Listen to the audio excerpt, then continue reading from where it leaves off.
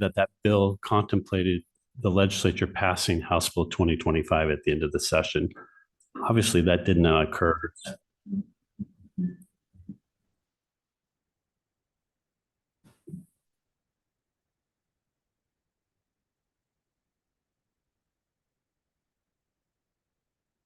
That's part of my point this morning is, there's unresolved issues here. And so I'd really encourage you to take as much of a timeout as possible so that the lay of the land gets a little more clear. So again, thank you for the opportunity to testify.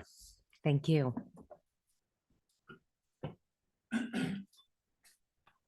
We're going to pause. Yes. Okay.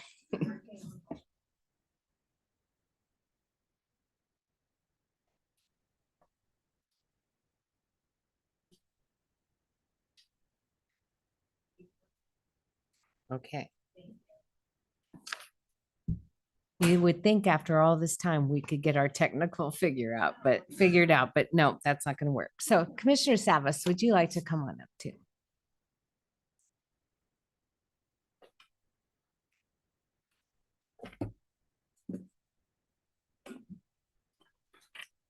Thank you. Good morning, Chair Brown and Commissioners. I'm Paul Savas, Clackamas County Commissioner, wearing my Clackamas County Commissioner hat today, just to be clear. We appreciate the opportunity to comment on ODOT's 10-year CIP concept, as well as the engagement efforts from ODOT staff over the past 6 months. This included presentations at the April R1 Act and June Clackamas County Coordinating Committee meetings, along with conversations among staff. Comments and priorities were abundant and varied. Clackamas County supports the creation of a 10-year CIP and believes that this approach will help create a pipeline of critical projects that will be funded and constructed. We also think it is wise to program projects in phases so that design and engineering work does not become outdated and cost estimates become more accurate. However, we are concerned about the proposed approach to developing the CIP. We recognize trust has been lost with ODOT, and we see this as an opportunity to rebuild that trust and to work together towards shared goals of creating a safe and functional transportation system. We know that ODOT has lost a lot of institutional knowledge and that processes aren't streamlined at times. Things can fall through the cracks, and because of that, only 3 folks from the R1 Act provided formal written input on this process. The currently proposed timeline and process for development of the CIP process lacks space for jurisdictional staff to work with ODOT staff. The only engagement pathway shown is for the project elements of the CIP to run through the acts, which are understaffed. In order for this process to be successful, jurisdictional staff need space to work with ODOT staff to discuss the methodology and data that will inform the process. For example, our staff began working with ODOT staff earlier this spring to try to understand the methodology that would be used. During initial conversations, it became clear that ODOT's data does not always match local data, and that local data can at times be more accurate. Also, the devil is in the details always. And while we understand that we need a flexible methodology that can be used across the state, the Great Streets data and processes needs to go through a peer review with local jurisdictional staff or something like it is to be used to inform this process. Making space to ensure the data is accurate and that the methodology is workable and will build trust and set a much stronger foundation for this critical project and the process. We suggest a series of work groups where the data sources and methodology can be discussed and evolved in partnership. That said, Clackamas County is heartened to see that ODOT is developing a major tool for financial forecasting, which will bolster the agency's planning capacity moving forward. As the 10-year CIP moves forward, we hope the Commission and ODOT increase engagement with local and regional jurisdictions and communication between state, regional, and local staff. If we can all work together and be intentional about transparency and creating a proposal, we can rebuild trust and move forward toward our shared goals together. This is a critical step that we can take forward together. Let's get this right. Thank you so much. Thank you for your comments. And I believe tomorrow I will see you again and we'll be having more. Are you still chair? Yeah. of the act? Yeah, I'm still chair of Yes. the act and I'll be Okay. wearing a different hat tomorrow. And I'd right. like to expand on this too, and happy to take any comments or questions today or tomorrow. Okay, Okay, great. thank you. Thank you. Right. So do we have two people here in the audience still? Yes. Greg and Ted. Okay, Ted, would you like to come on up? I'm going to go ahead and take care of everyone that's here, and then we'll go on to the virtual.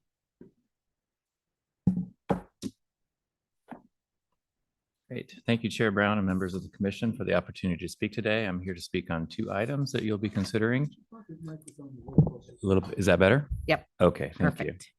I just wanted to thank you and let you know I'm speaking on two items that you'll be considering today. First is the Interstate Bridge Replacement STIP Amendment. And I just wanted to come and let you know that earlier this summer, both the Metro Council and Metro's Joint Policy Advisory Committee on Transportation reviewed and advanced the same amendment at the MPO level in the Portland metropolitan area. That project, that amendment was supported very strongly, I think reflecting that the project is a shared priority of our region and ODOT and the project. It's really a balanced approach to multimodal mobility, advancing really all modes of transportation in that corridor. So I just wanted to be here to let you know of our support of that amendment. The second item I would like to testify today is on the ODOT 10-year capital investment plan. We really appreciate the efforts that ODOT is taking to advance project delivery and think this is a great new tool for ODOT to implement. It's really going to take advantage, I think, of, and I hope that of ODOT's transportation plan and investment area priority planning work that has been done. That work is really well aligned with the regional transportation plan in the metropolitan area, both in terms of the projects and policies that are involved there. ODOT's state transportation improvement program staff has also been coordinating with us at the metropolitan area in terms of the procedures to make sure that our state and metropolitan transportation improvement programs are well aligned in terms of changing the STIP process that this capital investment program will do. So we want to thank ODOT staff for that.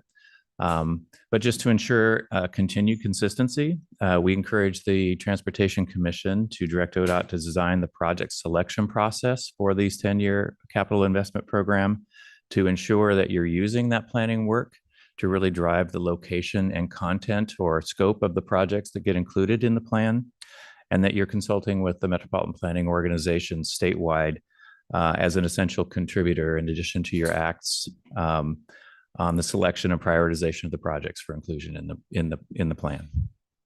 That's it. Well, thank you for your Okay. comment. Thank you. Greg?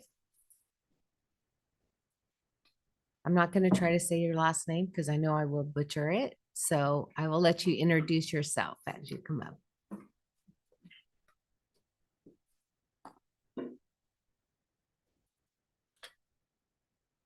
Good morning.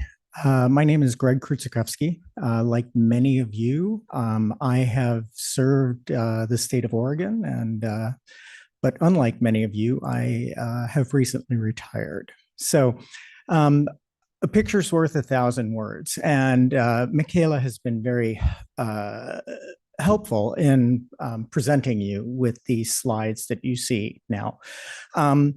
I'm going to talk to you about a very simple issue that there already is a very easy solution for. There is extensive illegal camping going on just off Highway 101.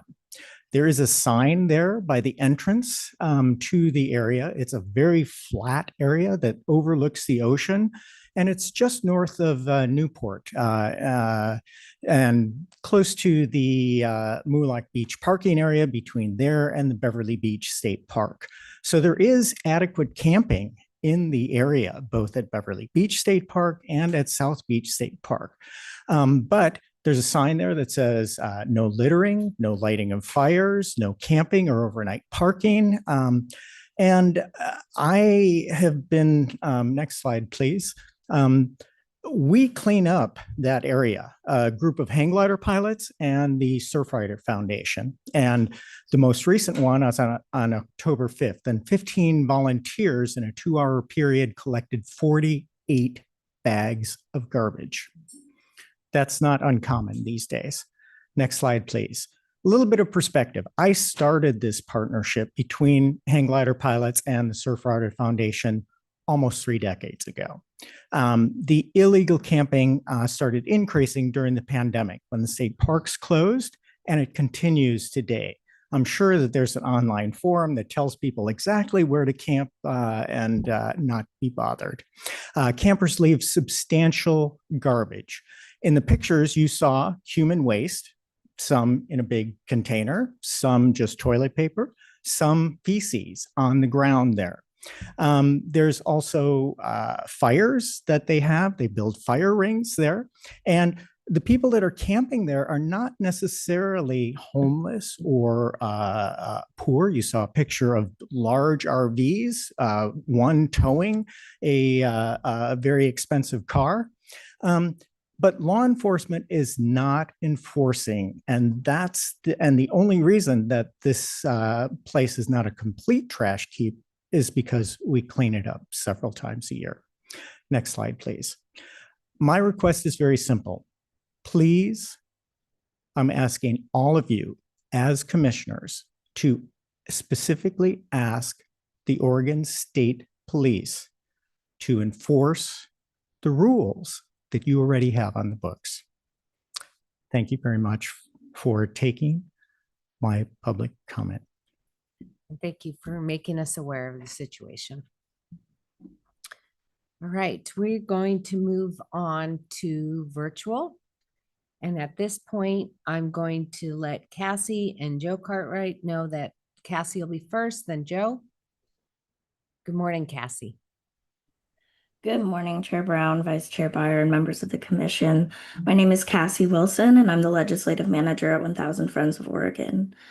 As you consider the Interstate Bridge Replacement Project STIP amendment today, I wanted to raise concerns about the current design proposed for the multi-use path element of the bridge.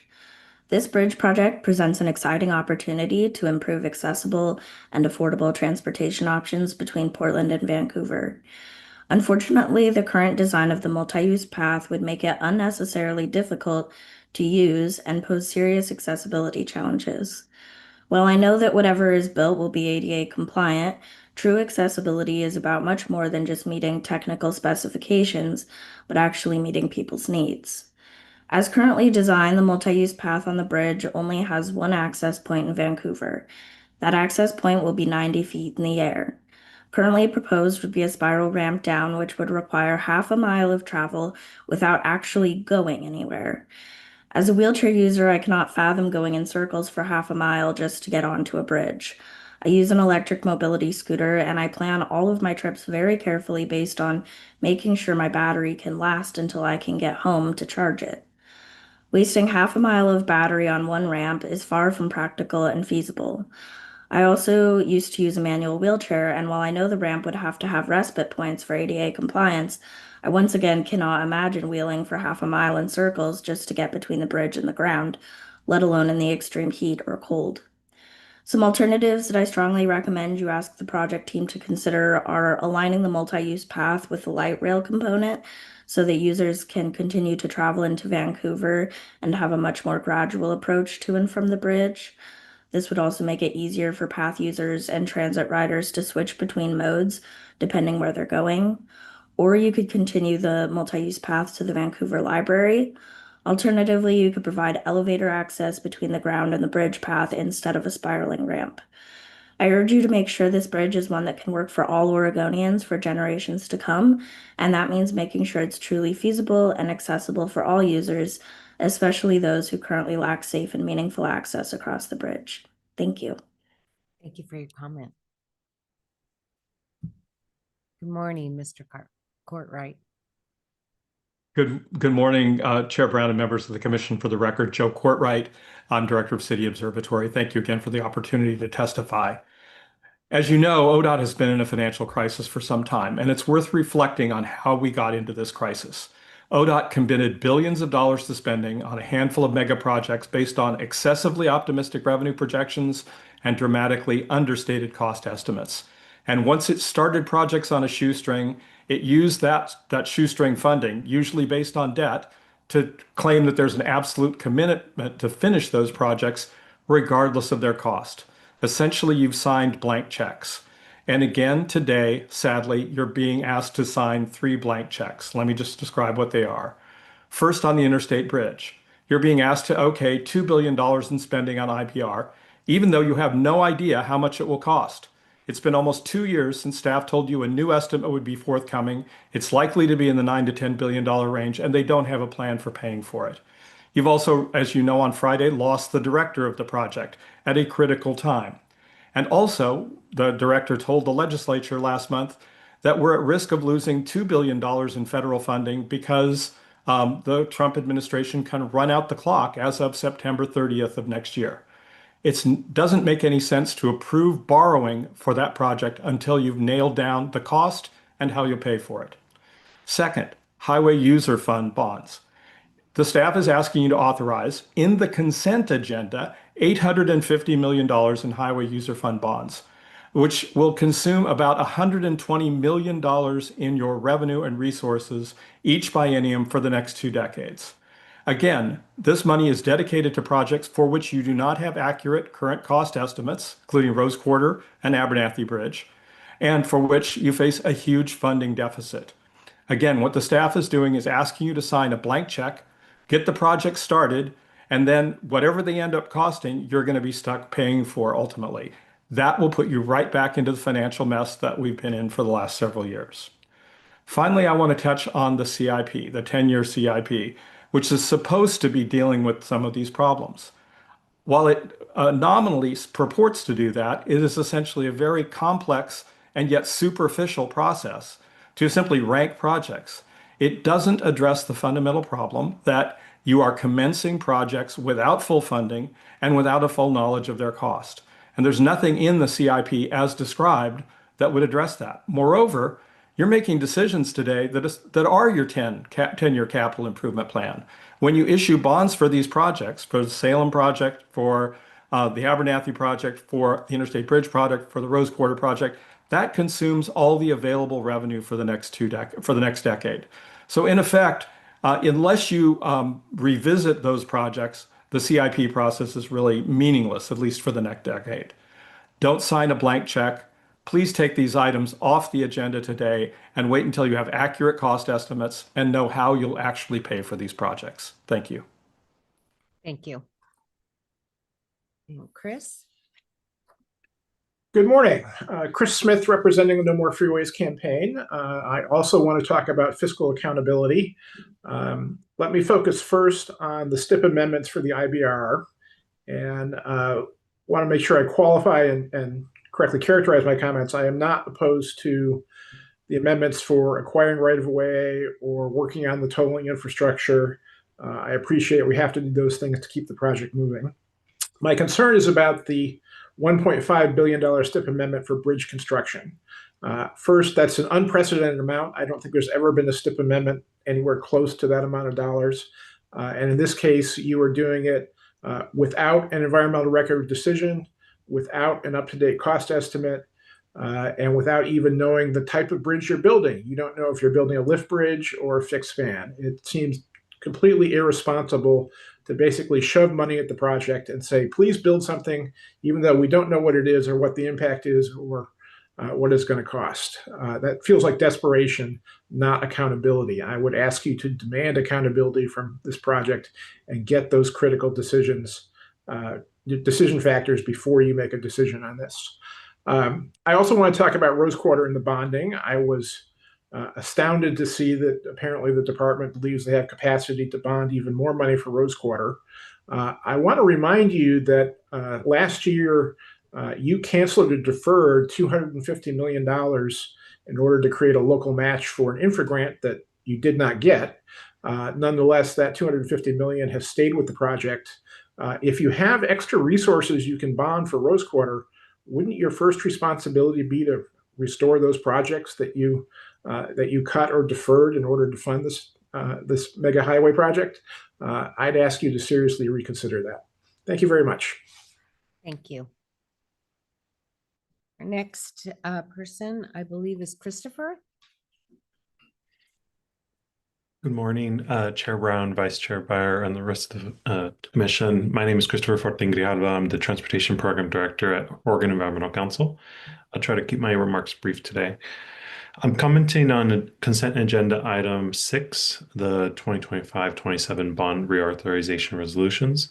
I urge this commission to remove resolution number 328 from the consent agenda and to refrain from approving issuance of the corresponding highway user tax revenue bonds until a dedicated funding stream to cover future debt service is secured. Approving this resolution on the consent agenda today would allow ODOT to pursue issuance of up to $850 million this biennium without any clear plan to cover the cost of servicing that debt. This happening because for the 25-27 biennium, ODOT received authority from the legislature in SB 5505 to issue up to $850 million in highway user tax revenue. My organizations and others worked to pass a comprehensive transportation package, yet we fell short, with the legislature passing a Band-Aid budget bill in the special session after a long session effort failed.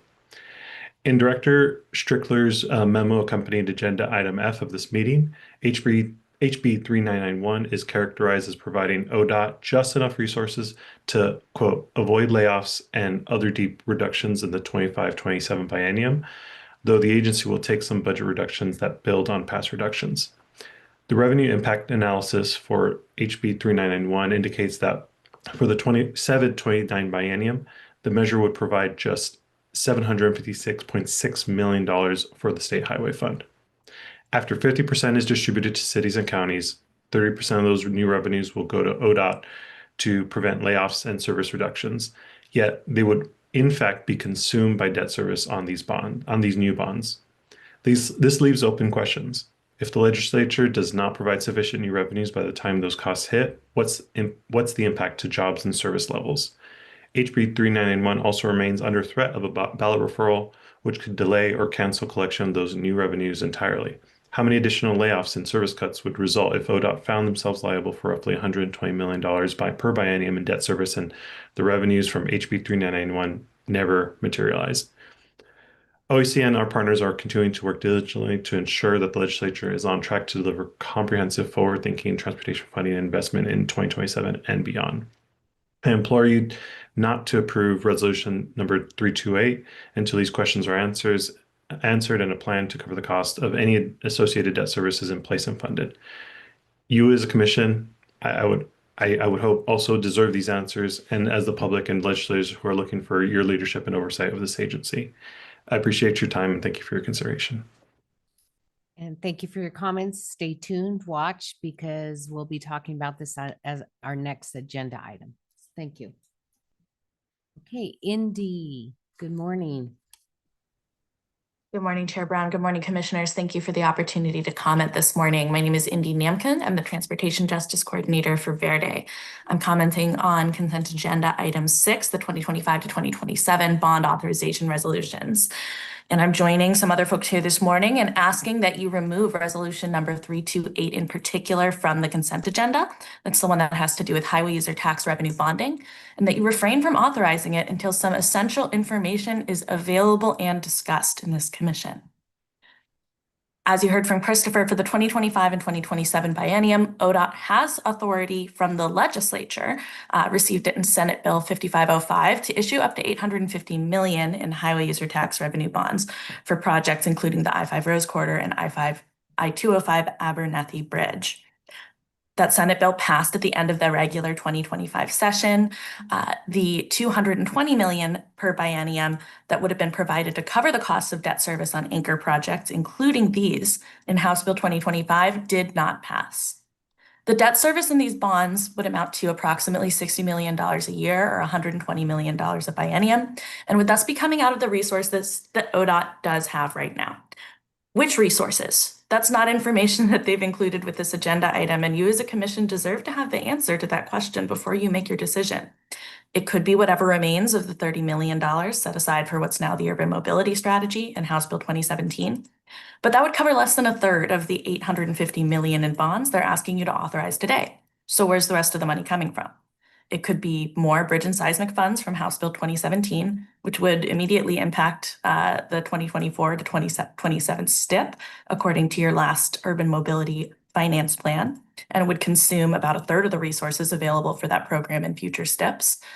Or it might be House Bill 3991 revenues, which passed just a few weeks ago and is supposed to be providing ODOT just enough resources to avoid layoffs and other deep reductions in the 2025 to 27 biennium. Both of these options come with major questions. If it's House Bill 3991, more than 30% of the bill's new revenues for ODOT, which the legislature approved with the understanding they'd be used to prevent immediate layoffs and service reductions, would in fact be consumed by debt service on these bonds. How will this affect the next conversation in the legislature about funding this agency in 2027? As you heard from Christopher, this measure also remains under threat of a ballot referral, which could delay or cancel collection of those new revenues entirely. If it's the former, those bridge and seismic funds, what projects will be cut on top of the ones we've already seen fall out of the 2024 to 27 STIP? What will never be added to future STIPs, including in 2027 and 2030, where ADA obligations are already going to constrain our project lists? Would those projects be cut if we passed House Bill 2025? And if not, why is this slated to proceed on the consent agenda? I urge you not to authorize these bonds today by approving resolution number 328 until these questions are answered and a plan to cover the costs of associated debt service is in place and funded. Thank you. Thank you for your comments, Cindy. Robert? Oh, Zachary. Okay. Sorry. Good morning. Zachary. Hey, everyone. Good morning. My name is Zachary Lauritsen. I work at Oregon Walks, or a pedestrian advocacy organization. I appreciate the time to testify in front of you today. I know you operate at a 30,000-foot view, and I'm asking you to zoom into a 100-foot view here, especially when you're carrying a lot of different things on your agenda. But I just want to highlight a couple of things, actually, that Ms. Wilson touched on in her testimony about the IBR project. If you imagine yourself traveling north on the bridge in the current design, if you're a vehicle, a car, or a truck, you can travel north on I-5 directly. You can get off and go east on Highway 14. You can drop down into city of Vancouver. If you're a transit rider, you can go north on the new Max line. You can stop at the waterfront. You can go down to the library. If you're a walker or a roller or a biker, however, you get to the Vancouver waterfront and you hit a cliff. You hit a half-mile spiral cliff that goes down, down, down, down to the waterfront. And if you talk about the one group of transportation users that is most impacted by out of direction and out of elevation travel, is people walking, rolling, and biking. And so if we're serious about people using this bridge moving forward, we've got to address that dip. And I want to give you a name for it that we're using to kind of help you remember. It's called the Vancouver dip. You get to Vancouver and you are forced to dip all the way down 100 feet down to the waterfront and then climb back out. Now, we've been in touch with the project team over more than a year about this problem, and we continue to push, and we really want you to be aware of this challenge moving forward, that it's a critical design flaw if we're serious about getting people walking and rolling across the bridge. I also want to just flag another component, which is we've heard at the community advisory group level from community partners that maintaining access for vehicles on the bridge during construction is really important. We know there'll be disruption, but maintaining some access is really important. And I want to flag that that's the same need for people walking and rolling, is having access during construction. If you're a vehicle, you could detour to 205. If you're someone walking or rolling, you are out of luck. There is no other option getting across the bridge. So maintaining that access during construction is really critical. And then the last thing is just to actually extend an invitation on November 16th at 11 a.m. at Lewitt Park, which is in Northeast Portland. We are hosting with Families for Safe Streets and a number of other organizations like Thousands Friends of Oregon, Street Trust, the Portland Bureau of Transportation, what is called the World Day of Remembrance. And that is a somber day. It's not a fun day, but it's a very meaningful day where we come together and we remember and we support the families who have lost loved ones on our streets. And so if you're available, we would love to see you there. It's an hour program, 11 a.m. on November 16th at Lewitt Park. We hope that you can join us. Thank you for the time. Thank you, Zachary. Okay, I believe we've gotten through our list of people that were going to comment this morning. A few didn't show up, so we're going to move forward and go to agenda item B, the director's report and the consent agenda. Thank you, Madam Chair. Chair Brown, members of the commission, for the record, Chris Strickler, Director of the Oregon Department of Transportation. I wanted to offer just a few brief remarks and then request your indulgence on inviting up a couple of folks to talk a little bit about consent item 6 and then kind of a separate request to pull item 6 forward and potentially push item 6 to the November meeting at the earliest so that we could have that discussion in more detail. But we can give a brief on that today, really focusing on what it is and what it isn't as it relates to the bond resolution and how it ties to our budget bill. I'll be very brief on my updates because I do want to afford time for that agenda topic, Madam Chair. So first, I want to congratulate Ms. Carla Phelps. We've been kind of working through a lot of different things across the agency, as you might imagine, and you've been a part of for quite some time. Ms. Phelps has been serving in the interim role for our Commerce and Compliance Division, and she recently accepted the permanent position. She will do a great job, and she has been doing a great job so far, so congratulations to her. In Region 3, in September, the crew shut down 101 for the weekend to replace a culvert that failed during a March winter storm. It saved over $1 million to perform the work this way. Now, there was some inconvenience, and that inconvenience was obviously for those traveling up and down the corridor. The team did put a shoe fly in to build the culvert one half at a time so that we could keep some of the traffic moving.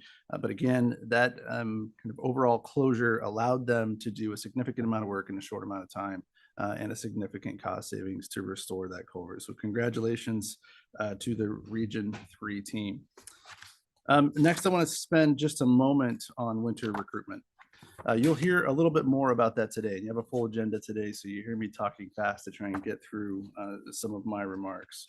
But we have hundreds of positions that have come vacant in the last 3 months.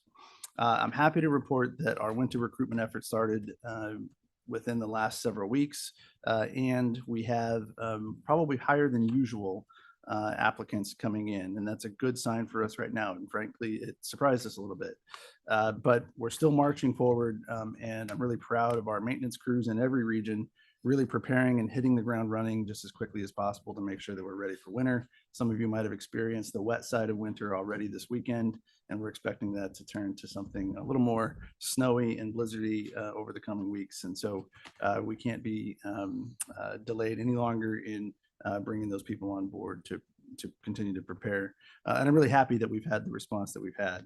Again, you will hear a little bit more about that throughout the day. And then finally, a couple of things that I wanted to report on before I jump to the consent agenda item. So you've heard the Interstate Bridge Replacement Team will be going through a transition leadership at the end of the year. That is not right now, but the end of the year, as I said. Ms. Carly Francis has offered to step in and play that interim role while Washington and Oregon move forward with the recruitment for that position. So we wish her luck and appreciation for stepping into that role.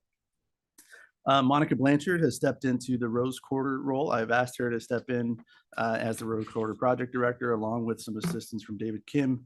And David will be playing kind of the agency element of that. And Monica will be the Project Director for Rose Quarter as we continue to advance that project. That's an interim basis while we recruit for that position as well. And that position should be out on the street very soon, if not already. And then finally, on your consent agenda, you'll see an interim appointment for Ms. Tova Peltz for Chief Engineer.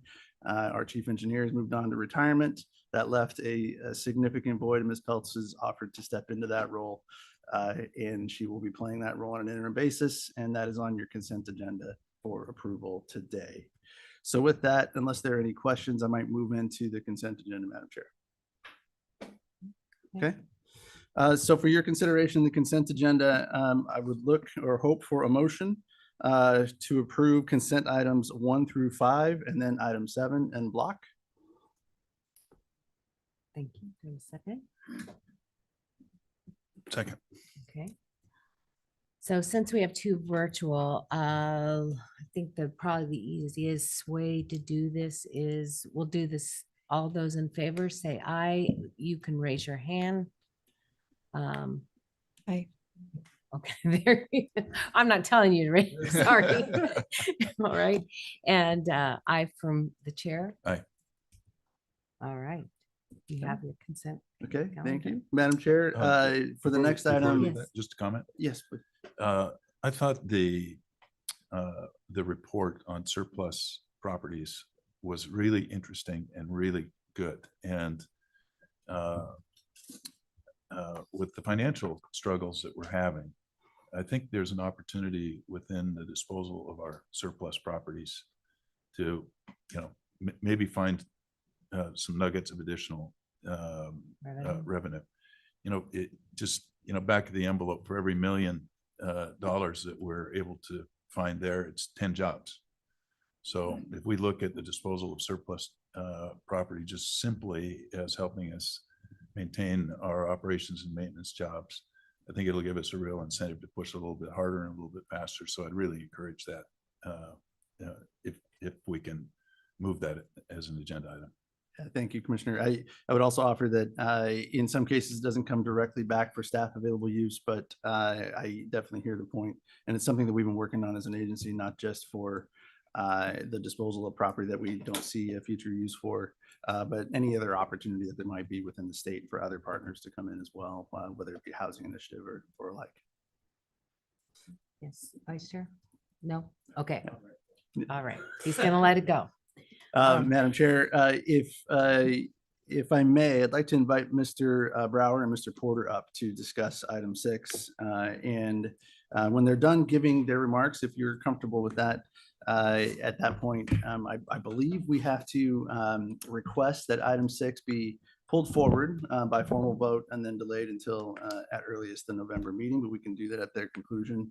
Okay. The goal here is for them to offer up, as I mentioned before, what item 6 really is, and again, what it isn't. And the one thing that I want to punctuate before they get rolling is we've made the commitment and the governor has committed that House Bill 3991 funding is not used for the project basis or for any bonding capacity. And so I just want to clear up that portion of the discussion as they dive in, that the recent passage of 3991 is for the operations of the agency.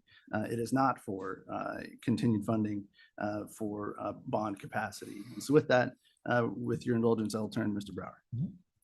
Thank you, Madam Chair, members of the Commission. For the record, I am Travis Brower, ODOT's Deputy Director. You've heard a number of very legitimate questions that have been raised about this bond resolution. I think in hindsight, we probably did not do our full diligence in explaining all the details associated with it, given that it is something that has flown out of about a year worth of conversation we've had with the Commission. So I think it would be very prudent to delay this resolution until we're able to answer those questions. Today's conversation over the next few minutes will be a first draft of that, but happy to answer additional questions and come back at a later date where we can tell the totality of the story. And in fact, there are a couple of decisions that you are going to make in coming months related to the Center Street Bridge project and the Rose Quarter Bridge project that will ultimately impact the bonding that ODOT may undertake this biennium, including the amount and timing of the bonds.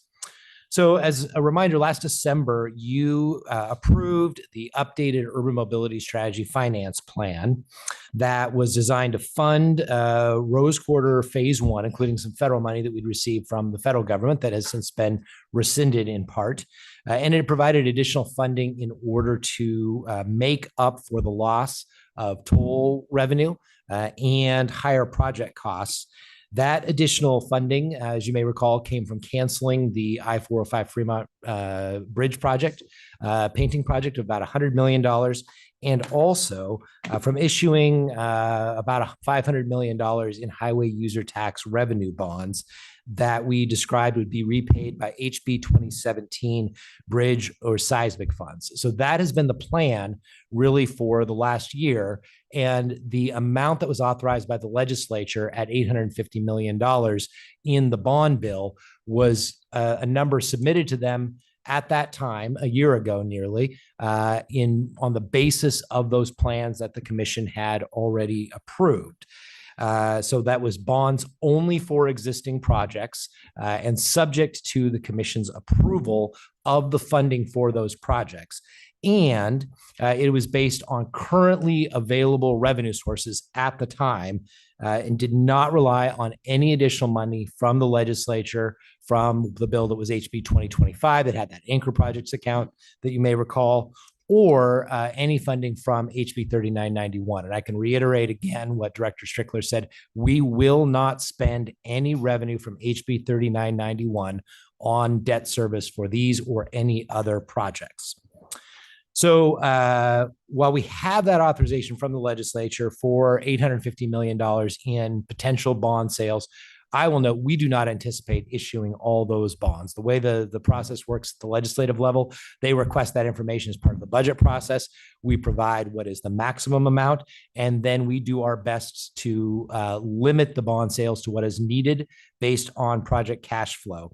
So we are in the process of bringing you that bond resolution because we are developing a bond sale for the 25-27 biennium. It may be the first sale of the biennium. It may very likely be the only sale of the biennium of highway user tax revenue bonds that is primarily to pay off the short-term borrowing of nearly $300 million through commercial paper for expenses already incurred for the I-205 Abernathy Bridge per the authorization of the commission.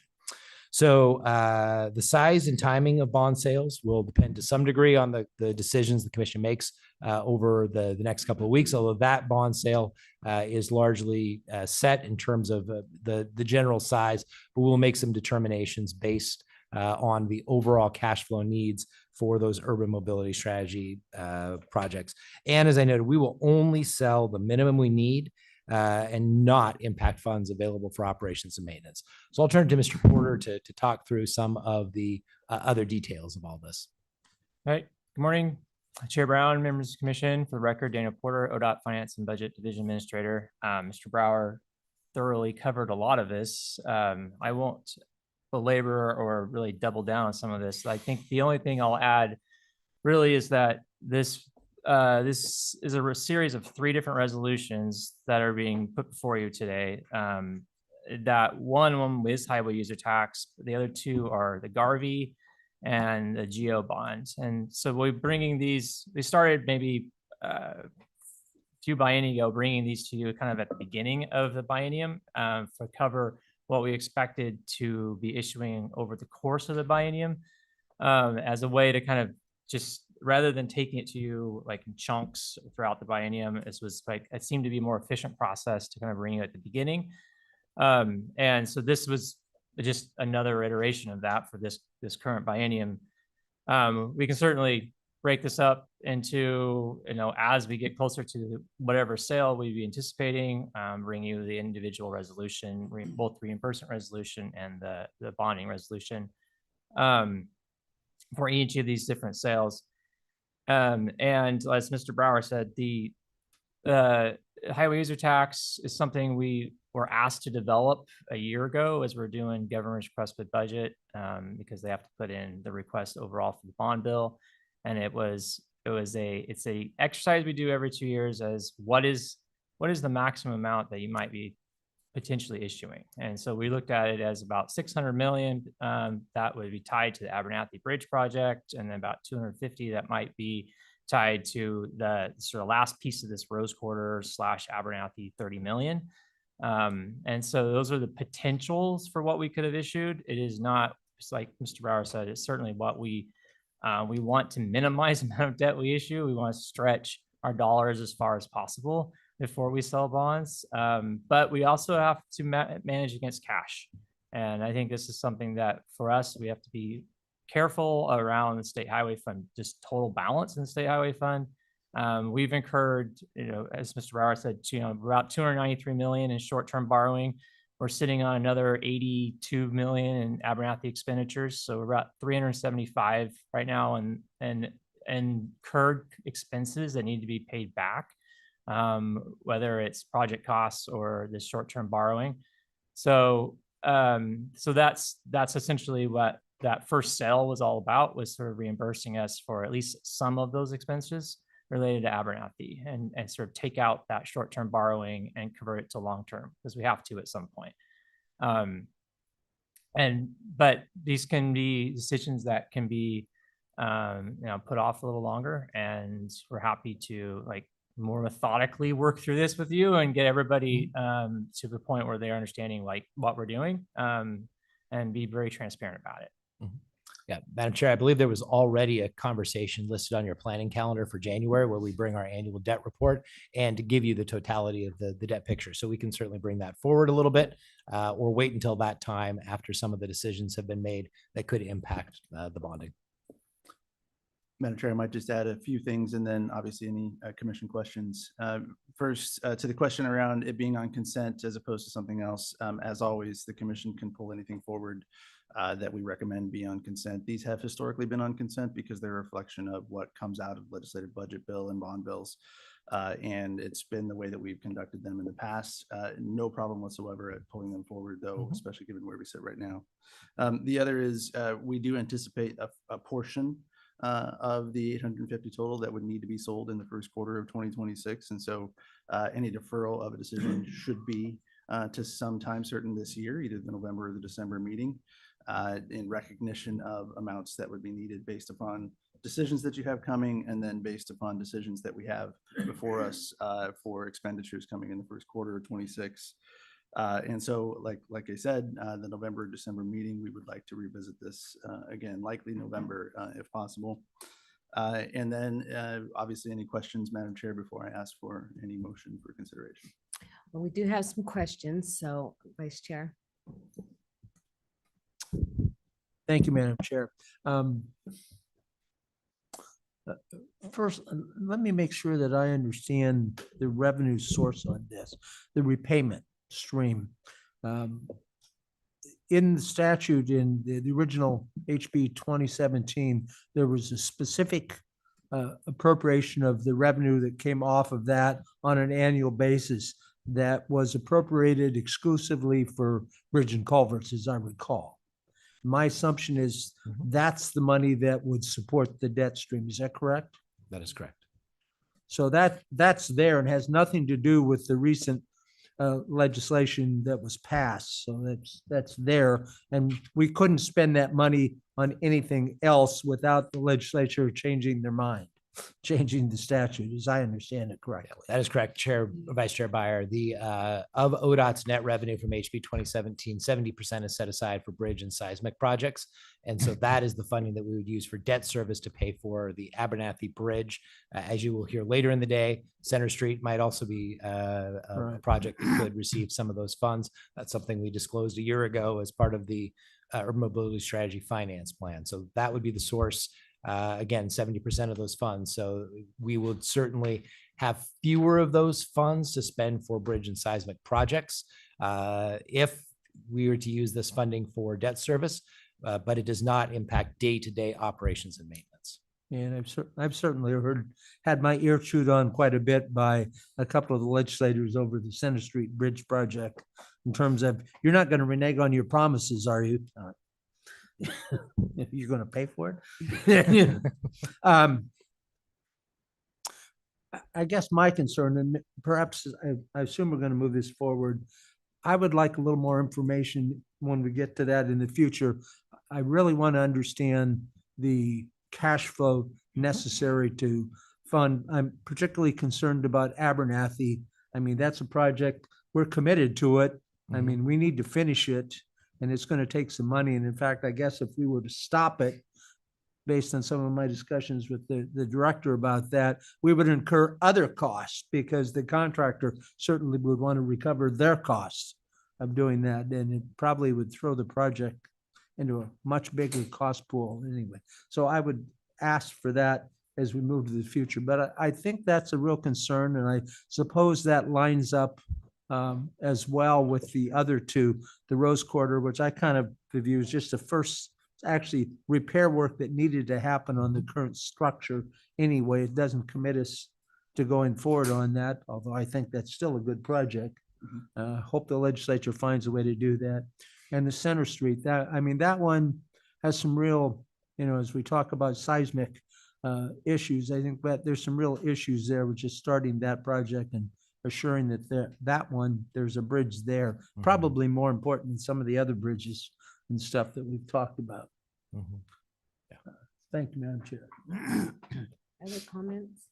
I think that really transparency really needs to happen here. And what we're hearing, over the last few months, we've been beat up pretty good about accountability.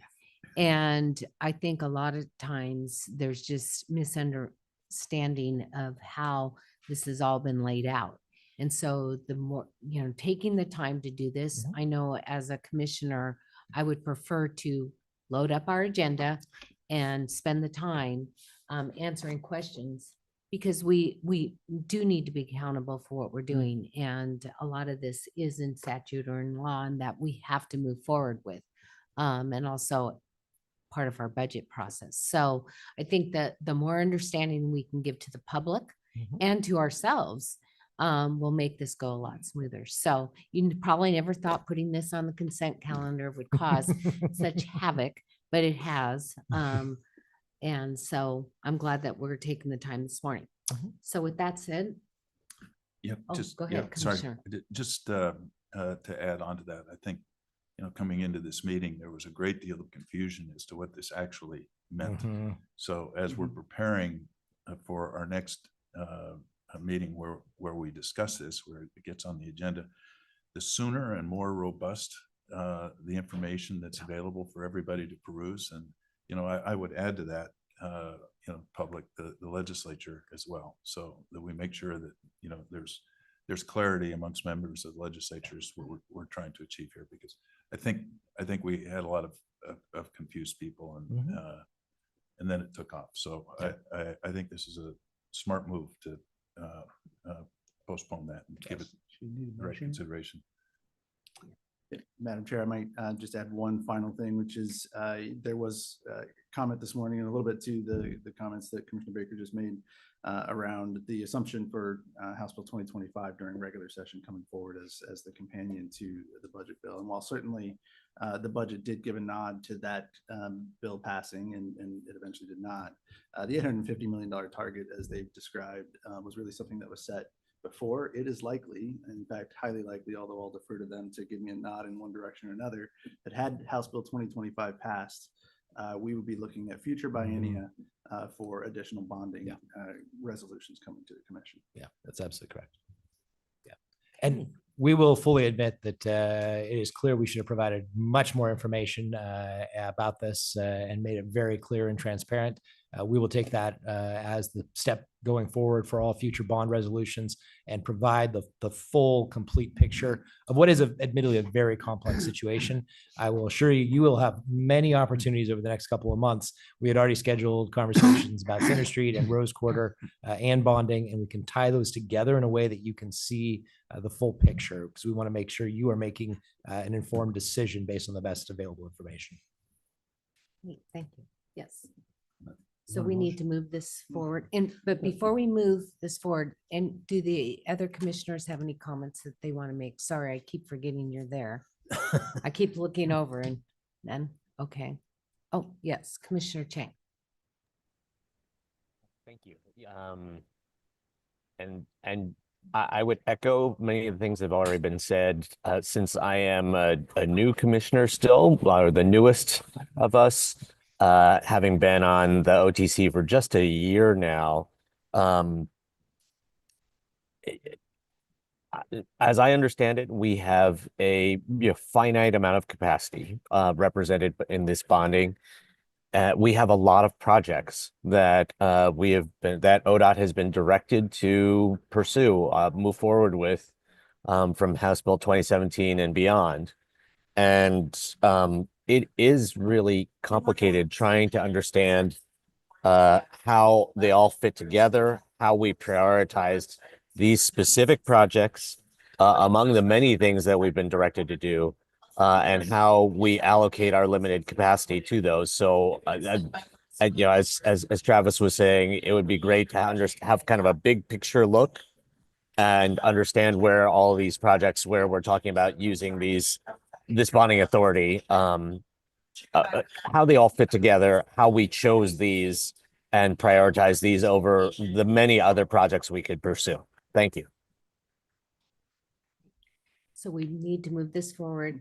Yes. So the correct motion is to move the bonding. What's the item Consent number? item Consent item 6. 6? Yep. Yes. Mr. Chair, Madam Chair, excuse me, I'm going the wrong way. Okay. Madam Chair, I would move that item 6 on the consent calendar be removed and moved to the November meeting for the consideration. Yes. Okay. Do I have a second on that? Second. All right. Maybe the best way to do this is to have both of the commissioners unmute themselves, and we'll go for all those in favor say aye. Aye. Aye. Opposed? None? Okay, moved it forward. We will revisit this. Thank you. Just a comment, if I may. Yes. You know, it always amazes me when we talk about bonding issues, people get really hinky about that. But if you think about it, no one would go out and buy a house and expect to pay cash for it because it's a major asset. And I think when we're talking about assets that we expect to last 50 to 100 years, it only makes fiscal sense to do it with some debt involved in that. I recognize that means we have to balance that, how much we could and maintain the cash flow, but that's a reasonable, I think, using debt for long-term assets is a reasonable thing to do. I think all of us agree. I think that the part that is difficult right now is that these projects, the costs of these projects are so large. And, you know, we don't have the confidence of all the funding being available to us. So, you know, we're making decisions. It's difficult. Nobody told me that this was going to be such a difficult job. So we'll see what comes next. Speaking of Interstate Bridge Replacement Program, good morning. So Morning, we are Chair on agenda number, or excuse me, letter C. So the Interstate Bridge Replacement. Good morning, Chair Brown. My name is Ray Mabey, Assistant Program Administrator for Interstate Bridge Ray, you Replacement. might pull that, yeah, How- a little closer. I'm a little closer. Yeah. It's a little tight there. How about this? Good morning. My name is Ray Mabey, Assistant Program Administrator for the Interstate Bridge Replacement Program. And with me is, Topher Pelt, statewide capital program engineer. I also have a couple of people in reserve here. I have, I believe, Administrator Johnson on remotely, as well as Louis Alcorn, who's an economist with the team. We're beginning into some things today where I might need to phone a friend. But welcome. Good morning, Chair and Commissioners and Director. Here today to provide a program update as well as bring a STIP request for your consideration. And maybe before I start, I want to see if Administrator Johnson has any remarks he would like to give. Thank you, Ray. Just want to say, as you have heard, I am my last day on the program is December 31st, and I just want to thank the commission for the support over these last 5.5 years to get us where we're at. We're at a key point in the program, and we have some good transition plans to move forward. So just wanted to say thank you for the support over the years. And Ray, I'll turn it back over to you. Thank you, Administrator Johnson. Well, I don't think I need to tell this commission about the importance of this bridge, but I will go over it for the record. That I-5, as you know, connects ports up and down the West Coast. It's an important corridor that stretches contiguously from Canada to Mexico, I-5, and it has its only stop sign at the Interstate Bridge. It carries over 143 vehicles a day and over $132 million of commerce per day as well. It's only one of two crossings between the Portland and Vancouver metro areas, really critical connection points for our region. The replacement of these bridges will address the purpose and need issues by improving safety, reducing congestion, addressing freight mobility issues, key to our ports, providing transit options, and as you heard earlier in the public comments, providing safe and comfortable bike and pedestrian facilities for those who are walking, biking, and need to roll, as well as providing seismic resiliency through the corridor, another key issue for our state. However, it'll also bring jobs.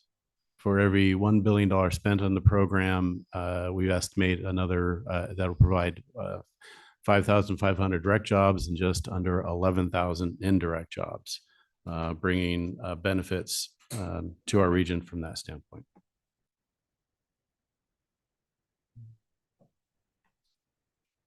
Let's see.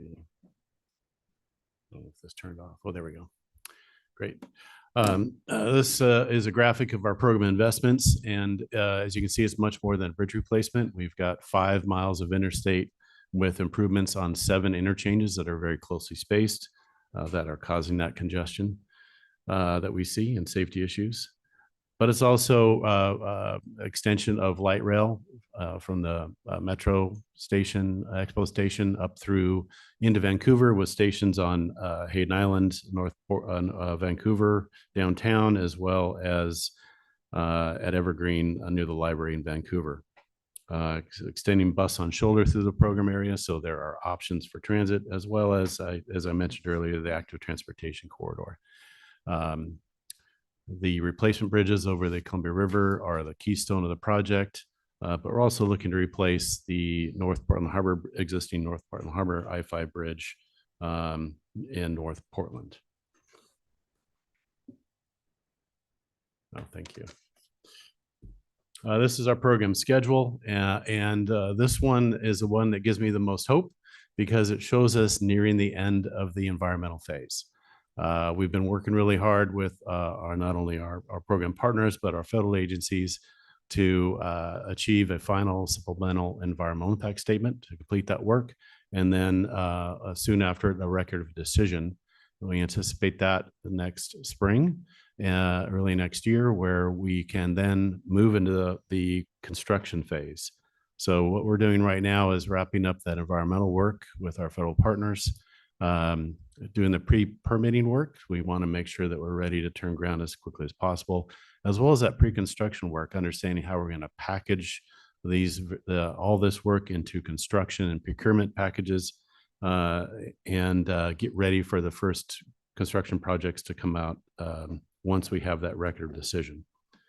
That record of decision allows us to move into final design, look at utility relocations, right-of-way acquisition, and then construction. And those are actually the topics that you're going to see me bring up in the STIP amendment later.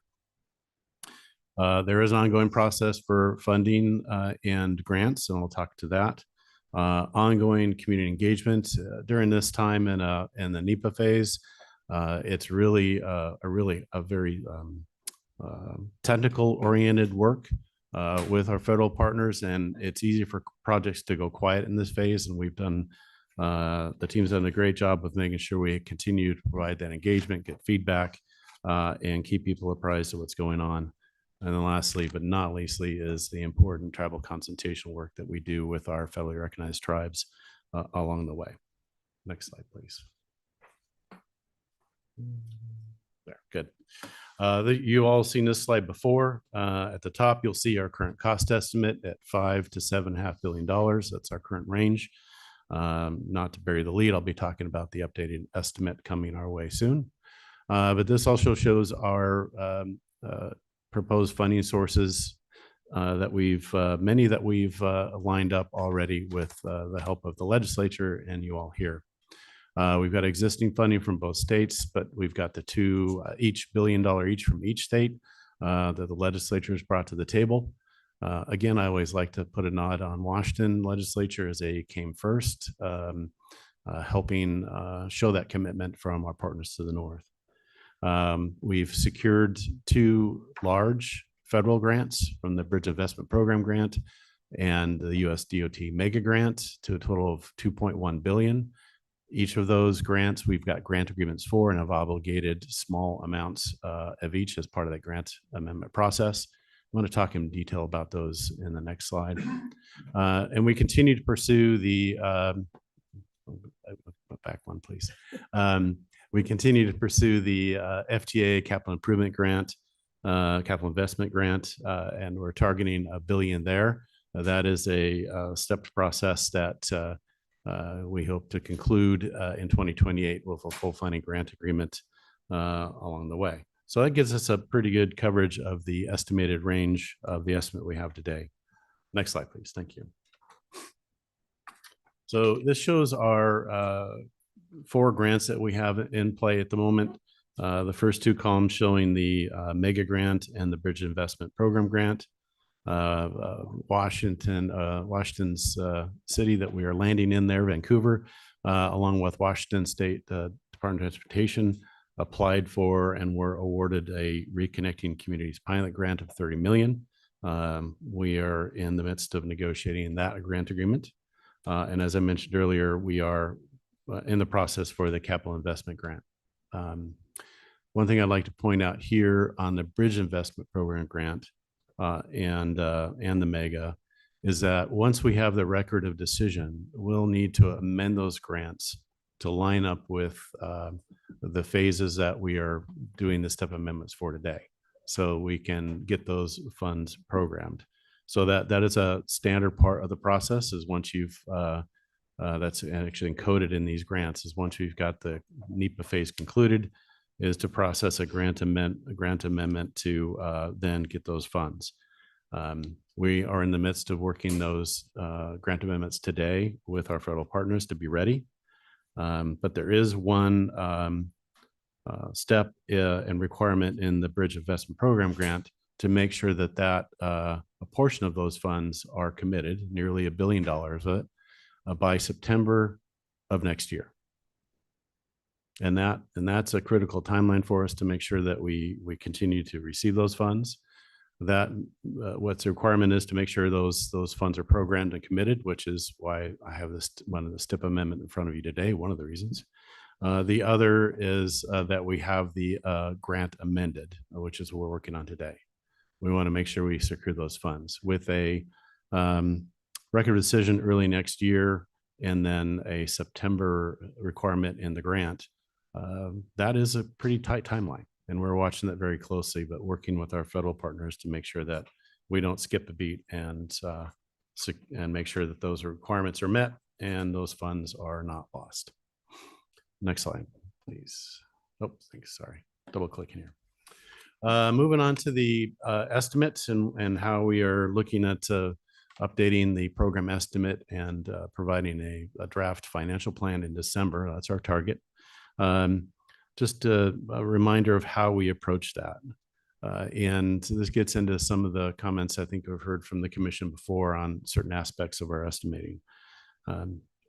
One is we like to take the base cost of items, their unit costs, and strip them of risk, contingency, inflation, and tariffs as much as we can. Today, as we see these factors roll into unit prices, it can be difficult to tease them out, but we're doing the best we can. You take that base cost and you look at the risks and opportunities. Unfortunately, the risks outweigh the opportunities. And you look at their probability of occurring as well as their impact and range, and model that in the program. And that gets us a cost range. And then we'll inflate that to the years of construction, because this will be 15 plus years of construction to complete this work. And that gives us an updated cost estimate range. Next slide, please. And one of the items that is of keen interest to us on the project, as well as the commission, and I think we've heard this at the legislature as well, is the impacts of inflation on our projects and how we are estimating that. Because if you look back in history in the last 5-6 years with the COVID outbreak and other issues, our crystal balls didn't hit the mark. So we're looking to sharpen our pencils here, clear up the fog in that crystal ball, and provide a program-specific inflation forecast. That forecast is going to be tailored for the Portland, Vancouver region, and is based on extensive interviews and work with experts, regional contractors, even labor organizations, and material suppliers. That work will result in using 3 indices instead of 1, because we think that there's different pressures in each of these that warrant specific inflation factors. So one is the engineering costs and what we're seeing in the labor market for engineering. Right-of-way costs, property values are on their own course. And then also finally, the construction indices and what we're seeing in the construction realm. And as we look at those, we've not only just come up with a number or a percentage increase, but also a variable or range. So we could also program that in and put that in our risk assessment of how we expect inflation to move in the future, even given this extra work. And once again, that would be escalated to years of construction. And I might pause here. Let me go more slide, please. And as we look at the proposed, the estimates coming up, we're looking at 2 different model runs or 2 options. As we are working through the NEPA work, we are carrying 2 options of a fixed span and a movable span. We know that the program partners and as I mentioned earlier, with the 1 stop sign on the interstate there from the lift span, is the desire of the region is to move to a fixed span. But to make sure we're looking at all options, we are including that in our NEPA work, as well as providing a risk-based estimate for fixed and movable. So we understand those impacts. We do anticipate a fixed or movable span to have a not insignificant cost increase, as well as additional schedule impacts. And we hope to see that in the results. As noted here, we've got over 100 different risk factors that will factor in. That's from our risk register that we update monthly. And that will factor into our estimate model. But I know this is probably a subject that people may have questions about, and I do have that phone a friend on, Lewis, so I might pause for questions. Sure. Question? Oh, sorry. I'm looking over here because I figured he was going to. Yeah. Go ahead. Thanks, Ray. Do you have a sense for what that blended inflation rate is going to be? I know you're looking at it across 3 different measures, but kind of give me a sense for where you think that's coming in now. Yeah, Chair Brown, Commissioner Baker, the numbers are still being finalized, but if I'm recalling directly, the construction estimates are ranging in the high 3%, 3 points. I think the right-of-way inflation factors are higher, at least another point. And the PE costs just a little less than construction. Now that's just the kind of the median there. What we do have is the range. And if I recall right, one of the higher ranges on the construction side was upwards of 6%. Okay. And so we'll continue to update those, and we can bring that detailed results back as we conclude that work. But it does show that there's variability. And we've done our best to try to pull out any impact of tariffs out of that as well. And we'll handle tariffs as a risk impact to the estimate itself. Any questions from commissioners? Can't see Commissioner Chang, but nope. Okay. Okay. Great. All right. Thank you. Okay, as we continue on the economic side of things, House Bill 2017 required cost benefit analysis to be done on projects. And I think I may have gone 1 slide too many. There we go. And And I think we may be the first project to have done one. Is that right? No, we did one. Okay, already done. Okay, so second, great. Well, there's the goal of the benefit cost analysis is to assess, what the benefits actually justify the costs. Reasonable thing to do, especially for these large investments. So the House bill required that we provide written reports and analysis that describe the outcomes of this. I don't think the House bill described how you do that work. And so the program, as we conducted and looked at our work, built it off of work that we had already completed for the two large grants. Each of those require a benefit cost analysis. And those processes are detailed out by the Federal High Administration and US DOT. And so we followed that process in our benefit cost analysis for IBR on House Bill 2017.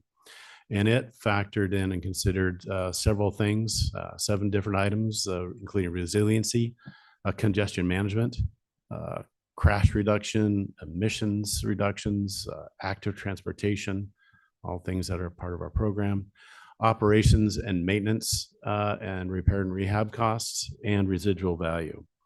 As we looked at that work, over 90% of the benefits that we were able to calculate were focused on the first 2 of those items, resiliency and congestion management.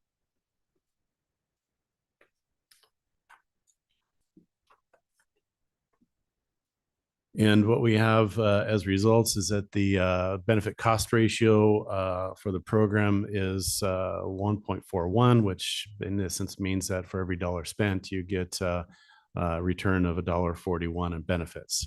And so at this current cost estimate, that's a strong indication that our program is cost effective. Now, as I mentioned, we are updating our estimate and financial plan, and we intend to update this benefit cost analysis once we have that new estimate and bring that back to the commission once that's concluded. We also have some additional results out of that of our net present value and our economic rate of return, also all favorable at this current time. But again, I have Lewis on who can answer more questions about this if there are detailed questions. Yes, Commissioner Baker. Great, thanks. This, Ray, is my greatest concern in terms of the presentation, because we're looking at net present value, cost benefit ratio, economic rate of return, and all of these are formulated with cost, and we don't know what the cost is. We're not going to know what the cost is for another 60 days. So you take net present value, that's costs out, it's inflows in, it's the discount rate, and it's the residual value. We've appeared to have done a pretty good job of outlining the benefits, but the costs we don't know. And the residual value is based on an old cost assumption. So to try to rely on these numbers today for this presentation, I really struggle with it because I don't think they're accurate, and they won't be accurate until we get our new cost estimates in 60 days. So, do we really have a favorable NPV at this point? Well, based on the old costs, we do. But based on the new costs, will we? So, this is where I'm struggling with, honestly, with supporting this at this moment, because I think we're dealing with old information where we may be making decisions based on old information and not the reality of today. So any thoughts? Yeah, Chair Brown, Commissioner Baker, appreciate those comments. We are working with the most current information that we have, estimates from 2022. We have seen projects across the country that have estimates of just a year old that have come in quite high. So your concern is valid, that we have new information coming in, and we'll need to take a look at that. How confident are you, Ray, that you're going to be able to get your arms around this in the next 60 days? pretty confident that our target is to bring an estimate and an updated financial plan draft. It'll be drafted at that point in December. The team's been working hard to pull that information together and work on the estimate and do the model run. So we're getting really close. Do you have you had a chance to look behind the curtain a little bit in terms of where the costs are moving? Are we talking about significant changes? Are we talking about being quite close to our 22 estimate? What are you seeing at this stage? Not being done. I'm hesitate to because there's a couple of things that I'll mention in that process. We have that base cost estimate, and you want to make sure that base cost estimate is devoid of those items that I mentioned before. And that's kind of hard to do with teams because we typically like to build in contingencies and risk into some of our numbers. And then as we look at potential outputs as well, you're wanting to make sure that those outputs are reflective of the factors that you thought you put in. Are they reasonable? And so there's work being done right now as on some initial results to look at, well, did we really do our work on the first part on that base cost estimate? Is it true and accurate in what we think it should be, as well as looking at the outcomes? So it's going to be difficult to give you a number. I don't want to give you a number today because it'll be wrong, but it will be going up and not insignificantly. I don't think we're going to see that any different here than we've seen in other parts of the country where some of the inflation we predicted before turned out to be much higher than we anticipated. But we're going to make sure that we bring a project back that we can build and afford. Vice Chair has a question.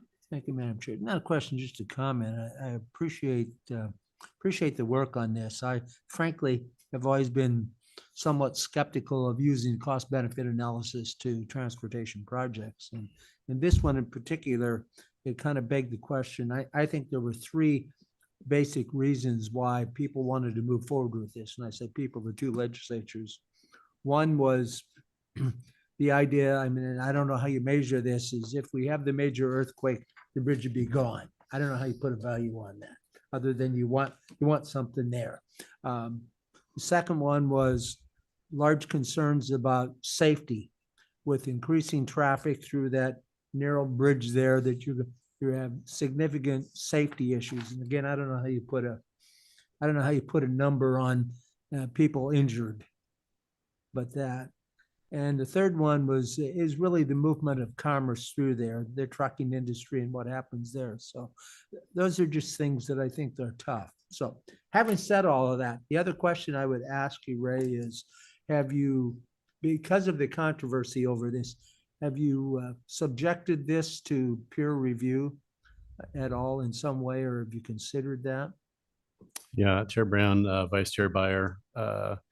Yes, great question. Because of the critical nature of the results of an estimate and financial plan, is that we have this reviewed and checked by industry. We have independent cost estimators on board that from the construction industry that help us truth it out. That's a standard practice that bring a totally different way of estimating than we do from the engineering side. They look at production rates and equipment costs and things like that, and rather than bid tabs and estimates that we typically build from engineering. So having that viewpoint and another checkpoint is helpful for validation.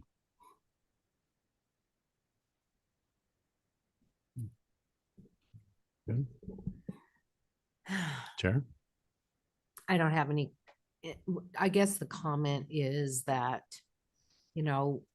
as we're struggling with this, and I've watched it escalate out of control, like all of our major projects or mega projects, it's really tough as a commission because we are making commitments to our children's futures, our grandchildren, et cetera. And yet when you look at the cost benefit, I can guarantee you that if that bridge was gone tomorrow, for whatever reason, the pushback from the community would be, why didn't you do something sooner? Why did you let it get to this level of that it's taken us so long? And yet, when I hear you say it could be another 30 years before this is completed, is that correct? Is that what you said? No, 15 years. 15 years, sorry. Yeah. I don't know where I got 30. I think I was calculating how long I'm gonna live. So, you know, when I think about this, that we need to get on this and get it done. Yes. Vice Chair. You know, Madam Chair, this is a project, I mean, we're charged with trying to manage the oversight of it. But if you look at it, I mean, you've got the two legislatures that have both done something that I haven't seen happen before in terms of how they value this project. They've issued or authorized the issuance of general obligation bonds, not road funds, but the general tax revenues of the state in support of this project. And you have a joint legislative committee that's been looking at this thing for 4 or 5 years on at least a quarterly basis. So sort of like a little bit of I hear some of our commenters, I'm going like, this is about the strongest policy direction I've ever seen. I agree with you. And I also think it also has an element of funding. So looking at the tolling piece of it, you know, we need to move forward. I don't know that, you know, when you try to do a benefit cost analysis on this, that you can capture everything that it really does or doesn't do. And we'll just keep struggling. So I'm going to just be quiet because I'm just making it is tough. So let's keep going. Sorry. Okay. No, thank you for the comments. And just reflecting, since I was part of the earlier effort on this, and when we did our first estimate, as you saw that we have in 2022, and at that time, delaying a mega project 10 years doubled in price. Well, that's increased exponentially. We've seen on projects. 10 years is a lifetime now on mega projects.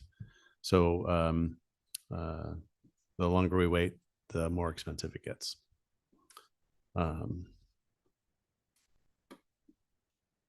Moving into our anticipated construction packaging, and this leads into then the STIP amendment request, is how we've broken this program up for proposed construction and purchase packages.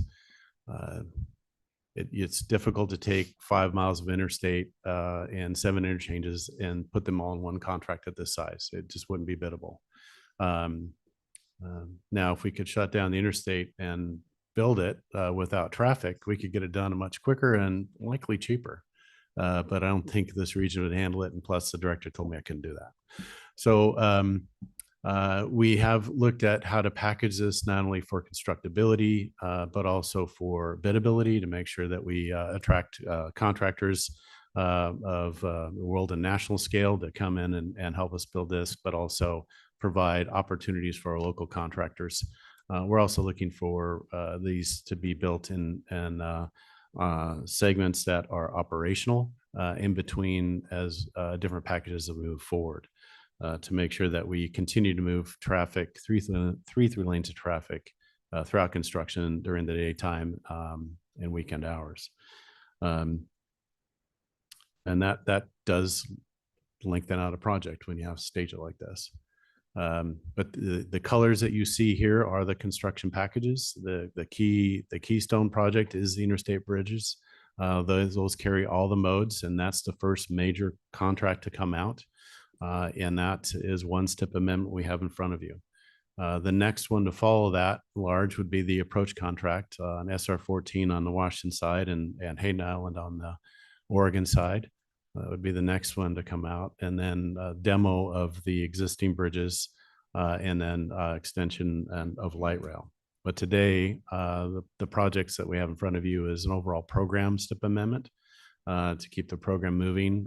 We heard some comments about today about the touchdown of the bike path on the Washington side.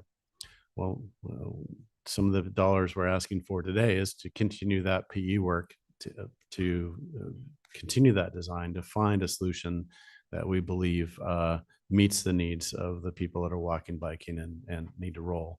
And I've already got some concepts that we've talked to them about, as well as the City of Vancouver that are improvements on the spiral, that concept that is talked about today. But also talked about the STIP amendment to create a project for the Columbia River Bridge itself, and then pre-completion tolling. Go to the next slide. So this first amendment would include three things. Some additional PE to continue that work on the other parts of the program. Right-of-way, create a right-of-way phase and a utility relocation phase. And we would handle this at a programmatic level. So you wouldn't see these embedded in the various projects, but it would be at the program level. And so that's why we're seeking to include and start that right-of-way and the utility relocation phase. Move to the next slide here. To this first touch on the PE increase. As I mentioned, it would help us continue the work on the other packages, get them ready for construction, finish the design work or procurement work. We're going to be using likely every delivery method under the sun, whether it's progressive design build, CMGC, and low bid. And each requires a different level of preparation. Next, we'd be establishing a right-of-way phase. That one is key. Right-of-way and utilities, which is the next slide, I think, as we all know, are items that can be schedule killers. If you are not able to secure right-of-way in time, you cannot begin your construction. So getting this phase established and funded and able to move once we have that record of decision allows us to have the right-of-way necessary to begin construction. Same with the utility right-of-way phase there of another $10 million. And one thing I might touch on as I move on to the CRB itself is why we bring in you the Columbia River Bridge replacement project. Specific key number now, while we have a current estimate, and we're updating one later.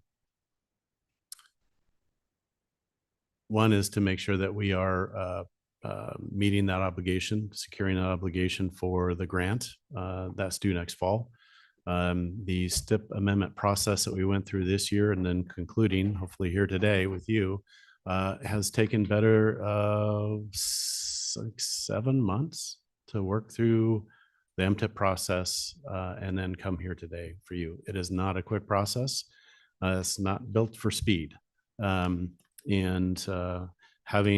these funds committed does secure those funds and secure that one requirement out of two needed for that Bridge Investment Program grant.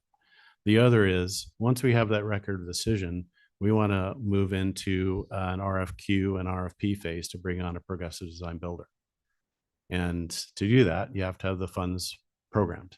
Again, if we start in the spring of next year, we will not have the funds able to move those out on the street. So bringing these to you today, while we are still waiting for an updated estimate and draft financial plan in December, allows us to have velocity. And velocity in these projects means dollars. If we wait another year, that means we have another year of inflation. So just an explanation why we have this in front of you today.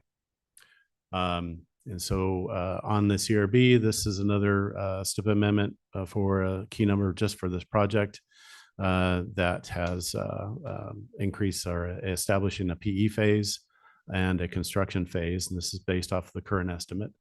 As you'll see, the right-of-way and utility relocation phases are blank because we've handled that at the program level. Again, this touches on the PE and construction phase for the Columbia River bridges themselves, and noting that they carry all modes of traffic over the river. And then lastly, STIP amendments for key number for pre-completion tolling. This has two phases. One is other and construction. The other is pre-procurement of gantries. These are long lead items that are in high demand, and if they aren't procured in time with long lead in place, then your installation is delayed. So that's the other phase you see, and then we're programming other funds for construction. These are for gantries and signage up and down the I-5 corridor, so travelers are made aware of the rates that they're going to be seeing as they cross the bridge. And we anticipate that the commissions will approve a variable rate tolling. So we want to make sure that travelers understand the rates that they're going to be seeing as they hit that bridge and have enough information to make decisions as they approach the corridor. I'll step through that. So before we get to the official request and the wrap up, we did want to touch on a couple of things about IBR. It is a bi-state program, yeah, but we are a ODOT program as well. And we will work closely with Tova and her team on various aspects of ongoing work coming out of the recent legislative action around accountability. So as we develop our reporting requirements, IBR will fold in and support that effort and be included in that. I know there's similar reporting on the Washington side. We do know that we'll have ongoing STIP amendments as we have different packages come to the fore every year. And also see a STIP amendment to come back here with a new estimate and a draft financial plan. So you you get a little more of me. And then also we anticipate, talking about the successes and the issues we're facing together so that you understand and are along for the challenges that we face and help us to develop options to overcome them as we do. But we want to make sure that we are bringing those to you for your understanding and input advice and to let you know how we intend to handle those to address those issues that may arise and will arise in a program like this, but to do it with transparency and accountability. You want to add on that stuff, Tova? Sure. I think that as we throughout today and in the upcoming meetings, we're going to be talking more about quarterly reporting and the the reboot of the continuous improvement advisory committee. And I think that how we share updates on this project as well as other major projects across the agency, you'll see some continuity in how we're reporting. And I think the opportunity to do quarterly reporting, both through the advisory committee and to the commission and then to the legislature, will be really valuable as we move forward.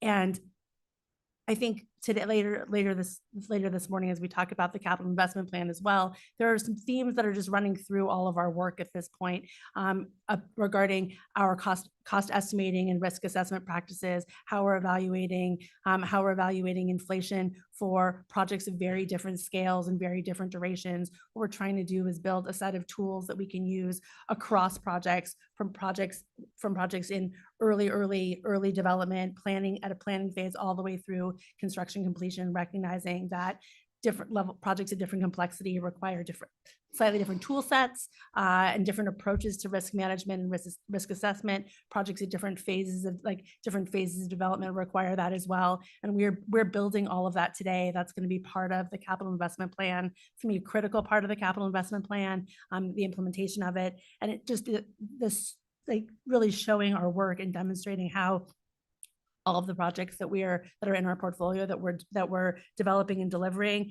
are clearly invested in the statewide operations and safety of our system and driving towards that on time, on budget delivery and transparency in how we're getting there.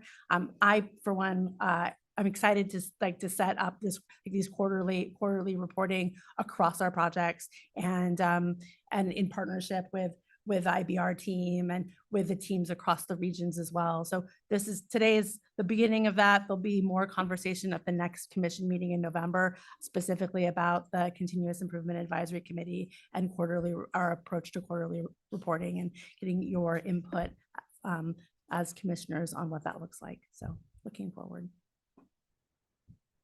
Great. Thank you, Toa.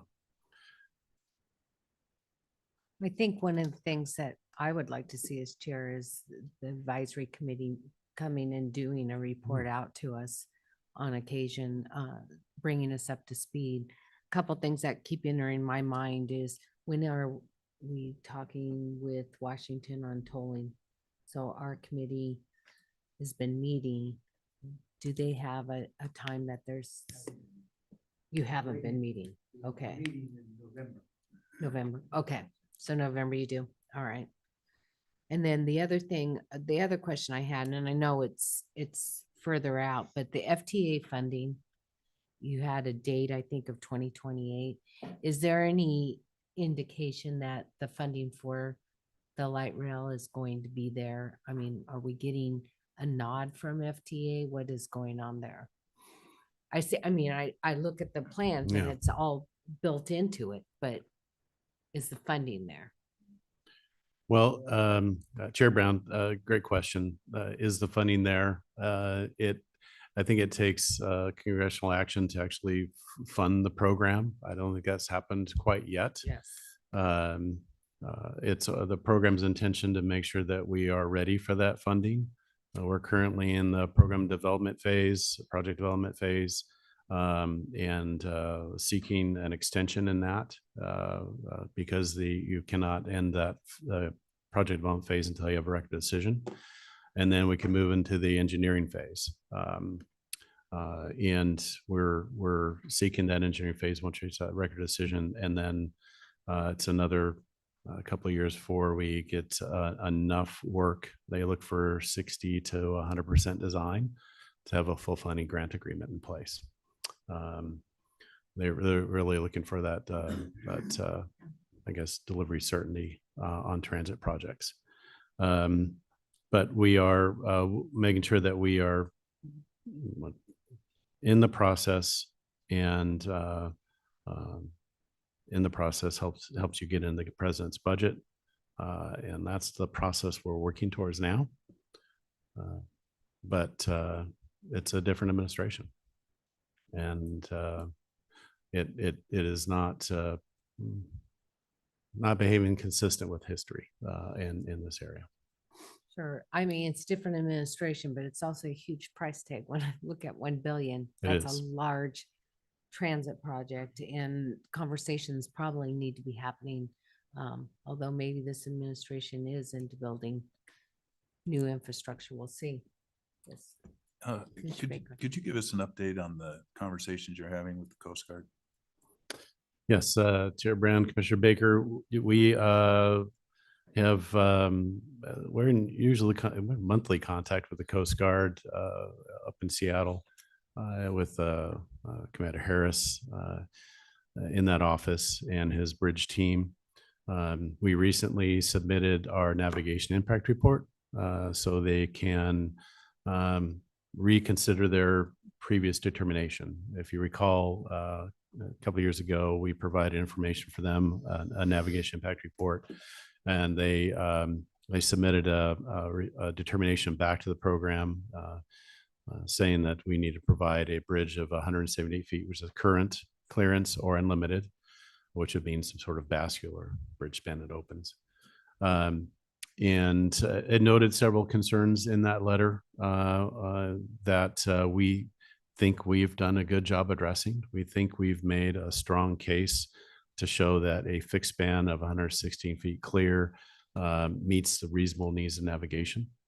Their typical process when they get a navigation impact report is to review that for up to 30 days, go out for a public comment period for another 30 days, and then consider those comments and issue a determination and a conclusion of another 30. So about 90 days total from start to finish. Unfortunately, we find ourselves in a place of a federal government shutdown, and the team that reviews the navigation impact report our civilian staff that are furloughed at the moment. And until they are able to pick that up and review it and give us any comments and then go out for a public comment, that process is on hold. Now, because they are a cooperating agency on our NEPA work, they did ask for a earlier draft of the navigation impact report a month and a half or so ago. So they've had a draft in hand, and our hope is that they've had a chance to look at that. So when they are back in the office, they don't start from zero and are able to provide a fast review and get out for a public comment period. However, we are now at a day-for-day delay because this determination of the bridge type of the operational span, the main span, is something we need to resolve to have a record of decision. So that is a thing that we're watching very closely, and in good communication with the Coast Guard. So when they do get back to work, their civilian staff, don't get me wrong, the Coast Guard is there right now for people, but their civilian staff are furloughed, and when they get back in the office, we'll be right there with them to provide over the shoulder reviews if they need to make sure that they can get through that quickly. Thank you. Okay. Let's see. I'm having trouble advancing. Can you advance for me, please? Thanks. As I mentioned before, we anticipate upcoming STIP amendments at least annually. We're going to minimize our touch points with you because they have a lot of business, and try to bring amendments to likely one meeting a year. If they are more than that, we'll work closely with the director and his team to make sure that's necessary. Next slide, please. Where are in our next steps? I mentioned that we've got an updated cost estimate, so all eyes are on that, and financial plan coming out in December. We're continuing that work on that, the NEPA work on the final supplemental environmental impact statement. Again, we're working through nearly 10,000 comments and responses. And even though our federal partners are taxed and I've had a lot of layoffs, they still want to review every response to every comment. So that's taking some time with them. And we'll get that record of decision, which helps us move into construction. Next slide, please. So I'll conclude with our requested action to amend the 24 to 27 statewide transportation improvement program STIP to include the IBR program and increase funding for the interstate bridge replacement program from $101,879,084 to $2,057,000,057, well, big numbers, $57,861,000 for a total increase of $1,955,963. $955,963,916. Good job there. And I understand the gravity of this decision in front of you, and appreciate all the questions and thoughts and input you've been able to give the program team and myself along the way. Thank you. So any additional questions from the commission? No? I have a comment. But... Go ahead.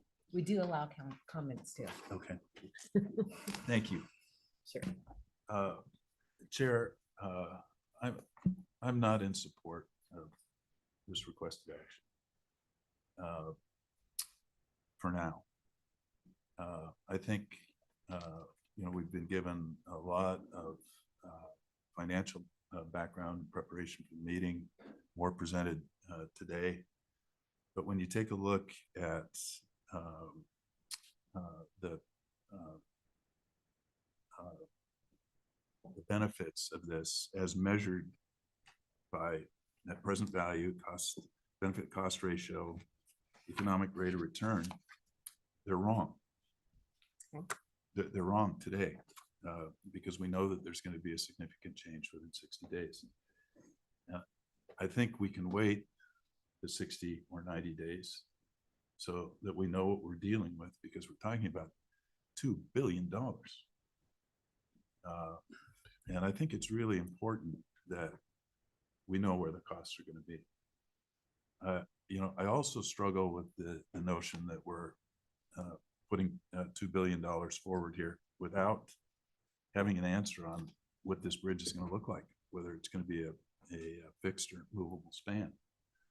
So we're uncertain as to what the bridge is going to be, and we're uncertain as to what the costs are going to be. And having listened to the discussion, it seems, Ray, that you're doing the right thing in terms of risk analysis and pursuing it and taking a look at the various inflation streams and so on. But I can't support the request based on wrong information that we know is wrong at the moment. And I'd like to see us delay this question until such time as we've got fresh data. Yep, I was just going to ask that. So, Director, what is the impact of a delay? Yeah, Madam Chair, members of the commission, I might look for some help here from the project team. So what we've had right now, as Ray described earlier, is just the protracted process of getting through the local cycle as well. And you heard from one of the commenters this morning, getting through Metro and JPAC was one of those steps. And I think there are probably 3 or 4 others that have gone through on both sides of the river.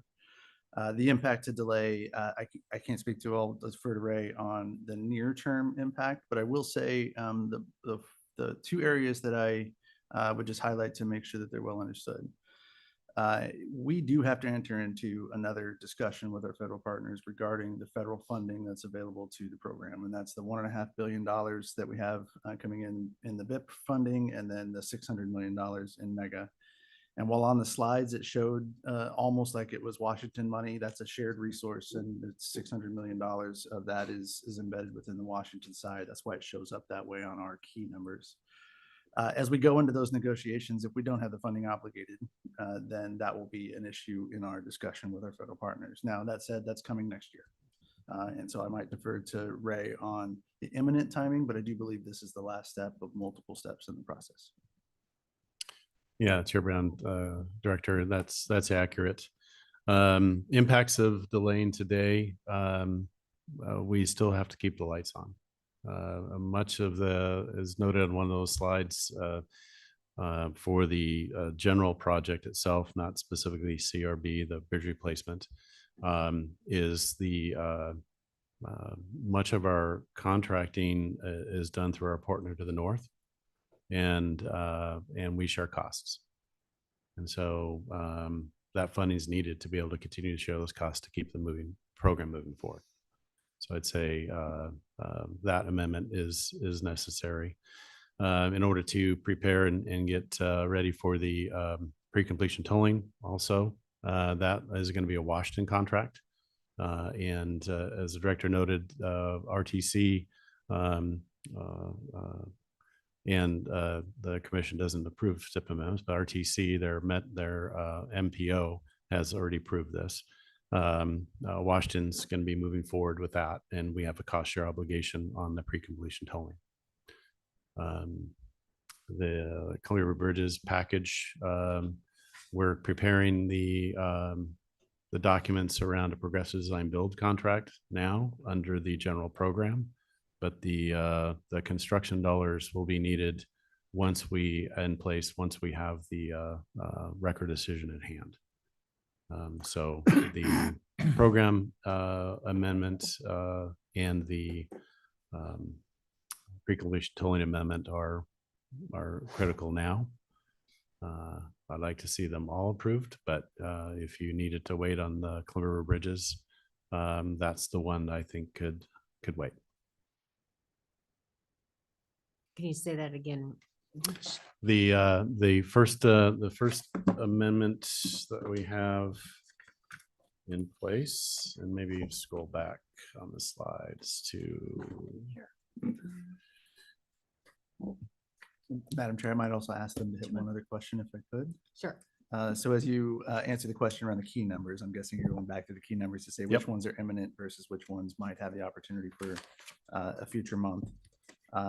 Could you also touch on whether or not you would have to go back through any of the local approval processes if in fact they don't move forward today? Fair question, Director. Thank you. Key number 23887, I think it's slide 13, no, excuse me, 18.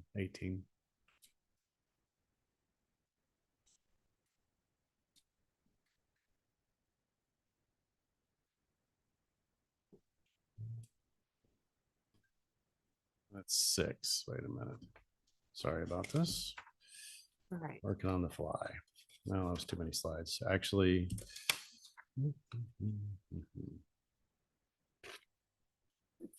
let's go to 14. Slide 14, please. Okay, there we go. So this is the key number 570, 21,570. That one is a STIP amendment for the program in general that provides additional PE, creates a right-of-way phase and utility relocation phase. These are actions that are underway now where we're sharing costs with Washington. So would like to move this key number amendment forward. Stepping next to slide 18, which is the bridge. That STIP amendment helps us move forward with the RFQ and RFP once done with a record of decision. If we were to wait to update this with a new estimate, as the director notes, we would have to begin the process, the MTIP process anew with a new number. So if this one didn't move forward, you'd have to redo the MTIP. If we waited on this and adjusted it for the new estimate, we would have to run through the MTIP process again. Okay. And that would run us through a process. We'd be here probably back in front of you in July or August at the earliest. Okay. And so where that one, I potentially could wait for the estimate. I'm maybe back here asking to approve it as is, knowing that we'll come back with a STIP amendment in the summer. And then pre-completion tolling on slide 20, that's key number 23876. Would like to move forward that one as well to make sure that we have the pre-completion tolling gantries procured and civil works underway. It's an interesting place for the commission to be, and I appreciate it. We are kind of at the mercy of process at the moment. Yes, Vice Chair. Thank you, Madam Chair. I appreciate the concerns that Commissioner Baker is raising, but I guess my perspective is that the two states have been intimately considering this project for almost 30 years. Costs just keep getting higher.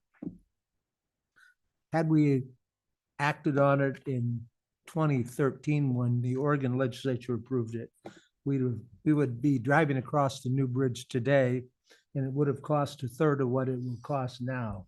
If we delay, those costs will only go up more and more. The reality is,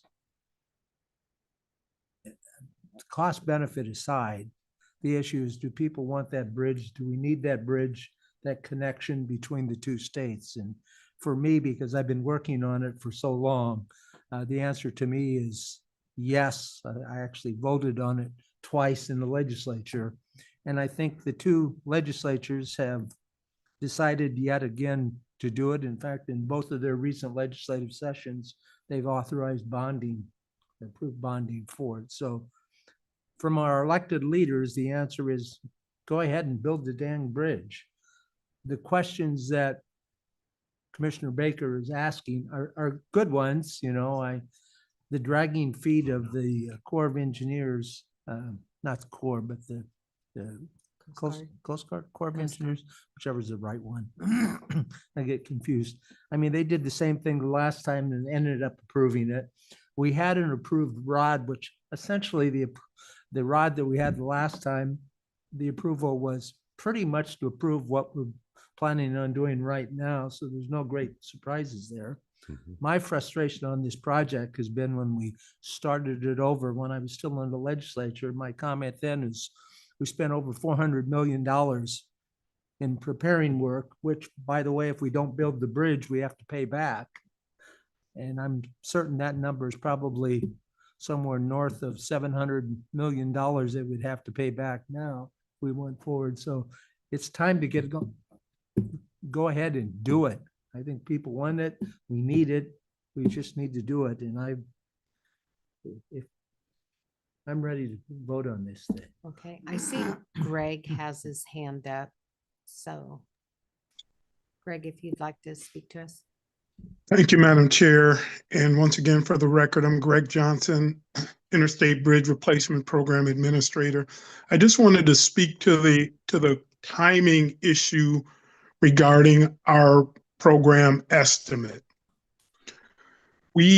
Because we were in such a lengthy process to get through the draft supplemental, and we received 10,000 comments. We have been pouring through these comments to make sure that nothing is of a cardinal change to the program.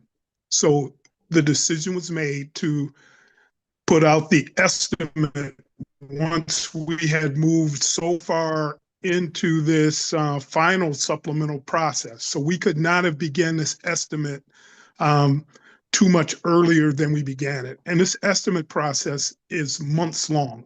So this is not anything that we're delaying, but we're trying to time this right with all the information that we have for the final supplemental environmental impact statement. So that's why we are putting out an estimate in December. But once again, we are running numerous models because of ever-changing environment.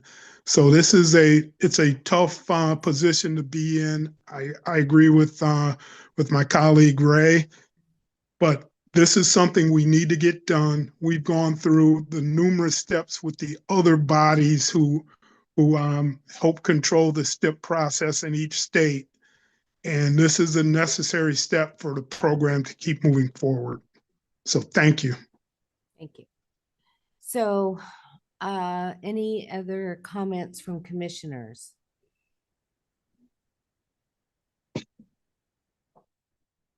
Okay, I'm looking for a motion. Madam Chair, I would move to approve the amending the 2024-2027 statewide transportation improvement program to include the Interstate Bridge Replacement Program and increase funding for the IBR program from, let's see, $101,897,084 to $2,057,861,000 for a total increase of $1,955,963,916 in existing funds. That's a lot of Thank you. numbers. It is a lot of numbers. Thank you. Do I have a second? Second. Thank you, Commissioner Chapman.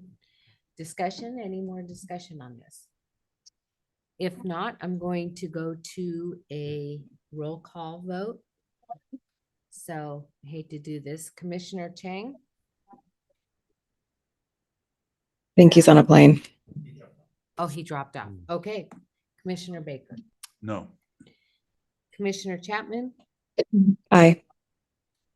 Vice Chair Byer? Aye. And Chair votes aye. Motion passes. Thank you very much. All right, thank you. We're going to take a break. We're not too far behind here. So let's do a 10-minute break. We will be back at 10:25.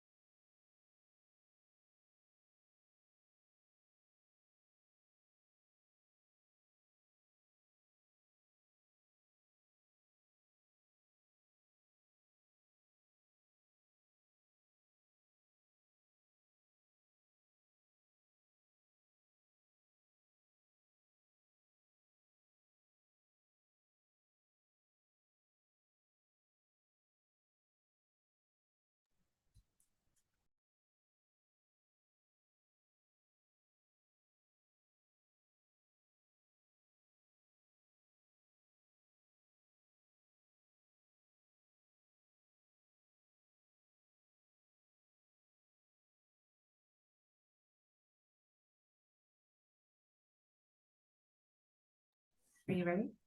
I'm ready to go. Okay.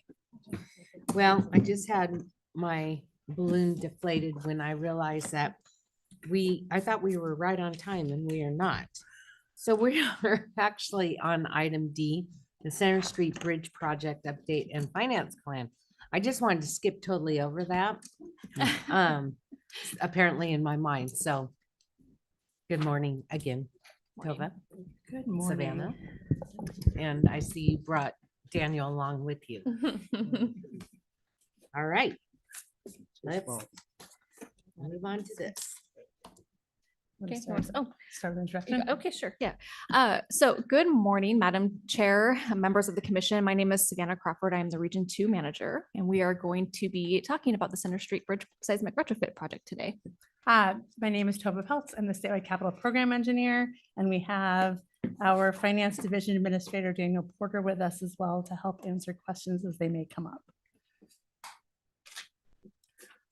All right. Well, good morning, Chair, Vice Chair, and Commissioners. Back in May 2025, we gave a brief update on the Center Street Bridge project, and we assured you that we'd be back in the fall to dive into some more details. Here we are. This morning, we'll provide some background on the origins and the intended purpose of this project and share the steps we've taken to manage the scope, to focus on that original project purpose and how we developed an approach to sequence the improvements to deliver on this intended outcome. Right up front, I want to say that a lot of things have changed since this project was originally included in statute through House Bill 2017. And we've taken these changes really seriously in order to continue the development of the project and to be prepared to bring this to construction in 2026. As we talk through everything today, we expect a lot of questions, and we also anticipate further conversation at the next commission meeting. Today is intended to be a discussion and an update and not a decision. House Bill 2017 included this project to retrofit the existing Center Street Bridge in Salem over the Willamette River to be seismically resilient during the Cascadia subduction zone earthquake. The scope included in statute specifically addressing the retrofit of the existing bridge and provided funding towards this objective.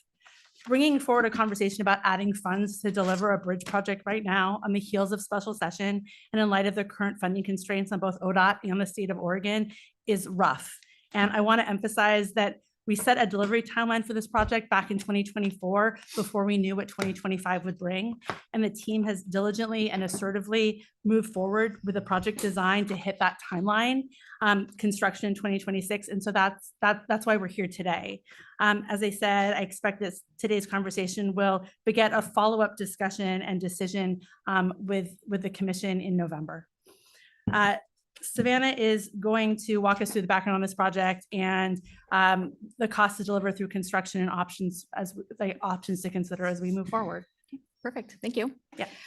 So I will go over these details in a little bit more in later slides, but this is just the background of how we got to where we are today. So as Ms. Peltz mentioned, House Bill 2017 provided $60 million for design and construction. So when we were requested, and I want to make this an important note, when we were requested to provide a cost estimate for this project, this was a planning level cost estimate. So no scoping, no field work, none of that happened at that point in time. $60 million was programmed out of House Bill 2017.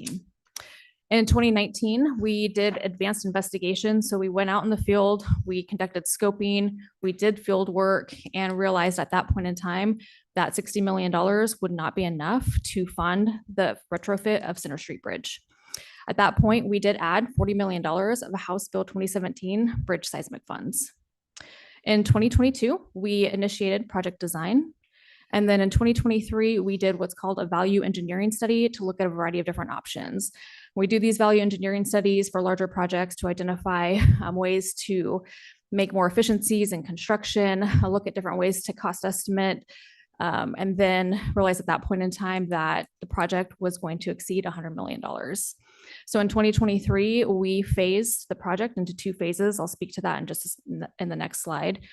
And then in 2024, we did 30% design and updated our cost range for phase one construction to be 130 to 200 million. We did an extensive cost risk analysis in September of 2024 to ensure that these figures were indeed accurate, and that is the figure that we're using today, and we have set construction for 2026. So this is the current project scope. So as I noted, we have divided into two different phases. Phase 1 is the retrofit of the river span, the main span, and the east approaches. Phase 2 will be a later construction phase. That is the west end ramps. The reason why this is phased is because it is a very expensive part of that project, meaning that the soils on the west end are very, very wet. There's a lot of liquefaction in that side, and we also cannot retrofit the west end ramps. So we're doing some realization over the course of this project that those actually need to be replaced. They are not suitable for retrofitting. As part of phase 1, we will be retrofitting, again, the main span, the east approach. We will be adding the city's water line project into the project as well. They are funding the water line, so this is an opportunity for us to have some partnership with the city in that replacement. We will be developing an emergency response plan starting next year. So in the situation that we have a Cascadia event, we will have a plan in place to quickly connect the west end to the main span. We will also be doing a phase 2 study. This is going to be a design study for those west end ramps to make sure that we aren't just maybe building them super in kind, seeing if there's any way that we could be more efficient. Maybe there's a little small like tweaks in the configuration that we can make to those as well. So we want to do some design study before just replacing those in kind. Good. So where are we at in the project? We are almost complete with phase 1. This will be finished this calendar year. We plan to go to bid in February of 2026. We are finalizing our City of Salem mitigation for park impacts. There are going to be extensive park impacts due to the construction staging. We have to stage all of our construction equipment in the parks for this project. And so we will need to mitigate those impacts. We will be finalizing our other permitting needs. So we have Coast Guard permits, for example, that will be finalized in the upcoming months. And then we will begin our west end ramp design analysis and our emergency response plan next year. This also breaks down the current funding gap. So phase 1 total cost, as I noted, is $130 million to $200 million. Those are in 2028 dollars. We currently have $100 million from the House Bill 2017 and Bridge Seismic Program. That leaves us a funding gap of up to $100 million. And I'll talk a little bit more about that breakdown in later slides. Phase 2 does not have any funding in the STIP. We're estimating a total cost of $185 to $270 million, and that is extrapolated out to 2035 dollars. We would expect that construction funding would come in the years tentatively between 2033 and 2036. So how did we get here? So some of the cost factors that we realized over the course of this project, one is we started with a planning level cost estimate. So no scoping, no field work when the $60 million was initially programmed. Over the course of the project, we've done extensive field work. We have done soil testing. We've recently gone and done additional water work. So doing additional borings in the river to see if there's any obstructions that we might not have realized previously. So we're really making sure that we're doing the field work necessary to be informed for this project. At the time, we also did not account for inflation. There was a point in time in which we were not looking at real-time cost and risk. So for example, Abernathy project, the Van Buren Bridge project, those were in construction at the time. Some of these cost estimates were derived, and we were not looking at some of those real-time cost data to help inform our cost estimate. And we're definitely doing that now. There are also some regulation changes that we experienced in the field that also incorporated additional design work. We have some agreements in place with some of our state partners, federal partners, and over time, some of the flexibility that we thought we had did firm up as part of this. And so we had to do some re-evaluation and some rework of our design. And then obviously there are a lot more impacts to mitigation than we realized. Again, the park impacts are extensive and the mitigation for that was not realized at the time we were developing some of these cost estimates. So over the course of this project, we've been updating our cost risk analysis. It's been a continuing effort to make sure that we're realizing the risk. We're managing our risk register items. I'll go through those in just a moment. Really to understand and recognize that we have to incorporate some of these risks into our costs, and we have not previously done that. And so we are definitely making sure that we're managing to those risks. I already noted the further earthwork for the river span was recently done. So we have all of the soil testing complete. We've received that information. So again, we're more informed as to what could potentially could be in our way in the water. And then we're planning for construction in phase one construction in summer of 2026. So I'm not going to go into the details, but this is just kind of a snapshot of some of the risks that we've been monitoring over the course of this project. As you can see, there are some pretty big numbers and ranges up there related to permitting requirements, structure conditions. And so these costs all are incorporated into the cost estimate that you're seeing today, with the exception of the last one, seismic design criteria. And I will hand it over to Ms. Peltz to provide that update. Thank you. All right, I realized that my slides are a little bit muddy. So this first slide is actually about seismic design criteria, is actually split into 2 slides. So I'm gonna skip along to those here in a second. But the point of the seismic design subtopic and that line item in the last slide Ms. Crawford shared is that there is some additional information about seismic design criteria we wanted to share with you more informationally than anything else. And we wanted to share our approach to seismic design criteria and like the standard of practice for what criteria to move forward with on a bridge retrofit project. So this project was developed to meet ODOT's design criteria that were in place at the start of design in 2022. Those criteria followed the American Association of State Highway and Transportation Officials, AASHTO's design specifications, which were at the time most recently set in 2020. ODOT's bridge design standards are always aligned with AASHTO's, and we follow AASHTO's lead for updates of those standards. In late 2024, AASHTO published an updated version of design standards that has since been incorporated into our design manual. But as I said, our approach was based on, our design approach to date has been based on the AASHTO criteria that were set in 2020. These are all incorporated into our seismic design implementation policy and design guidelines. So, as I said, our project follows the guidance from AASHTO in 2020, and it's a standard of practice not just at ODOT but across industry to not change design guidance for practice once a project is underway and reaches generally a 30% design milestone or so. That's for a variety of reasons, but as you can imagine, design standards may change across different sources over the life of a project, particularly for projects that are in development for a long time. And we're not, the approach is to not continuously chase design standards, but to make a commitment to the design standard at the time a project was started, or at least hit the first large milestone. When we approach seismic design, we look at two types of design criteria: the operational criteria and the life safety criteria. And I'm gonna dive into those two here in just a moment. So the operational criteria is used for seismic retrofits, and our standard is to design for the operational criteria and the earthquake motions that are associated with that. That is designing for the Cascadia subduction zone earthquake specifically. This means that by following the operational criteria, the bridge will remain operational following the Cascadia earthquake and will allow vehicles to safely cross it. Our project's current design meets this criteria, both for the 2020 design standard that we started with, as one would expect, and also the recent 2024 update.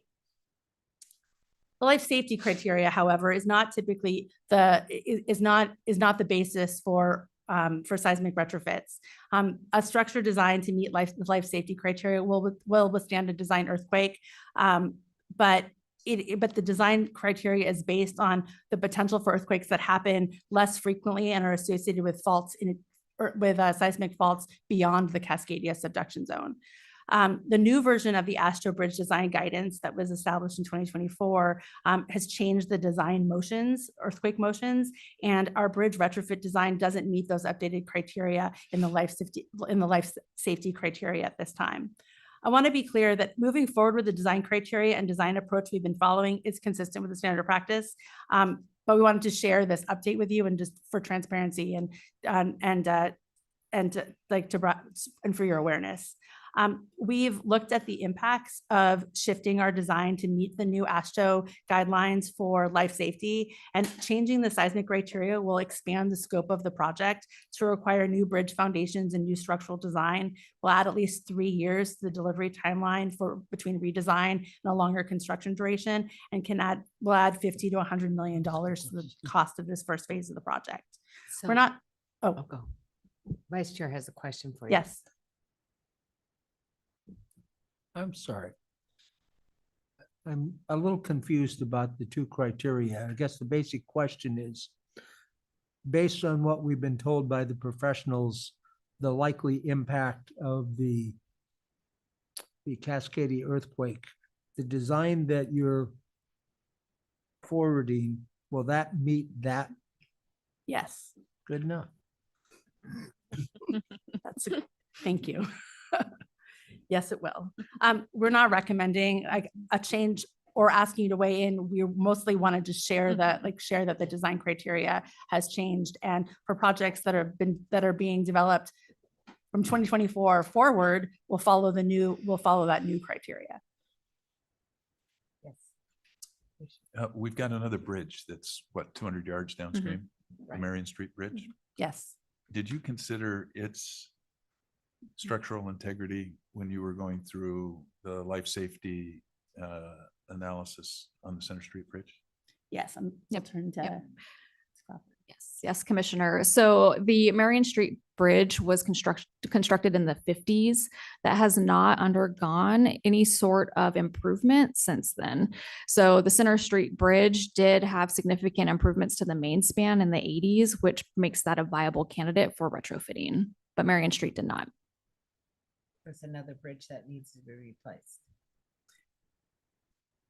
Commissioners, I would share that the intention of the project is to ensure that there is a seismically resilient crossing of the Willamette River. And I think the intention following the Cascadia earthquake would be that we would have a resilient crossing, and we would at a different scale of probably traffic volumes, and traffic could be managed to move in both directions. As we would likely lose the Marion Street Bridge. Madam Chair, I might just put a finer point on that because I think they've covered it really well, but just succinctly, this would be the bridge that would be left standing once we complete the retrofit. And the other one would not after Cascadia. Fair? Yep. Yes. The soil conditions are the same at the west side of both of these bridges. Very similar. Yes. Yeah. Right. Okay, thank you. So to conclude the presentation, there's a couple of slides left. What we have done. So I have noted that we have identified schedule risk and we have applied a variety of different mitigation factors. The team, and I would be remiss not to mention the team has worked fabulously on maintaining a very aggressive schedule for this project. There have been twists and turns and it's been very difficult and very complicated. Plus they're watching right now. And so team, great job keeping this on schedule. It's definitely been a challenge. So some of the upcoming decisions, we do have a financial plan for funding commitment to both project phases. We do have a STIP amendment that we plan to bring back to the commission in November for us to meet our 2026 construction bid timeline. This STIP amendment would also include some funding for phase 2 design analysis and advanced investigation. So obviously there are several options to consider. We are not asking for any approval today, but there are 3 different options that we will be presenting. One is a STIP amendment to add up to $100 million for construction at the November OTC meeting. This would fully fund phase 1 construction to move forward in 2026. And again, this would also move forward some advanced investigation work to start some of the analysis for phase 2. The other 2 options, one is we could delay the project to find additional time for additional funding. Now, I would note that any delay at this point would delay the project at least 1 full year because we're really trying to hit the in-water work window for next summer. The last option that we are presenting is cancel the project. Given that this is a House Bill 2017 project, it's likely that this would require legislative input and approval. So the last slide that I have is just what the STIP amendment could look like. There might be a little bit of variable between the different phases up there, but we'll make sure that we have the most accurate figures at your November meeting. So phase one, we would be asking for $98 million in additional funds for phase one. It's a much simpler number than what we just heard from the last presentation. And then we would also be doing advanced investigation. So we'd request $2 million for some earthwork as well as some design analysis for that phase as well. And then that would put us in the queue for bid construction of early 26. And with that, that is our presentation. Okay, I believe we have a question from Vice Chair. Given the unknowns we encountered with soil on the Abernathy, I guess the question is, with your geotech, you feel pretty sure that you know how far you're going to have to go for footings? I don't have the actual figure on me, but yes, so we have done extensive analysis to ensure where we're putting the vents in the water, we will have a good understanding of what will be in the soil and how far deep we will have to go. So it was one of the reasons why we chose to do additional earthwork this summer, just to make sure that we were trying to minimize any surprise. So you know where the bedrock is. We are as informed as we can be at this point. And also understand that we're carrying, that there's risk and uncertainty that we carry into construction, and that we're accounting for that as we develop our cost estimate for construction phase work. I think that's an area that we've needed to show improvement over time. And I've been in front of you, Vice Chair, Chair, Commissioners, on a couple of occasions over the last year, talking about projects where during construction we've encountered different conditions and how what we can do to be prepared for those change of conditions. And we're incorporating that knowledge into our cost estimates and risk assessment for this project. Yes. In our advanced materials here, you made it clear that the bonding would not impact operations and maintenance. These funds are used for bridge construction projects, but dedicated this funding to debt service will constrain future bridge projects for the duration of the bond repayment, 25 years. So if we do this, we're not going to do other things. Chair, Vice Chair, Commissioner, that is correct. Okay. And do we know what that list of other things that we're not going to do is, so that we can have some choice here? We are looking towards the impact of this decision on the bridge projects that we'd be funding in the 2730 STIP and beyond. And I don't have that list set today. We can bring that back. Okay, that would be helpful, because this is going to involve some give and take. The other question I have is, you talk about the inflation now being at 5%. How'd you settle in on 5? I mean, we heard on the Rose Quarter project that they were using what they considered a conservative 4%. Is that low? Are you high? Are you right? Are they right? What are you thinking about? And Tova, I'll just mention, I was really encouraged by what you were saying in the IBR conversation about what you're trying to do relative to establishing standards, because it's very difficult to hear potential of 6% on the IBR, 4% on the Rose Quarter, 5% on the Center Street Bridge, to try to get a sense for what this all means and how we can judge. Well, Commissioner, Chair, Vice Chair, I think that's a great point and good question.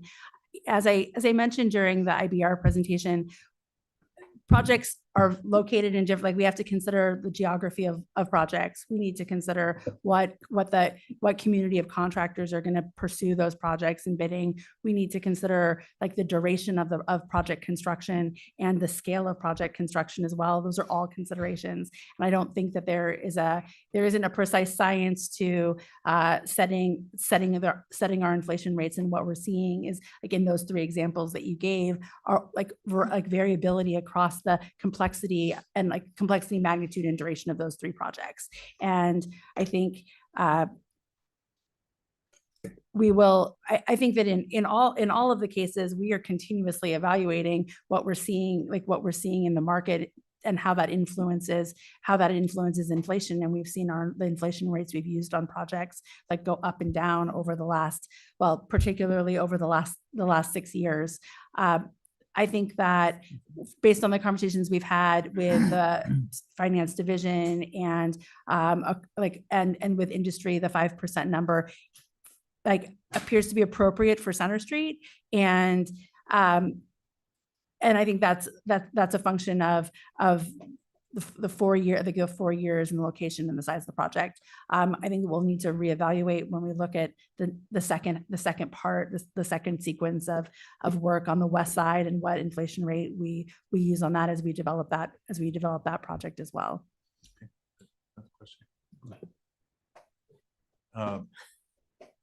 Okay, so- 3 people. Okay, go ahead. Yeah. Go ahead. I'm curious, it's gone from a $60 million project to now a mega project, upwards of 470 million. Listening intently to the legislative testimony this summer and fall, there's a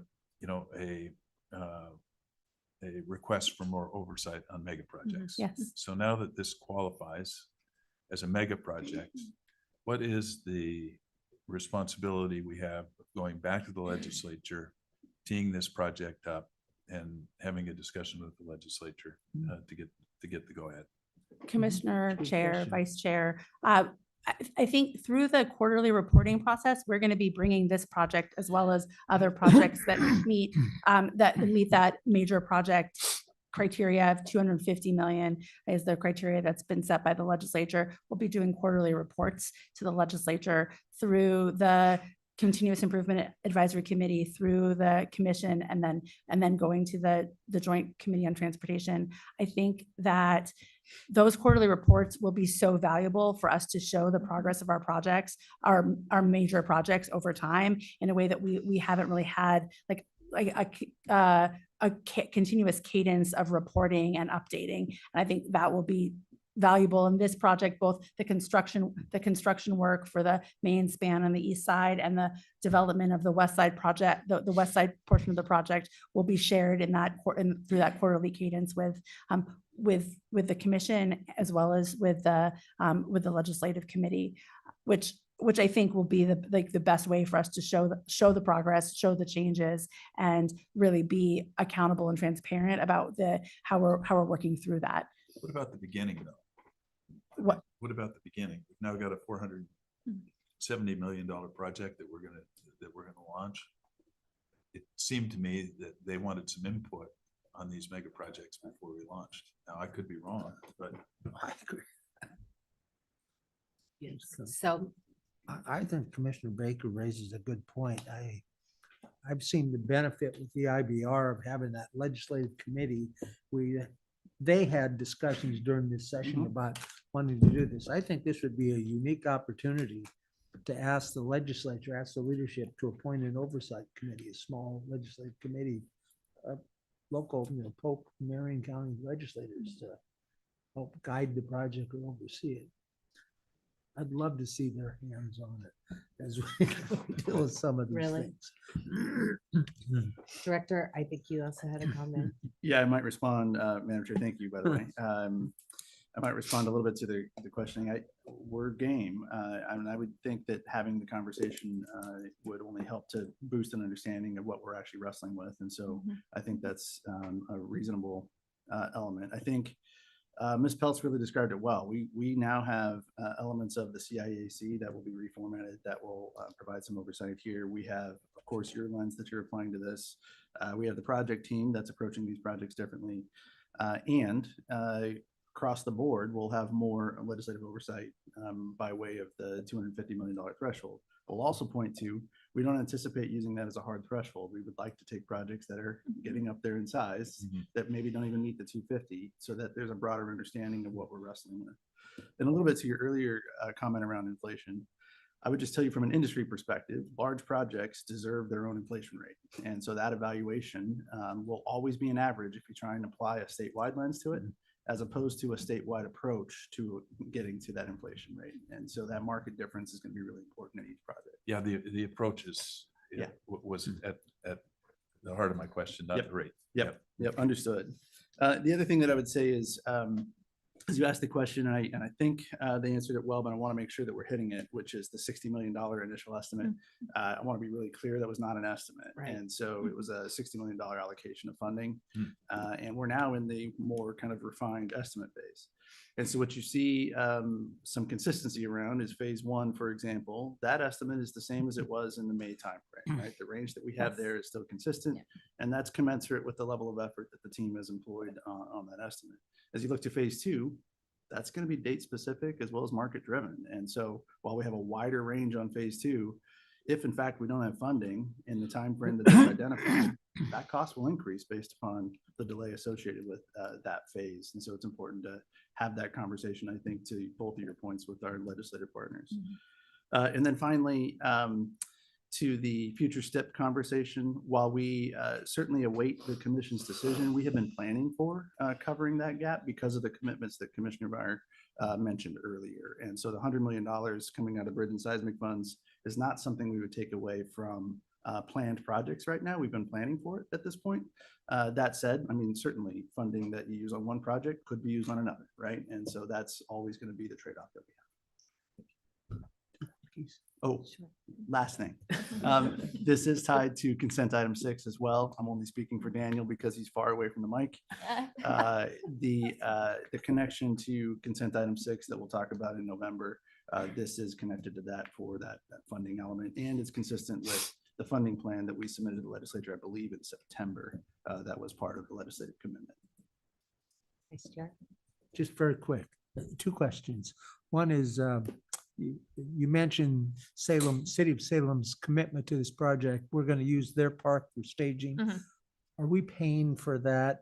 What are they contributing in terms of their share of that, since they're the primary beneficiaries of this project, or their citizens are? Second, Pierce, I'm just curious what form of contracting you're envisioning for this project, CMGC or design build?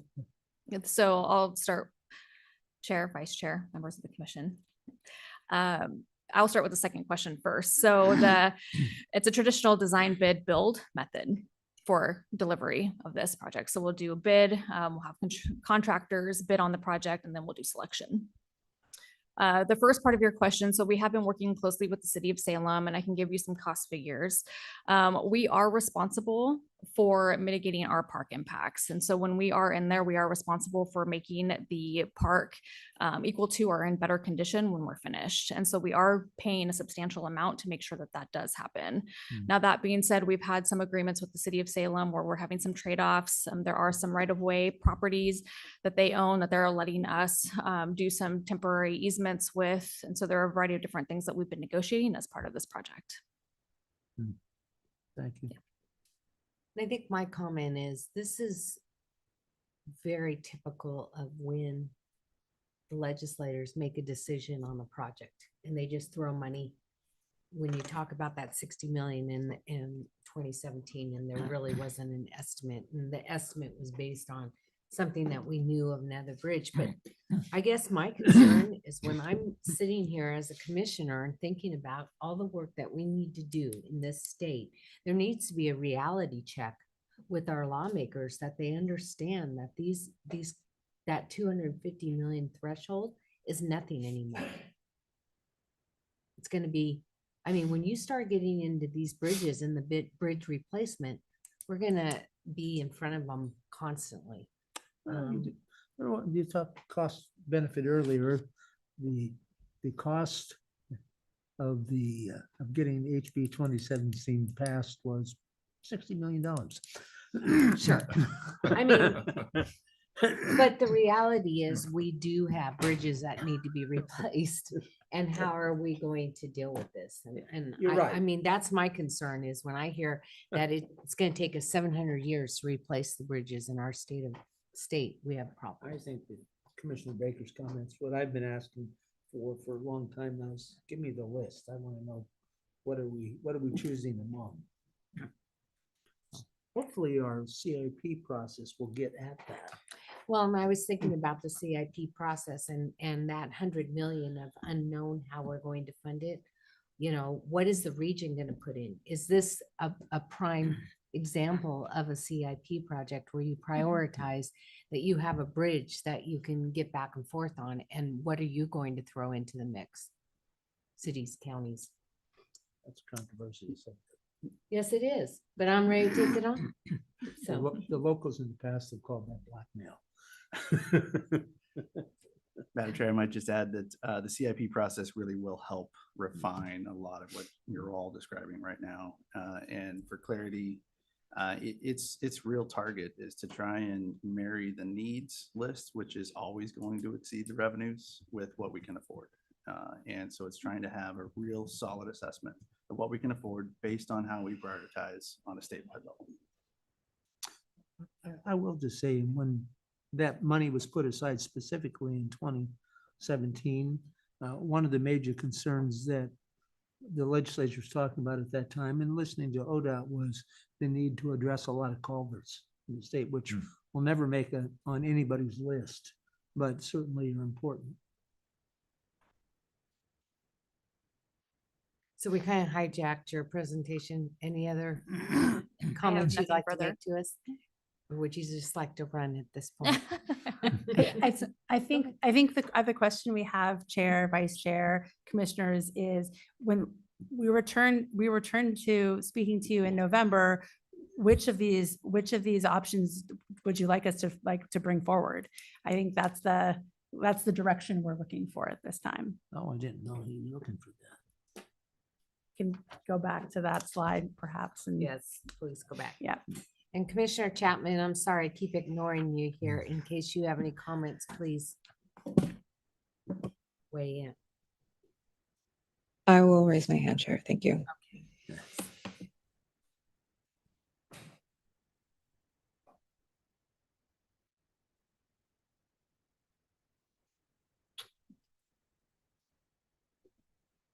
First one. So you want some feedback on this? we would appreciate some feedback. Yes.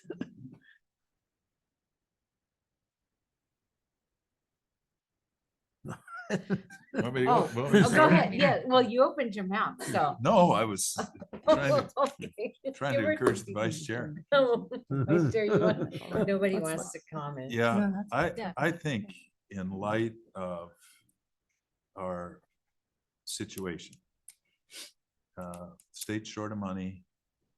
There's, a lot of concern about transparency and lack of conversation with the legislature. Then on this project, and I think this is a good project, that I think we ought to delay it to the point where we can get the legislature to weigh in, because it's now a mega project and it gives us an opportunity to tee one up that's 470 million and see if we can't work on getting the rhythm behind what they were trying to do, at least in the comments that I heard. So that would be, I don't think we should cancel it, because I think it's a good project. On the other hand, we took a couple of HB 217 projects, the I-205 widening and the Boone Bridge, and we delayed them indefinitely. But I think I'm kind of leaning towards the second option to get everybody on board.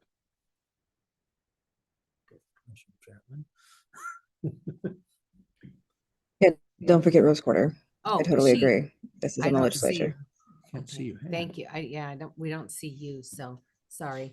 There was a delay and we responded to you, Commissioner Chapman. Could you say that again? I said, don't forget the Rose Quarter. We have delayed all of these projects because of our funding situation. Yes, So I don't see how this should be. Yeah, thank you. We don't have very many options for you. We have to think about it. Well, I'm on the opposite end of with Commissioner Baker. I believe we have legislative direction and we should move forward with this until they tell us otherwise. You're up. I have nothing to say at this point. Director, did you have something to say? Madam Chair and members of the commission, I might just offer that we have, through significant work, through the work that you've all done, as well as the project team, already separated the project into 2 phases. So there is kind of a hybrid here that I would just tell you my own bias, which is following through on the commitment on phase 1 and getting it going so we can get the in-water work going, but convening a legislative conversation for the rest of phase 2 seems appropriate, because if we get to a position where we delay phase 1, that cost is only going to increase. And we have 2 different things going on. Phase 1 is the bridge is going to fall into the river. So that needs to be replaced. But then if we have nothing on the other end of it, right. Eventually. Got a lot of things that are going to fall. Chair. Yes. Chair, Vice Chair, Commissioners, Director. I'm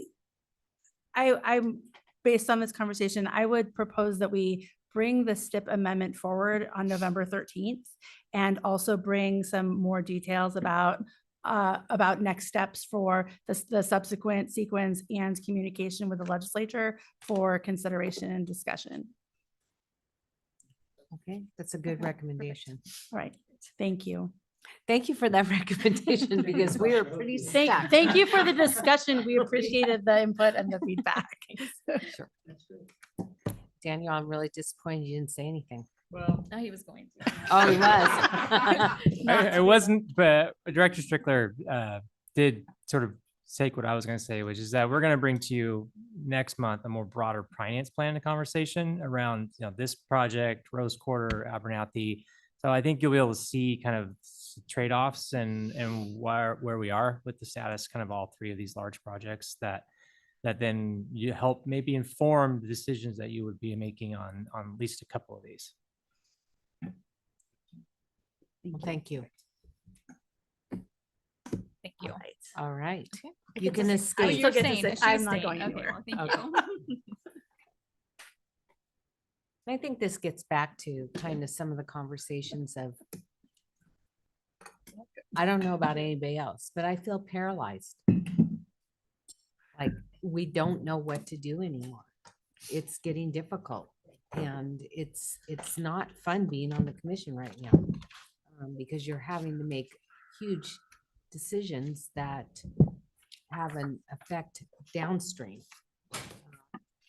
to every little thing. They're all so attached that it's, for me, it's like I'm looking for that escape route at this point.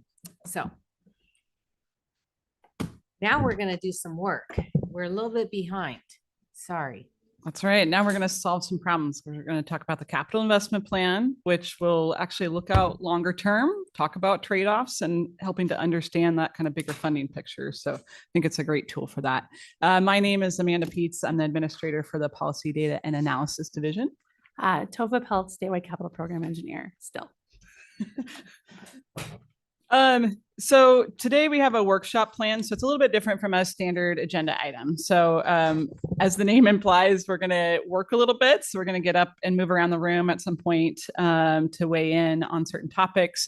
I think the main difference in this agenda item in particular is we don't have a staff recommendation that we're bringing to you. What we're sharing with you today is what we heard from stakeholders across the state, from our area commissions on transportation, from our modal advisory committees, from some preliminary conversations with you all, and really the chance to discuss this as a group, to discuss this at a very public forum, and decide how you want to move forward, in particular with the part of the capital investment plan that is setting the policy criteria. So the policy criteria will help us to screen investments, elevate those things that best achieve objectives like safety, state of good repair, and other important outcomes that you'll help to set today.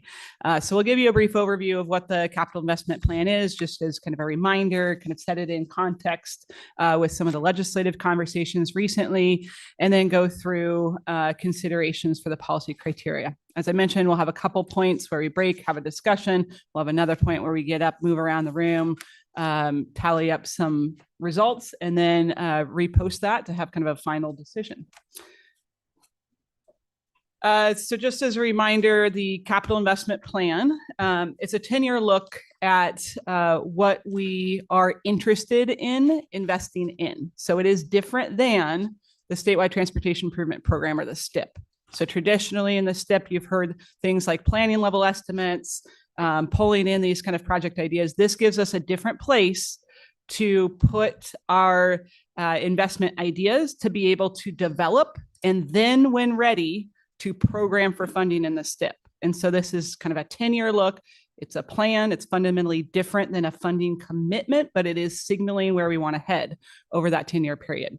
So we'll have planned investments that kind of are generally within the money that we think we might have available. These will be very broad level kind of ranges of order of magnitude of potential costs that will refine over time as we then move into the programming phase. It will include projects as part of that, as well as more programmatic things. So our maintenance funding, being able to show overall, not just our federal spending, but our state spending, kind of how does money flow through into ODOT. So we'll cover programmatic investments like transit. We're not going to show each and every transit program project that local agencies are doing, but we'll show how much transit money is coming through. And then we'll have some reserve, because in a 10-year period, things change. We'll have extreme weather events that may compromise assets or bridges in different ways than we are expecting over this period.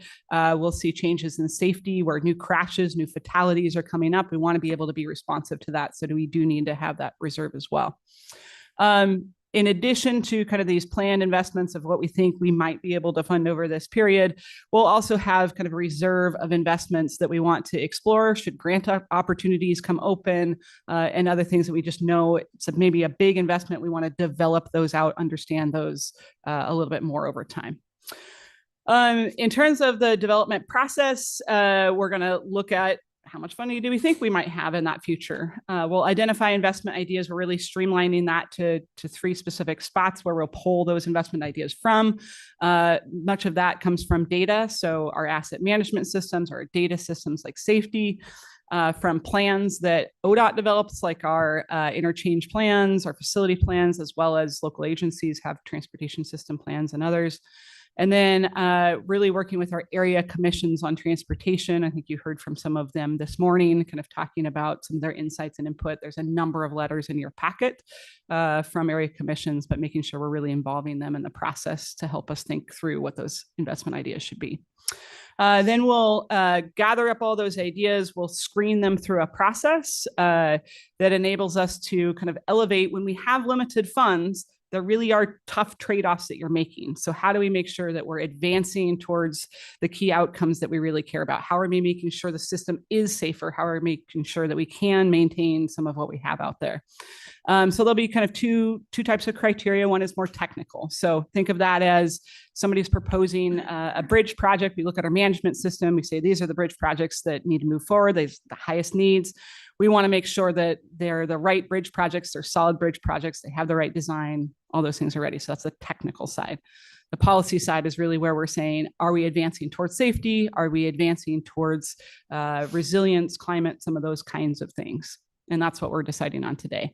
Whatever you do decide today for that policy criteria, we'll kind of inform what we pull as original investment ideas to begin with. So we'll share those kind of weighting and prioritization with area commissions as they come up within their concepts and what they want to elevate for ideas. That will inform that process. So it'll be iterative.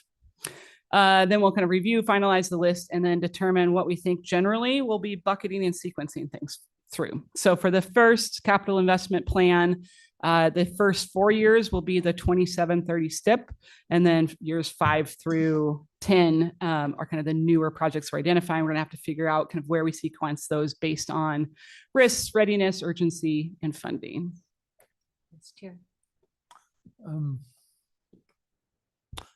Couple of questions. One is how frequently can projects come into the planning process?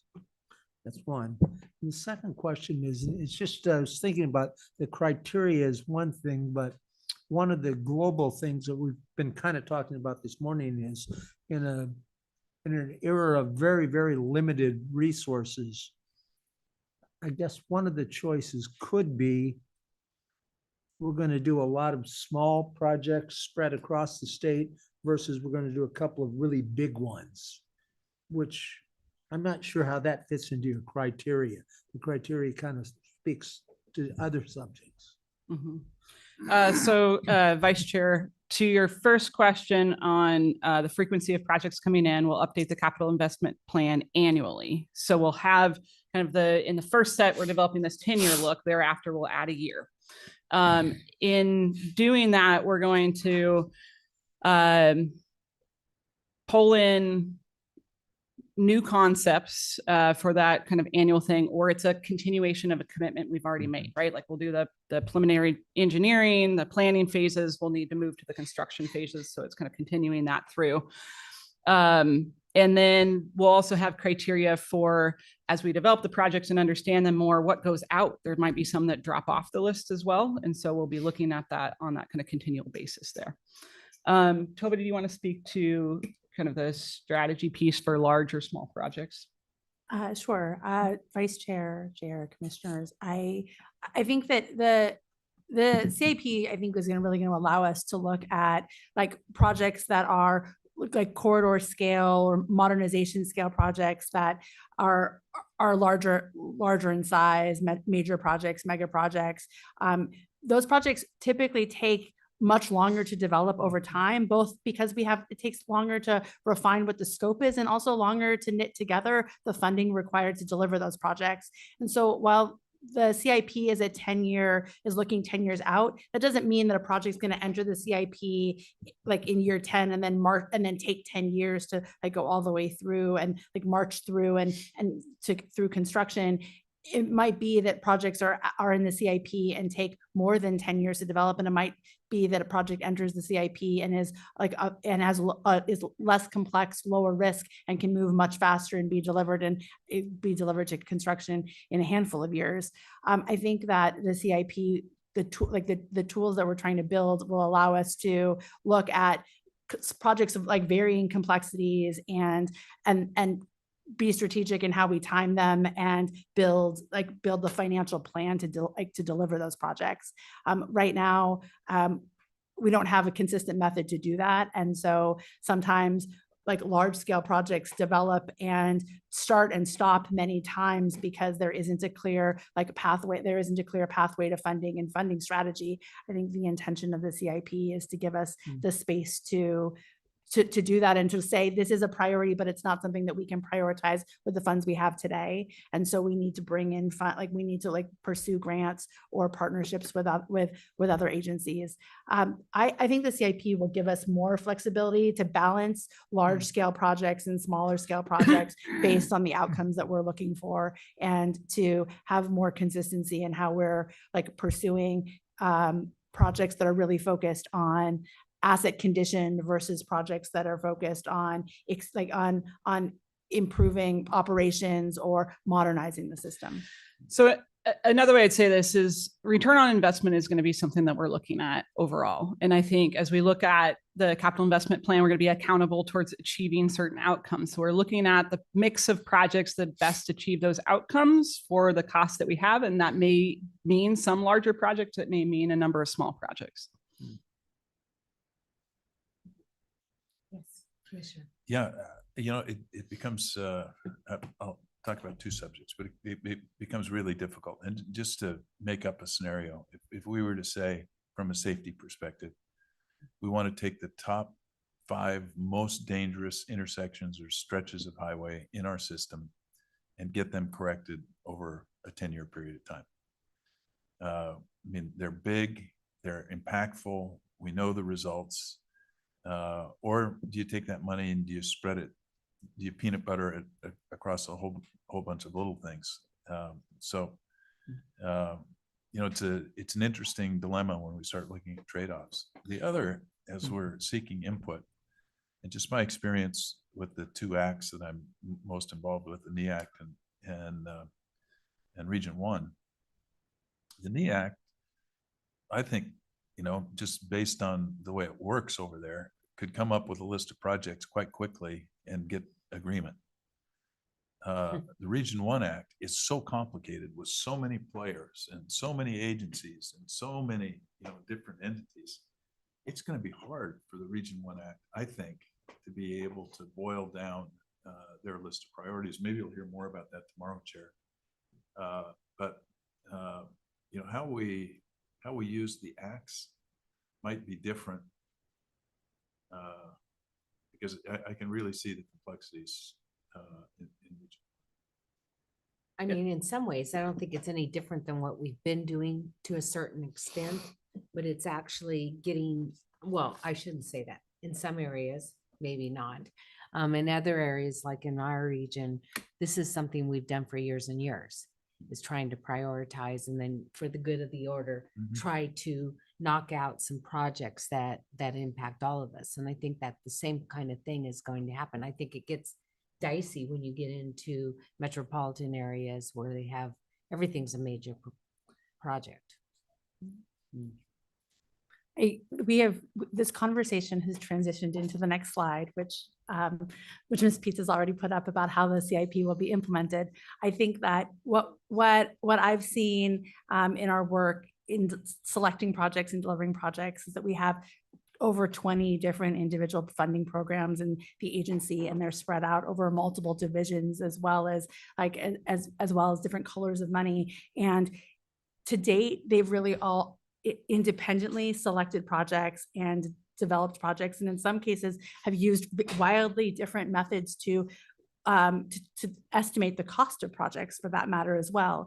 And so there's a lot of variability across our program in how projects are selected, and also how projects how we find synergy between programs. And that has happened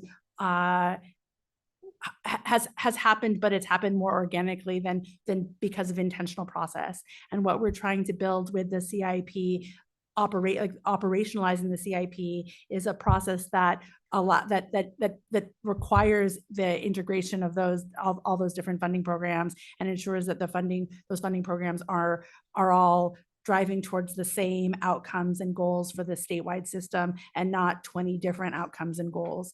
And I think, and is using the same set of tools. And this is a repeat of the themes that have come up in the previous presentations and discussions this morning, that we really need a singular tool set that can be used across all of our projects, and that clearly defines what the expectations are for developing cost estimates and assessing risk from a plan, from when we're at a planning level. There's this clear set of tools that's used for all projects through construction completion. We don't have that today, but that is a critical part of what we're building in the CIP. And so I think Amanda's team has really focused has been really focused on the front end of setting what the goals are for the system and how we're going to be selecting projects. And my team is thinking a lot about the implementation, the operationalization of the CIP. So we are to date, we've had a singular racetrack for all projects, and that singular racetrack doesn't fit all projects. And we see that with the most complicated projects, and we see that with in some ways the least complicated projects as well. I think there are opportunities to manage risk and develop our larger projects more appropriately, and there are opportunities also to streamline some of our smallest and least complex projects as well, and we'll be able to do that through CIP implementation. We really want to make sure that our project development processes that we set up in the CIP emphasize the value of the projects in terms of our statewide goals and outcomes, and emphasizes project readiness before we make financial commitments. And that's a really big part of what we're putting in place, these readiness criteria that require cross-program coordination and collaboration with local agencies and with our acts, and value engineering and constructability reviews and cost risk analysis, and the right level of that depending on the complexity of the project, and setting decision points based on how much we're doing that. So those are some of the parts to CIP implementation that we're developing today, and that will be set in motion over the next over the course of the next year. Yes, Commissioner sorry. Baker. Yeah, sorry to interrupt. No. But you know, what you're talking about is communication. Yes. And there's many places in the agency where we've lost our communicators. So this is probably one from a staffing perspective that we may struggle with a little bit as we get it kicked off. Maybe not. I'm just assuming that, you know, we've probably got some shortages in some places because this is all about communication. It's all about interacting with our constituencies and making sure we're there and carrying on these conversations. Am I on the right track? Absolutely, Commissioner. I think that there's communication internally that we need to work on, and also communication externally. I think that we have sometimes we get wrapped up in having a process and working on a checklist and working through the process and the checklist and assuming that if we do that, we have the right project. And I think that developing the right project and the right portfolio of projects requires a whole lot of communication and interaction well beyond the simplicity, the oversimplicity of a checklist or a process on paper. And we have work to do in that space. There's going to be a lot of collaboration. The CIP really pushes for that collaboration, both internally across divisions, within division, and then also external to the agency. So I know I'm going to sound like a total hippie when I say this, but I think the CIP is more than a plan. It's a state of mind. But I truly think it's the way that we're trying to ingrain it culturally into everything that we do, from the discipline of how we identify projects from the first place to formalizing that commitment in the CIP plan itself, to then developing those over time. And it's a continuum. It's not just a document. It's a whole body of work that gets integrated throughout.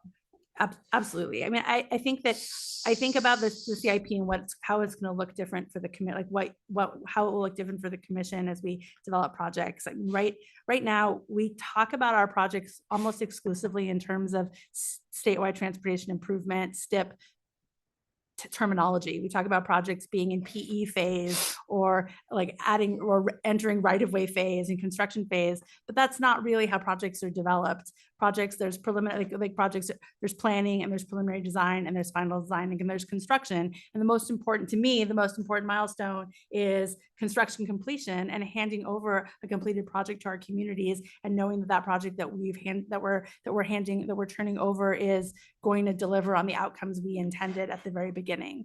And I think sometimes I'll speak for the engineers, we get wrapped up in all of the all of the intermediate small steps, but the end goal is a completed project for our communities. And I think that again, it gets a little hippie because it is a state of mind, but it's also a culture change for us. And I think, Commissioner Baker, that goes to your comment about communication. We have a lot of talking to do, I think, to build that change in culture and make the shift. But I will say, I think there are a lot of folks that are pretty excited about this statewide, an approach that develops projects outside of 20 different funding programs and really from a more holistic perspective.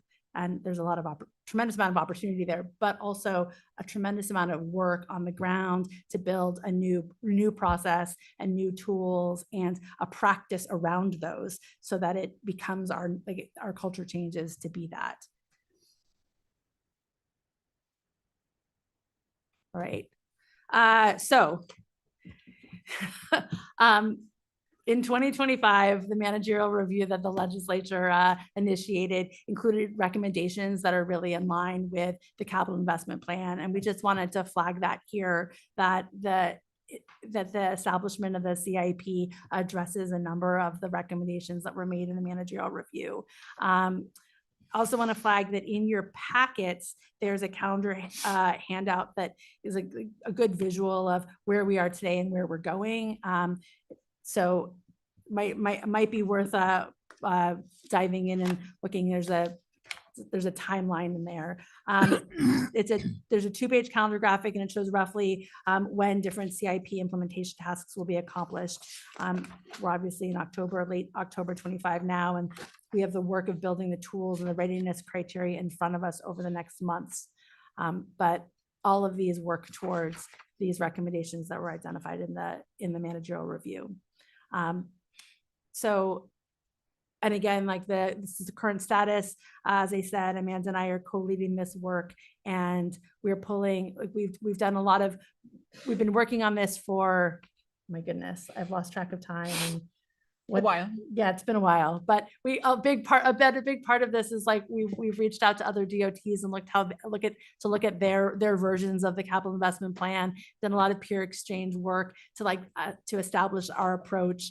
In addition, we're relying on work groups across cross-divisional work groups to work on all of the different parts and pieces of what it's going to take to implement this. As I said, Amanda's been leading the team that's focused right now on goals and metrics. I've been leading a team that's focused on system asset management and how that fits into the CIP. We're also working. We're starting our work on a cost estimating toolkit as well. Right now, we have many more pieces to go, but. I think we're there in current status, and we've been looking forward to this meeting, this workshop with the commission for quite some time, and like looking forward to getting your feedback and input on how we set goals and weight goals moving forward. So for the goals, and I think consistent with some of the public comment you heard earlier, we're really trying to pull from our statewide plans, from the policy that you all adopted as a commission in the Oregon Transportation Plan. So that's really what's reflected on here as the example goal areas. Stewardship of public resources is really where we're covering the maintenance, preservation type work, climate action. I think Commissioner Baker, to one of your earlier comments, I think how we define some of these goal areas is important to how we actually wind up prioritizing things, to the peanut butter approach versus like very targeted approach. So for safety, for example, the transportation plan talks about focusing on fatalities and serious injuries. So if you're saving the most lives, maybe that's the projects or investments that we should be pursuing, right? So I think consider that as we talk through some of these goal areas today. It's been a while now because we've been working on this for a while. I think this workshop has been in the works for a while. So it was April through June that we went out to all the area commissions on transportation, spoke with each and every one of them, as well as our modal advisory committees, which are listed there on the slide. We talked to them about the capital investment plan, really what it is, and asked for their feedback on the goals and priorities. A number of them did submit letters that are included in your packet today. We also summarized some of those on the slides because we really want to make sure we put those in front of you as you consider how you set things. Just to pause and talk about some of that feedback that we received from area commissions on transportation. I think there was a lot of excitement and interest in the capital investment plan overall to have a little bit more certainty on what are those things that we really are thinking about, what's on the table for consideration. As far as kind of goal areas and interests, a lot of interest in maintenance and preservation in particular across the state. That kind of was a top theme that we heard from many acts. And then there was a lot of themes around kind of this rural urban and some of the differences there, particularly as we look at kind of what those needs are and that they are different and unique. Spotlighting a couple of the area commissions on transportation just as samples from your letters of what you received. You'll see some difference of opinion here and some consistency as well. So safety shows up both prominently in the Northeast Southeast Act as well as the Region 1 area in the Portland metropolitan area. And from the Northeast and Southeast, I think a lot of interest in making sure that we're using a data-driven process to make decisions. So really some of the work that Tova was talking about, leading with our asset programs and really looking at that information to drive decisions, as well as being accountable and transparent to how we're making those decisions. And then from the Region 1 Act, I think we see a little bit more theme come up on accessibility and mobility, really that multimodal movement, including public transportation, comes up as themes, as well as kind of sustainability and climate. From our modal advisory committees, a lot of interest in leveraging dollars. I think Chair Brown, you referenced that earlier when talking about some of the agenda items, is what do the locals bring to the table? There's benefits certainly to local communities from many of these projects. And so how do we look to leverage and maximize our limited dollars? Also, from the goal perspective, while I think there's recognition from many of the modal committees that maintenance is important, there is also some committees that are saying, well, some of our systems not fully built out for, say, bicyclists or pedestrians. And then I think interest from, say, the safety committee, for example, on things will change over time. How are we making sure that we're agile and can adjust to some of those changes?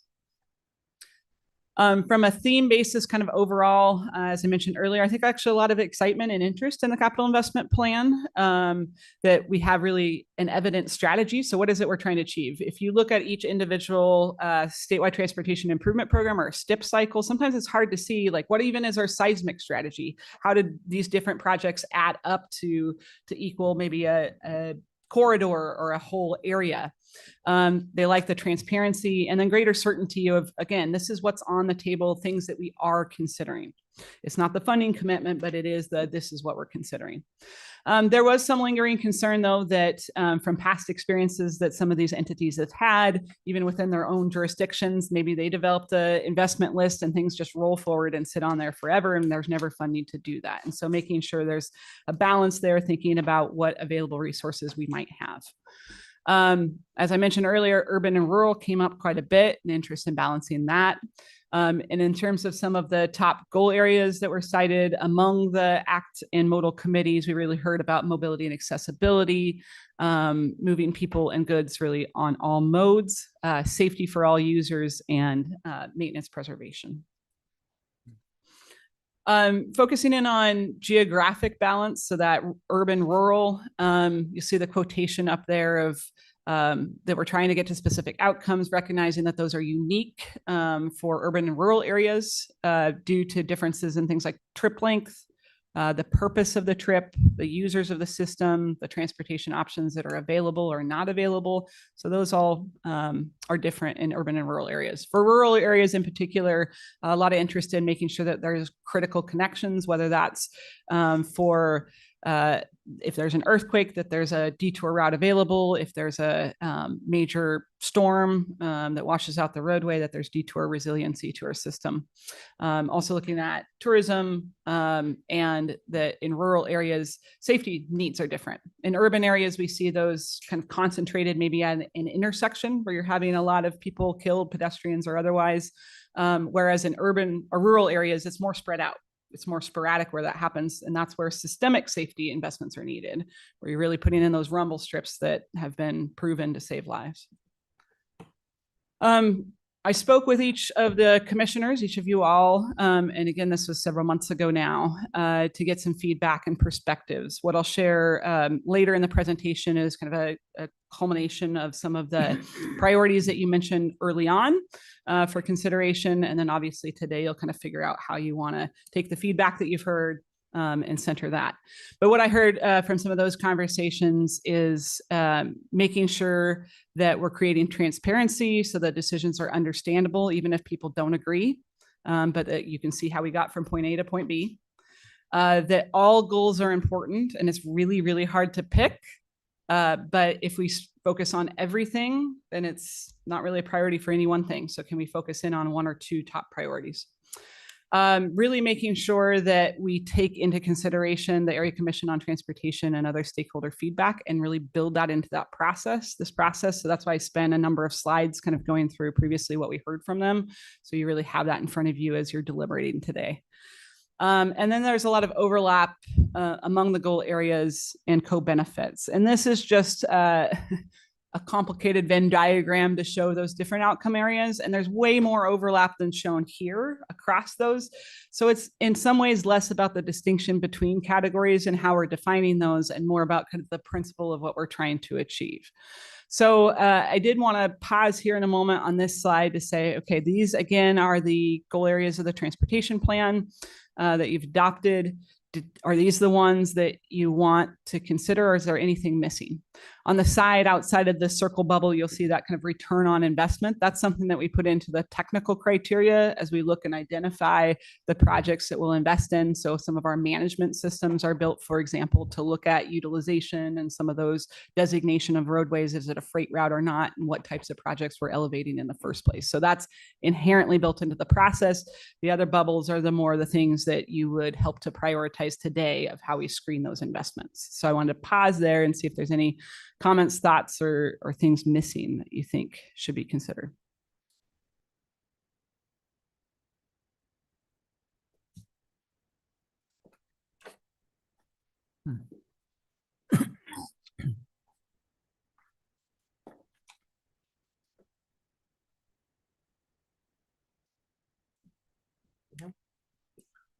Well, you do have a thought? Huh? You have a thought? I do, Vice as Chair? Madam Chair, I do as I look at that.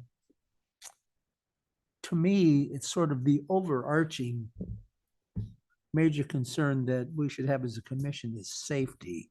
And I'm not sure I would isolate that out. I think that's kind of like, I'd kind of set that out there and say, that's really important. Mobility, I'm unclear of how you're defining that.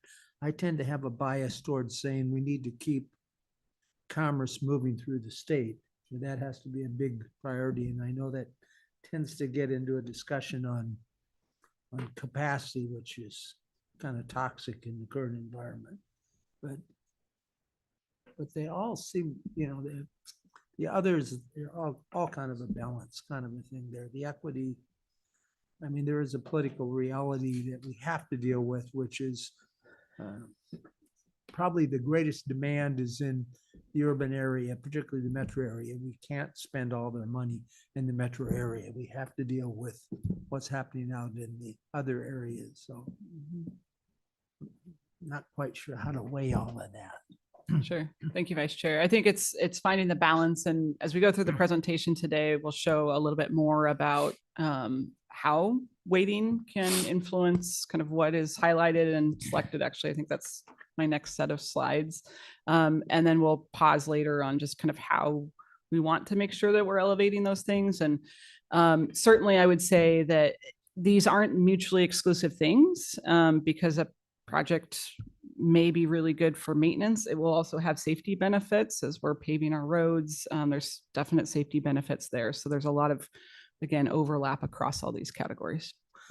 And thinking a lot about Commissioner Baker's earlier comment about the 5 major intersections versus something else. I'm going, God, that really strikes me as saying that if we have something that clear, that just stands out above everything else. We need to take care of that. Maybe that's a priority. I don't know how you say what safety is more important than another safety item. I had a couple of thoughts as I was preparing. One in the sustainability and climate. There's certain portions of the state that are susceptible to, well, you take Highway 6. I mean, it's just geological, and it's happening. And so it's more than just climate. It's just the ground that we build our highways on top of. I didn't know how to quite capture that. The equity piece, I think we could be viewed as being unfair to everybody, and maybe that's the right outcome. But when you think about the questions around the state, and just really simply, when you get down to the Southwest coast and the conversations that we've had about the effect of salt on our bridges, the sea air, causes a need for a certain type of action that doesn't happen in Ontario or Beaverton. So at the same time, there's things in Beaverton that are unique as well. So I was trying to wrap my head around this equity question, and I think a big piece of it is we need to understand that our state has got a great deal of diversity relative to weather, people, transportation needs, and it's a complicated place. So Even geographically, I mean, Yeah. if you think about some of those like stewardship, accessibility, safety, all those things, when you're meeting those, the rest of it starts, as far as equity, starts to fall into place. Like it's organic, it becomes part of that, because when you would do those things in each community, accessibility, mobility, and you're looking at those things, the equity piece, then you are serving everybody. I think all these are all great, I think great comments and thoughts, and definitely all things that run through my mind on a regular basis as I look across our funding programs and look across our assets, and I'm in the position to discuss like weighing one project versus another. And I think Commissioner Baker, your example of safety projects and like intersections that are most dangerous versus corridors. I mean, that is a scenario that we regularly encounter through our arts program as we're deliberating on like selecting moving forward with a roundabout project, which can solve an intersection safety problem, but several smaller projects could be delivered for that same amount of money, and that's part of the conversation and the things that we're weighing as we've historically developed projects and considered projects. In the current funding, based on our current funding, we are looking at the deterioration of our system. We are looking at like assets that far exceed the amount of available money, and recognition that we are going to need to intentionally decide where we're going to make investments in preserving our assets, and where we're going to have to develop an approach to manage the decline of other assets. And that is a terrible position to be in. And that is the position that we are all in together for the foreseeable future. And that certainly, I think, shades this conversation. The intention with the discussion today isn't to solve this problem or select goals for the agency to use forever. I think that the intention is to have this conversation today and then revisit it over time with the commission, because depending on our funding situation, depending on funding opportunities, we will be able, we can reassess what the goals are for the whole system. And over time, the same way we update other plans, we can also update our goals. And I think that's consistent with what other states do as well, that there isn't a hard and fast written in stone, these will always be our goals, or this is always how we're going to weight our goals. We can adjust that over time, and how we choose to move forward in a situation where funding is limited may be different than how we choose to move forward when there is more flexibility in funding. So for those reasons, we've talked about updating the goals, the priorities that you're going to do today every 3 to 5 years. It gives some stability over that time period, but also recognizing, to Tova's points, things will change, funding situation may change.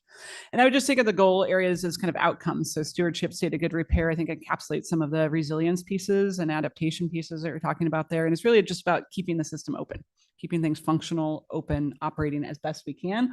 Yeah. Also recognizing that as best we can means that it's deteriorating, declining in some areas, and we're not going to be able to keep up everywhere. So how do we focus on the right things? And I think, mobility is about, to Vice Chair's point,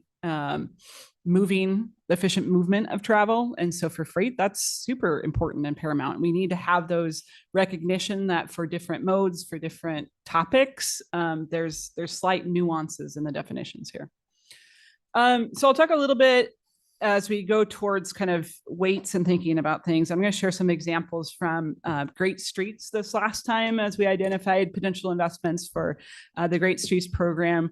We use what we called heat maps, and heat maps are taking multiple data layers and overlapping them. So to see where we have the fatalities and serious injuries, other crashes, we overlay that with where do we have pavement that's deteriorating the most? Where do we have rail crossing needs? Where do we have bicycle and pedestrian infrastructure that's missing, right? So we take multiple data layers, we overlay them, and we say, where do the highest needs intersect?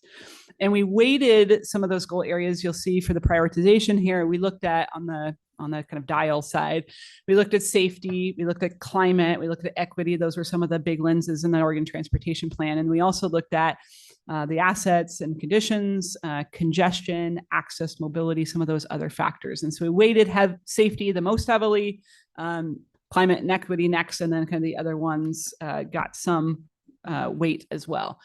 When you look at that, I think I'm sharing these as illustrative examples, not as like the way we're going to do the capital investment plan, but I think this is helpful to just show that even with a stable weighting, it's not going to only be specific types of projects that are rated highest or come out of the other end of that process. So for this example, I'm showing 2 areas in region 2 that are red, that highlight as kind of a critical need based on the weighting that we talked about. One on the upper side highlights because it's a critical kind of freight need in area. There's a need for seismic resilience. There's also some kind of safety issues there as well. The one lower down south on the Interstate 5 area or Salem area rates highly because it's a huge safety risk. And we're seeing big fatalities and serious injuries in that area now, and a number of other things. So you can see, as you look more at the details of things, you can have very different projects that still come out of this process that elevate both safety and mobility in some of those other goal areas. This one shows that if you took that dial and you changed the weighting and you put like everything towards safety or all goals being equal, or you had a mix and had state of good repair and safety and mobility, that in a particular area, those routes will change heat. So depending on, again, if you're putting everything towards, say, all goals being equal, you'll see just some of the routes will be gray, but you look at the next one on safety and you're weighting that most, you'll see some routes turn higher priority. So the weights matter as well. So that's kind of what I'm trying to illustrate there. And this is where I'll pause for a while and we'll do an exercise here in a minute, like literally getting up and moving around. So an exercise. So this is showing a number of just scenarios. So we took what we heard from the area commissions on transportation and modal advisory committees. You'll see in some of the letters that some of those represent the feedback of the whole committee, some a few. There was different perspectives there. So we tried to just pull out what we could and say, okay, here's a summary of where their kind of ranking of different priorities was. You can see the act and modal safety is very high as a priority ranking, followed by stewardship and state of good repair. And then kind of mobility and accessibility are fairly high, with sustainability and equity showing up there as well. Then took feedback from each of you commissioners just to, based on your preliminary feedback, of which you were weighting state of good repair and stewardship highest, followed by safety. They're pretty close there together, with kind of fairly equal between mobility, accessibility, as well as climate. And then the combined is if you took the OTC feedback plus the act and modal feedback, kind of what that distribution might look like. The bullets on the right are helpful just to see how we're defining some of those goal or outcome areas, and can be used as you look at things. So what we'll do here in a moment is take a break. Well, not break. We'll have you for about 10 minutes, move around the room. I'm going to give you some dots to vote on things and some pens to write some thoughts as you go around. There's posters around the room here. You're each going to get 10 dots, and you can distribute those as you see fit based on how you think these outcome areas should be weighted. So you can do 0 on some of the categories. You can put all 10 on some of the categories, or anything in between. So those would be the goal areas. There's a poster for each goal area. For Commissioner Chapman online, we're sending you a Minty survey that's you can fill in, and then we'll add your dots to the room here. And then we'll take a short break. We'll tally those up.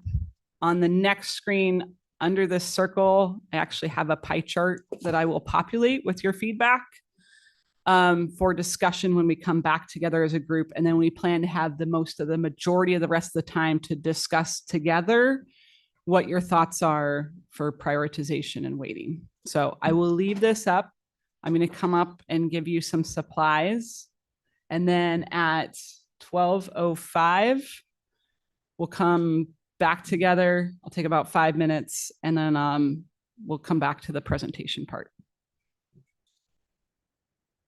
Does that work for y'all? I can see some faces of not wanting to do this. So apologies. No, it's just really interesting to see. None of us weighted equity in the OTC. Well, and I will say, Chair, because I just heard your comment of the commission feedback and equity. And I think that's really the comment that you were making earlier is a comment I heard from every single commissioner is if we're doing this right, we're achieving equity. If we're doing an accessible system, if we're making sure the system, people can move on it, then it is making an equitable system for all users. So I, for sure, in talking to each of the commissioners, heard that come up, but just weighted as a unique thing, it didn't show up the same way. Gotcha. Amanda, can I ask a question? You're in using the term mobility up there. Does that address freight movement issues? Yes, so Vice Chair, mobility is talking about the movement of people and goods. So it is freight mobility as well. So it's travel time improvements, improved reliability on all modes, whereas accessibility is more as you think about access to being able to have the sidewalks, the bike lanes, the kind of multimodal infrastructure. And many of the area commissions kind of put those things together as they talked about it. So if it makes more sense to talk about those combined, it's certainly an option too. So in that regard, if folks want to put notes on the, not just show their vote by dots, but also take the Sharpies and add comments, that's okay. Yep. So the Sharpies are to add comments that help explain why you voted the way you did, add comments that say, because the way that we define the goals matter, again, to that comment I made on fatalities and serious injuries for safety versus just all crashes, how we define that does matter to what we elevate as the right projects or the right investments for things. And I see Commissioner Chapman has her hand up.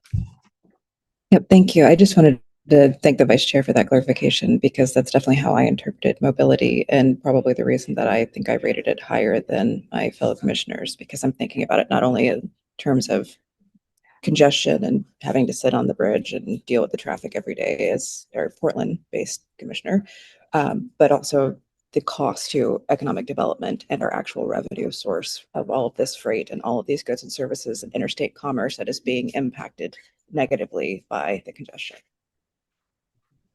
Great. Thank you, Commissioner. So for anyone kind of watching online, you'll see a pause here in the session because our commissioners are going to get up, move around the physical room here until about 12:05 or so. Then we'll get back together and have a discussion, taking some of that feedback together.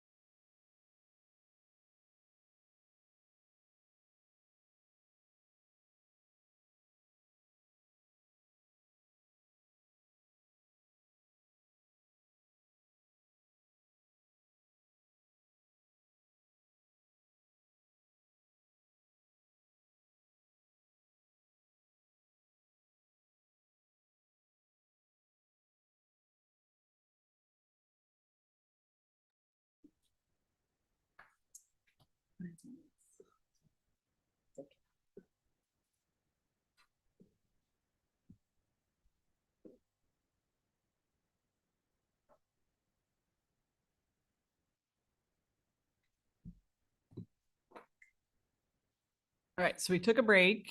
We came back, and this is the result of the DOT exercise or voting exercise of the commission in terms of taking in the feedback we heard from our area commissions on transportation, on road advisory committees, and the discussion thus far today. This is the general weighting, which puts the three kind of top priorities at equal weighting or the most weighting, around 23%-ish, to be safety, which is defined here as reducing fatalities and serious injuries, implementing crash reduction strategies. As one of those, state of good repair, which is really the maintenance kind of preservation side of things, resilience, kind of keeping roads open, and mobility. So safety, state of good repair, and mobility ranking kind of the highest weighting towards those types of investments. On those documents around the room that commissioners commented on, for safety in particular, there was notations around safety being really everyone's responsibility, a top responsibility of the organization in general. The kind of next level, slightly higher than the remaining, was sustainability and climate, around 12.5%. And then around 10% accessibility and equity, with notations in particular for equity, making sure there's an urban-rural balance. It's kind of the geographic balance piece, as well as equity really gets accomplished through a lot of the other things, should be a factor in the decision-making, maybe more than the screening criteria itself. So that was posted around the room, but love to hear other thoughts or comments from commissioners as you reflect on that distribution. Seeing the final result, does that seem right? What other thoughts do you have for how we can balance those things? Just a comment. Madam Chair. Yes, oh, I'm sorry. I was looking. Just a comment I will note, and for me, I was kind of mentally not confusing, but not being able to figure out exactly the accessibility and mobility. Right. I was thinking transit more in the mobility side. And I think the Yeah, I chair think it was a talking more little there, bit, so. yeah, it's maybe before tomorrow, think about how you approach this exactly, maybe give a few more bullets for them to look at, so that they can really get it in their head. Sure. So can I ask Vice Chair a clarifying question on this? When you in particular rated accessibility and mobility, were you thinking of that more multimodal piece when you were voting for mobility? So I was mentally including transit as part of mobility. Okay. And I was putting it in accessibility. Now we could create a combined category. We don't have to keep the distinction if you think that's more helpful. Well, if you look at the pie chart, I mean, if you included them, you almost have a four-legged stool there that is equal, with equity just being that kind of the outlier. Where the comment earlier was, if you achieve those other things, then equity falls into play. Just something to think about. I don't know.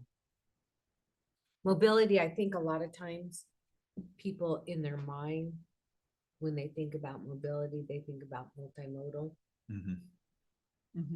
Yeah. I'm surprised sustainability came up where it did. Or how you get there.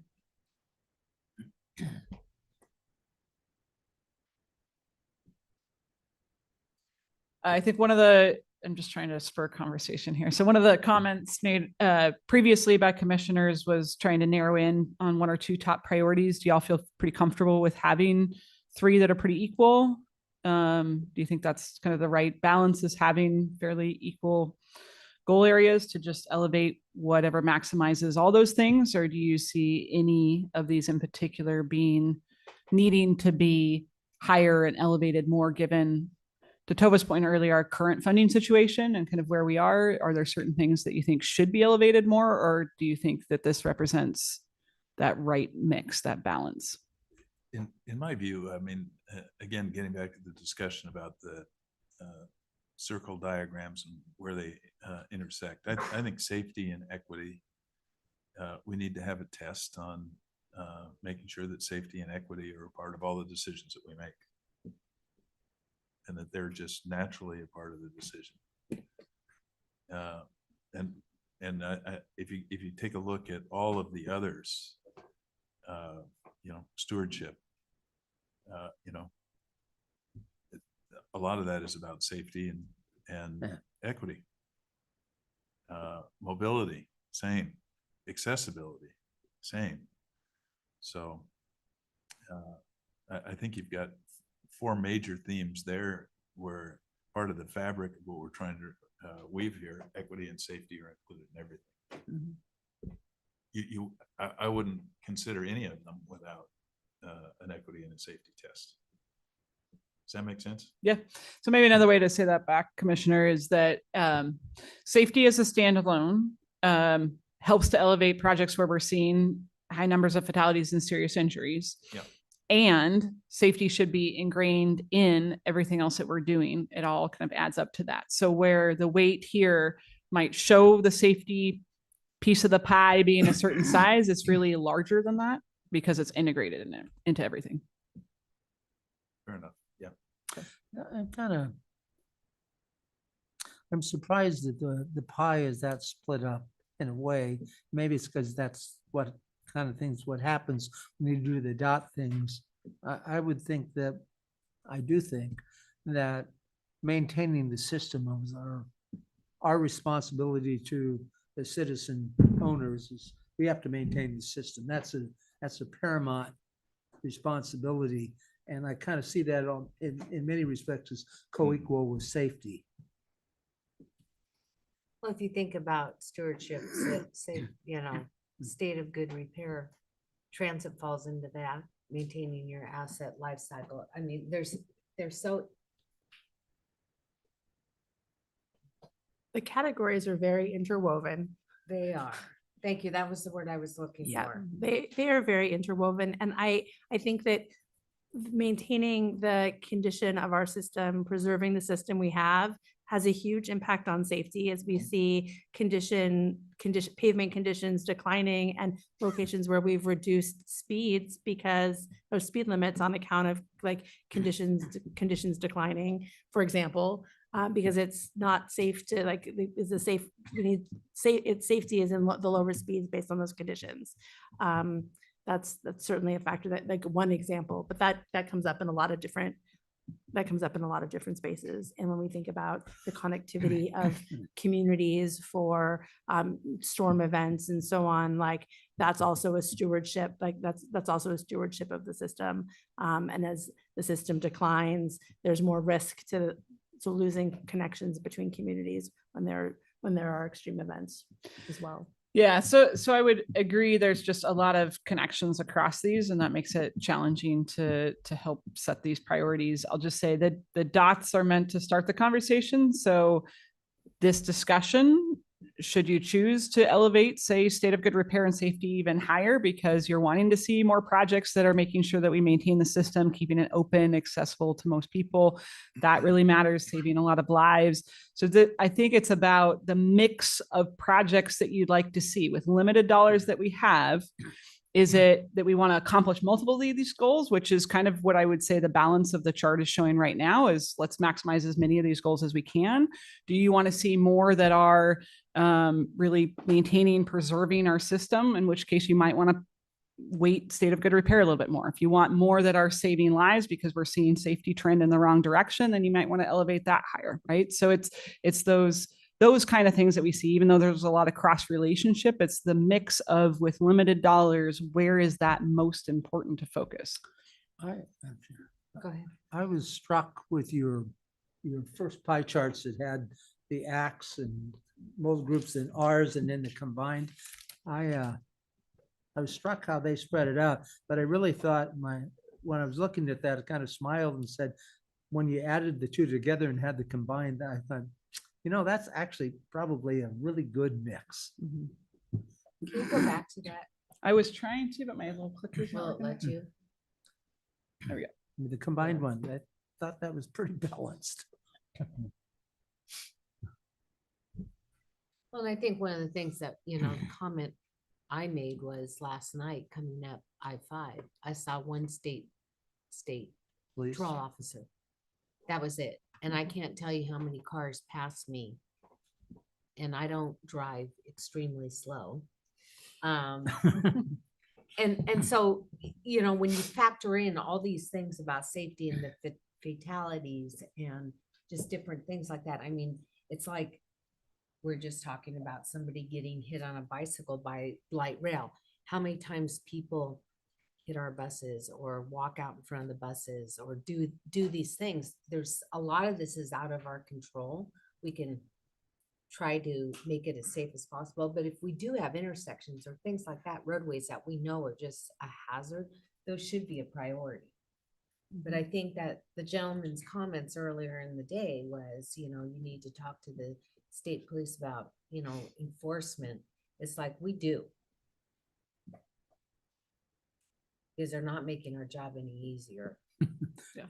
They would probably come back and say, you need to talk to the legislature so we can have some troopers on the street. Well, and maybe we do. I mean, maybe that's a common, that is maybe something I we mean, should be doing. safety is, having is a full solution where we're looking at all education, engineering, enforcement, all those pieces are necessary to get those outcomes. Some of the stuff that we have some control on are more the hard assets. I was struck the other night again when it was raining really hard Saturday night, and I was trying to find the edges of the road. Right. Other Well, the center fog lines, last yeah. night, the rain. Scared the heck out of me. So Vice Chair, were you suggesting that the combined scenario C seems to be a better balance than you're seeing in this one, or that you like how this one's coming I out? actually think it is, but Okay. that's my bias. It's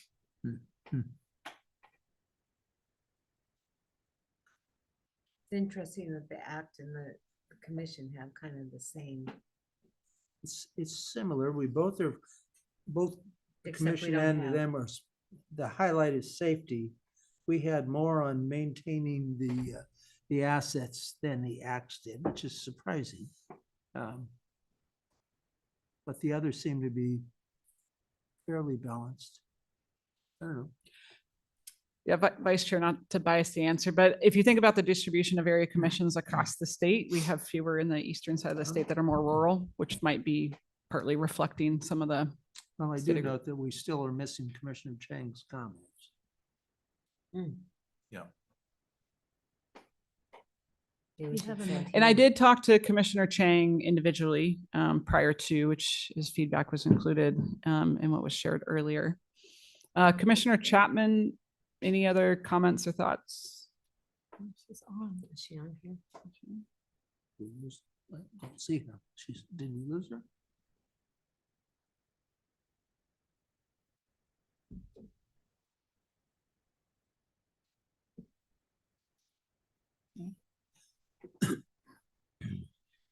Well, I hope we didn't disappoint you in our. Okay, so I think I'll come back to, there's kind of the ranking that we did today, which led to a pretty equal distribution of the different outcome areas that then we're trying to maximize kind of multiple things through those projects. Or as a vice chair posited, potentially a combined scenario that does give a little bit more weight to safety and state of good repair than some of the others. So Commissioner Baker, any thought between the combined or the voting today? I think we're always better when we get a broader array of opinions. So I think, we had a weight in it with our member feedback, but I think I agree with the vice chair. The combined is probably the best outcome. Okay. Chair, any additional thoughts? I don't think so. I think tomorrow, are you doing the same thing with tomorrow? So the intent today was to land on the weighting and to Okay. share that with the area commission and modal chairs tomorrow. So we had presented to them previously, got their feedback at the chairs meeting. Then we went and spoke individually to each group, and that's what's reflected in these scenarios that are shown here. So the combined probably actually reflects the most feedback, to your point, Commissioner Baker, because it includes all the area commissions, our modal advisory committees, and all of the commissioner initial feedback. You should show that chart tomorrow. Yeah, so my intent is to show this slide tomorrow, Yeah, and then show that at that's least the I don't decision. know what else you're gonna do, but I Sure. would show that slide. Yep, that's 'Cause our. it shows how close we are to them. Yep. And how you're taking into account their feedback and considerations, which I think will be impactful. Commissioner Chapman? No? Okay. So Chair, I defer to you if you're comfortable with a decision on scenario C combined. Yes. Everybody else comfortable? Okay. Okay. There you go. Thank you. Thank you. This is the end of our workshop. Well, that was easy. Yeah, now it's lunch. And you got us right back on time, I think. I already turned Tony around, so ADA is gonna be in November. Okay. Poor Tony.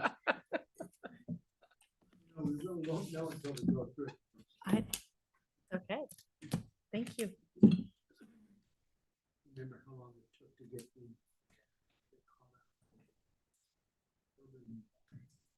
refund to be very.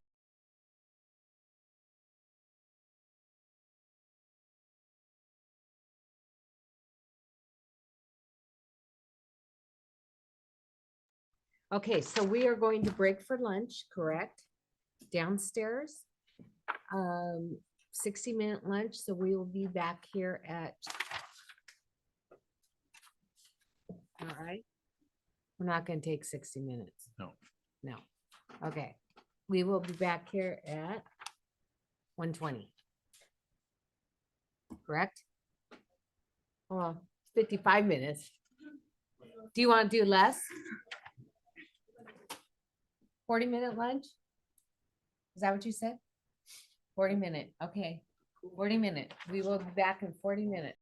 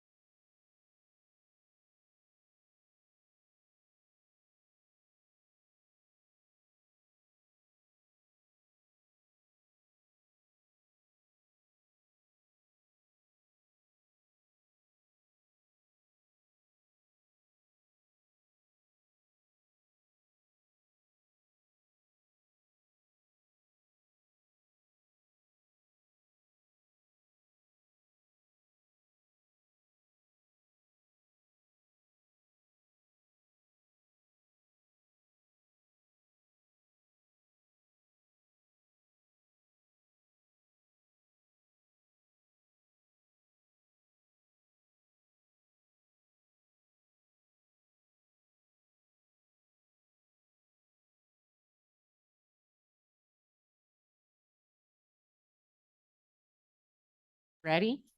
All right. So good afternoon. We are back from our lunch break.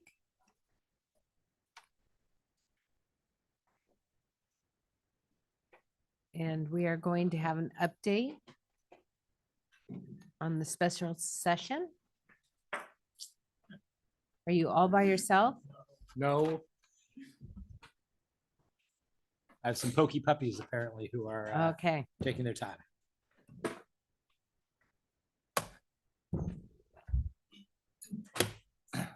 Daniel keeps looking at me like, is she going to yell at me? 4 minutes. All right. All right. Madam let's Chair, get- members of the commission, for the record, I'm Travis Brower, and I'm going to be emceeing a conversation today about the impacts and implementation of HB 3991, which was passed by the special session of the Oregon legislature almost exactly a month ago. Here, you want me to just take that? Hey. So as one of my staff who used to be in the military always says, I'm gonna give you the bluff, the bottom line up front. HB 3991 provides ODOT the resources to avoid layoffs and other deep reductions in the 25-27 biennium. It increases local government funding by about 30% through the 50-30-20 split of funding. It provides a temporary boost to public transportation funding that goes away in 2028. So we'll talk a little bit about that. And it makes some pretty major policy changes to how we fund transportation, particularly with the creation of the nation's second mandatory road usage charge program for efficient vehicles, and make some very major changes in how we tax trucks. These are going to be two of the major elements that are going to take a lot of time and effort by ODOT. That's why we have Mr. Porter here to talk about a bunch of stuff, including road usage charging. And Ms. Phelps will talk about all of the changes related to taxation of heavy trucks. And of course, one of the really important things about this legislation is that it has important accountability provisions that should improve outcomes through more oversight and audits. All right, so the impacts on ODOT. It was clear throughout the process that all of the state highway funds that are raised by this legislation will go to operations and maintenance. Heard concerns this morning that maybe some will go to debt service, but I can assure you all of this funding is specifically directed to operations and maintenance in our budget process. So that has allowed us to rescind the layoffs that we were going through and prevent other deep reductions in operations and maintenance spending. We have been in essentially an austerity budget over the last several months and have saved quite a bit as a result of that. The money is not in the bank though yet. It does not start arriving until the end of the year. And then really it's about another month before we really have it available to use. So you are seeing us still largely in austerity mode. One of the things I think it's important to note, though, that even though the legislature did provide this infusion of funding, our legislatively adopted budget does include budget and position reductions this biennium that build on past reductions. So our total O&M funding is about $150 million less this biennium than compared to past levels. So we have tightened our belt. We have found efficiencies. We are taking reductions. Overall, this is going to allow us to begin filling many vacancies. I'll talk about that in depth in a minute. Saves hundreds of jobs in maintenance, and that should allow us to really continue our 24-25 winter season level of service. Now, that's not necessarily where we were a couple biennia ago before we started taking some reductions, but it is going to be better than it otherwise would be by a lot. We'll be able to keep critical mountain passes open and clear the roads. We're going to be able to continue doing some work on litter and graffiti. We're going to be able to respond to incidents more effectively. And then outside of maintenance, in project delivery, there were hundreds of jobs that were going to be cut in project delivery that would have made it challenging for us to deliver projects on time and on budget. And this will allow us the resources to continue to do work in that area. At the DMV, we're going to be able to start filling vacant positions that are slowing service times right at the moment and keep offices open. We had about a 25% increase in those daily closures of offices when people had to call in sick or we just didn't have enough staff. So that is going to get reversed. And then on the administrative support, we had significant reductions in administration because of the importance of some of the other areas. Administration is also important. So we were very short of IT staff, very short of staff in many other areas. This is going to allow us to have the staff, make sure we can pay our bills and get contracts out on the street and maintain our computer systems, do all that other back office work that is really important. So in terms of hiring, Director Strickler mentioned this a little bit earlier today, that we are now in the process of recruiting. We had a hiring frost on for most of the 23-25 biennium in order to save money for the budget. And then we put in place a hard freeze on all recruitments in May, which has led us to accumulate a lot of vacancies. And during the time between when the legislature left town in June and when the special session happened, we saw our resignations and retirements increase dramatically, up by about 60% in the first couple months after that, to a pace where we would have been losing about a quarter of the employees of the department over the course of the year. So we had about 200 departures in that time period. About 1/3 of those departures were people on the layoff list who just took matters into their own hand and left. At this point, we have nearly 700 vacancies. That's about 1 in 7 across the agency. That's actually down a little bit. We were at 800 approximately, but then all the vacancies that were swept and eliminated from our budget were taken out. So we're now just a little bit lower than that. So that's a pretty deep hole that's going to take us a while to get out of. But to mix a metaphor, we're going to start eating that elephant one bite at a time. It's going to take months to staff up, both because the money isn't actually available yet. We actually have to have money to pay these folks starting in January. And it's also, there's some limitations to how many people we can crank through the recruitment process of posting positions and screening them all, going through the interview process. We have some managers who are going to be hiring multiple people, and it's hard to do that all at once.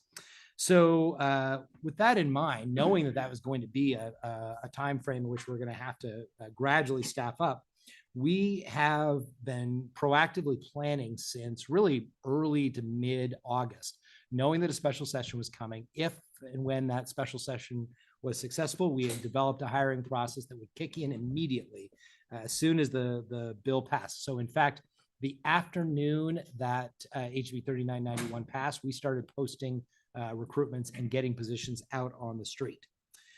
We went with 3 prioritized waves. The first wave was all maintenance frontline employees, because we know that winter is coming and that we need to get those positions filled as quickly as possible. So we were able to get some seasonals, people that we hire just for the winter who have other jobs in the summer. Some of those people are already trained up and they're able to respond now. But we are currently have a large number of positions that are moving rapidly toward a hiring decision, so we can get those folks on in the next couple of weeks and then get them trained. And if they don't have a commercial driver's license, get them a CDL so that they can be out on the road as quickly as possible. Our next wave was largely DMV frontline customer service staff and some other critical vacancies all across the agency. Those positions are in various stages. Many of them are have closed out. We're doing screening or interviews for those. And so you're going to start seeing us hire those in the near future. There still are some of those that are posted for jobs, and a lot of them are closing within the next few days. And then we're going to start getting the next tranche of recruitments out on the street. We have made a list of about 100 critical vacancies all across the agency, and those will start hitting the street in the near future. So those folks will be coming on board right around the beginning of the year, right as that funding kicked in. As Director Strickler noted, we're still getting a good crop of candidates. I think we're benefited by the fact that the job market overall is not super great, but we have seen a reduction in the number of people applying for our positions. And there's probably some concern about the stability of ODOT given the challenges we've been through over the last several months. But it's interesting to note that most of the drop-off in candidates we're seeing are actually from out-of-state candidates, which has dropped off markedly in this last group. So we'll continue to monitor that and go forward and see where we are. But we're making very good progress on bringing in the next wave of ODOT employees to help us better serve customers and have them on board for winter season. Not at the very beginning, but certainly by the time we get to the thick of things, we hope to have more people sitting in snowplows ready to go when that storm hits.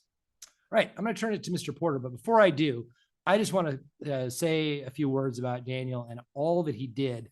If there was one person who contributed immensely to this bill, it was Daniel. He is, and his team We're responsible for a huge amount of work that went into this, working with our friends in the Legislative Revenue Office, working with the team, the Legislative Revenue Office, or sorry, Legislative Fiscal Office, as well as the Chief Financial Officer's Office.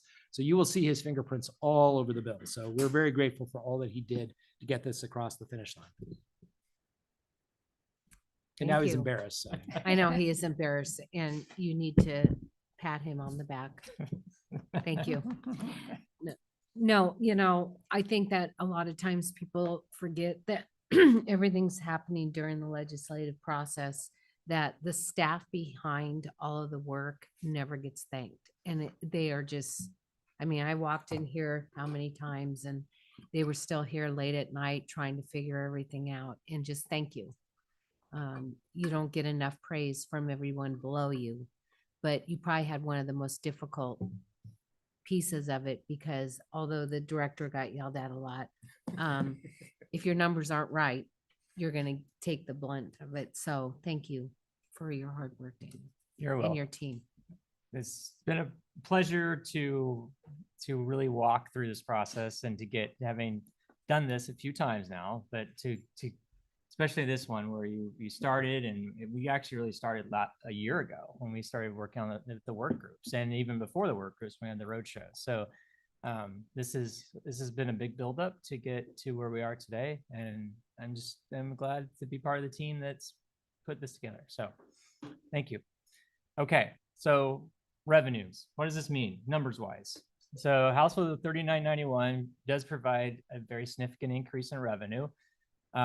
This chart's basically like millions and a biennial numbers. So you can see in 25-27, you know, they're a little under 600 million. And that's because it's only a partial biennium of revenue. The increases will take effect December 31st of this year. So it's really effectively January, but there's technically 1 day of revenue coming in December. So then next biennium, we get a pretty big increase because you get a first full biennium of the increases. And this is really talking about the fuels tax, the DMV registration, and title fees. And then growth kind of slows beyond that. And the growth is really tied to like the road usage charge program, right? For example, where we've got like actual people kind of continuing to be put into that program going forward, which isn't, or now we're not losing to fuel efficiency in that case, right? So that's providing a sustainable source going forward that we didn't have in the past. So that part's good news. And then as how it's divided up, it's essentially 50-30-20 between ODOT and cities and counties of the new revenue. It kind of preserves that traditional funding share allocation. And then out of the ODOT share, an extra $3 million a year goes to the Travel Information Council to do the rest area improvements. So, so that's a change that goes into effect with the July. We do this once a year in July, so they'll get an extra $3 million in July of this coming year. Local governments, continuing on with them. They, their 50% is a big, boost for revenue for them. The counties get a total of 30%. It's actually 28.63% to all counties by registrations, and then 1.37% to these very small counties as an extra help to these counties that otherwise probably couldn't do like very much in terms of projects because they just don't get much state highway fund apportionment. In addition, the small cities program on the city side is going to get an extra $1 million, half of it coming from ODOT share, half of it coming from the city share. And same kind of thing where you have a lot of really small cities that their apportionments are hundreds to just thousands of dollars a year. So it's not enough to really do, like, you can't do a paving project with that, right? For example. So this provides them the ability to apply for these grants that then they can get and do a project that's actually like beneficial to them as a city. So big increase in local government funding. What does this mean in terms of like how Oregon sort of stacks up now across the other Western states?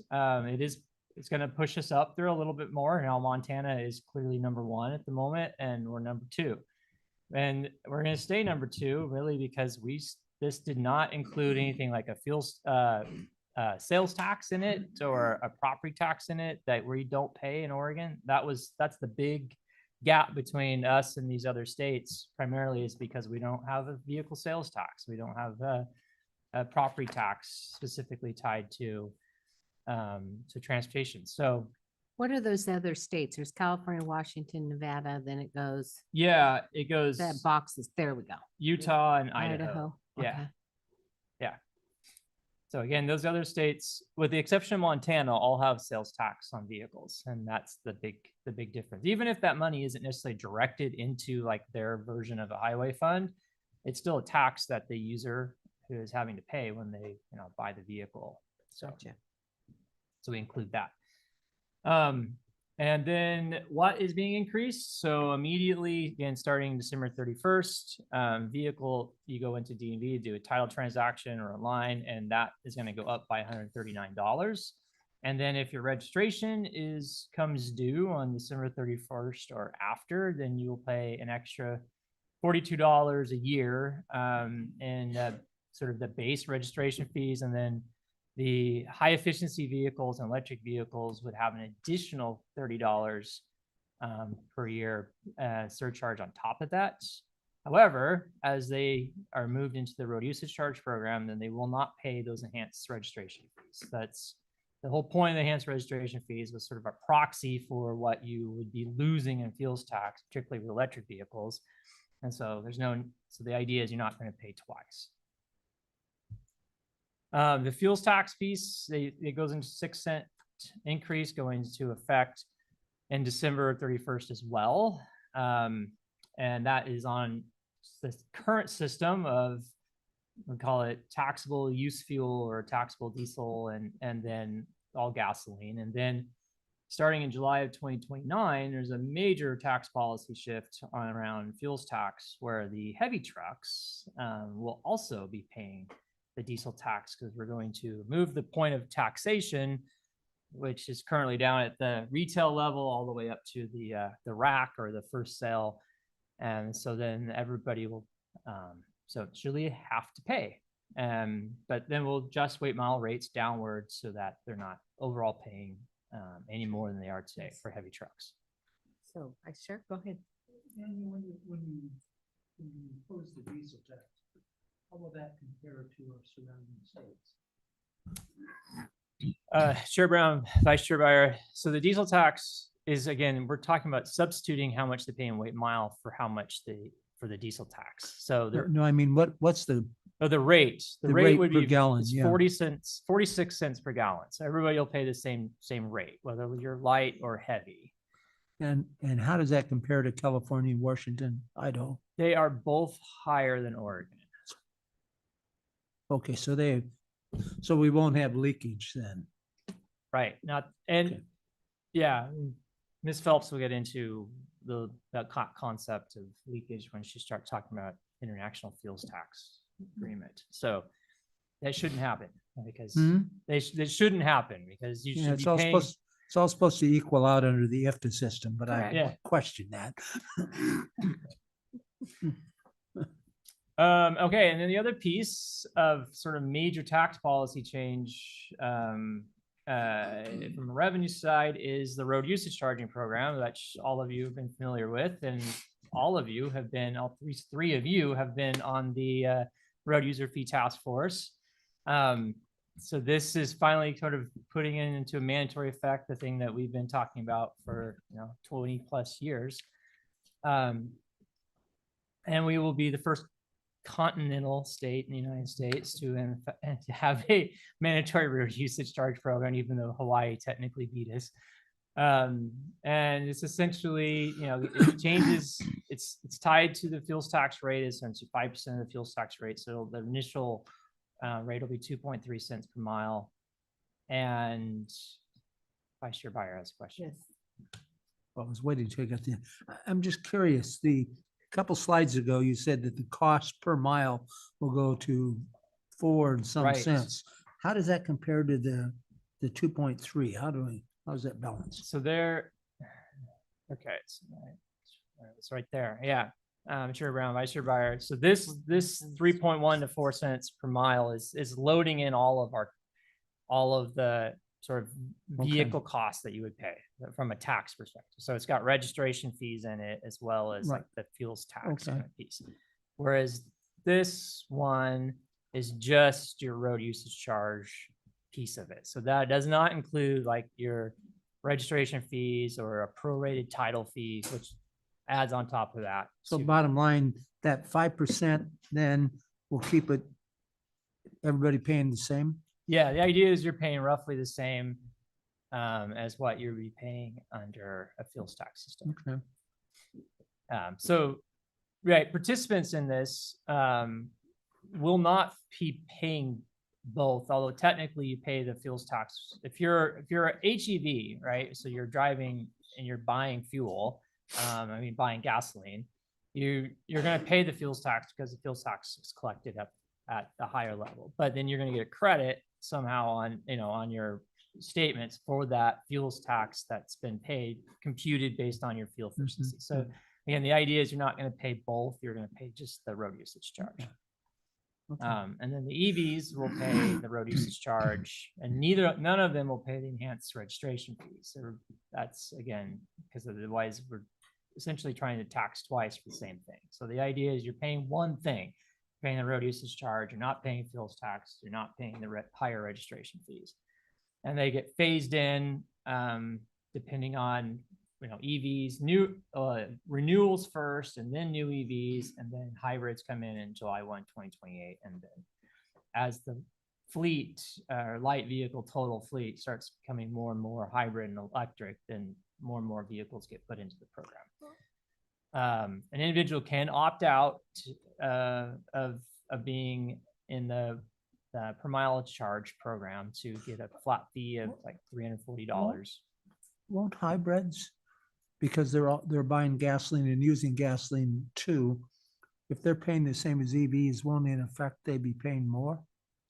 Right, Chair Brown, Vice Chair Byer, that's what I was saying. If you are a hybrid, so you're paying the fuels tax, you'll get a credit for that amount of fuels tax that you paid, so that it'll be deducted from your RUC bill.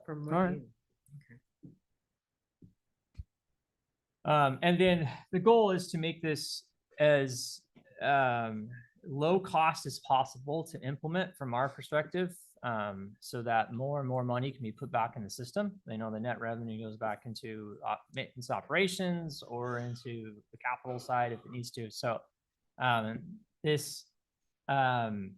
so we're looking at from that lens as we work with account managers and trying to minimize costs and how we can do that as we stand up this program. Another big change within the bill is the highway cost allocation study changes. This is that fund study we do every 2 years that most recently was showing that that the heavy vehicles were substantially overpaying compared to light vehicles. The House Bill 3991 tax and fee increases are only on light vehicles, and that's an attempt to like bring them back into equity.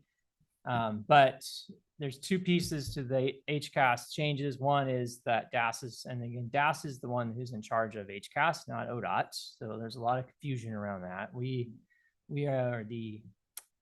get the privilege of paying for the study, but we do not have any control over the study. The study is a DAS study, right? So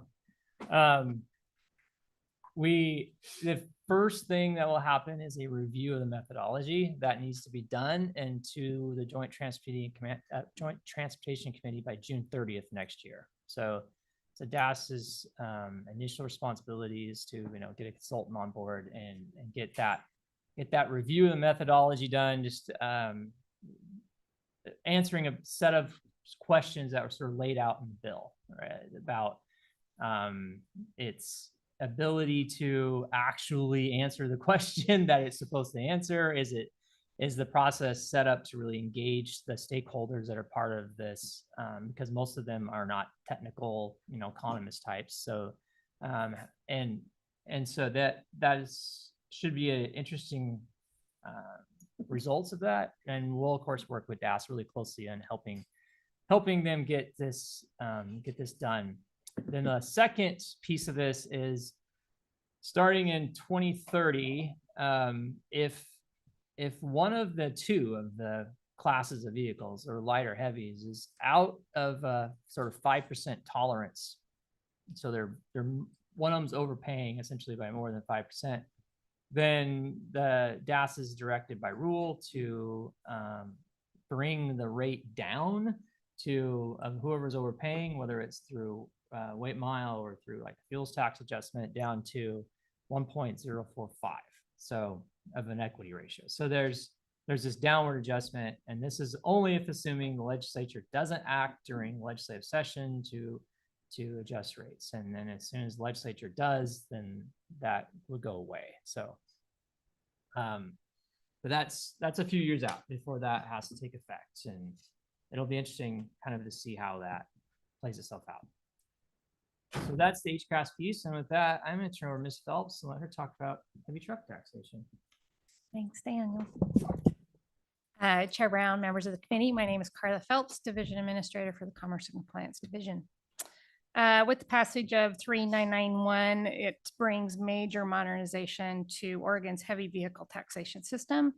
Then first up is weight mile tax simplification. So we currently have 85 tax rates in 2,000-pound increments with separate rate tables for vehicles over 80,000 pounds. Can you pull the mic a little closer? Nope. Maybe not. Nope. I'll speak louder though. So carriers often report the same truck at multiple weights depending on configuration, which creates complex and burdensome system for both carriers and for ODOT. This bill streamlines this by reducing that rate structure down to 10 rates and changes the definition of combined weight. So vehicles will pay at just one weight, which will be the registered weight rate. Sorry, there's a lot of weight and rate in the same sentences there. So this means simplified record keeping and reporting for carriers who will no longer need to declare, track, and report miles at multiple different configurations. This change becomes effective July 1st, 2027. It will reduce administrative overhead, simplify audits, and improve compliance.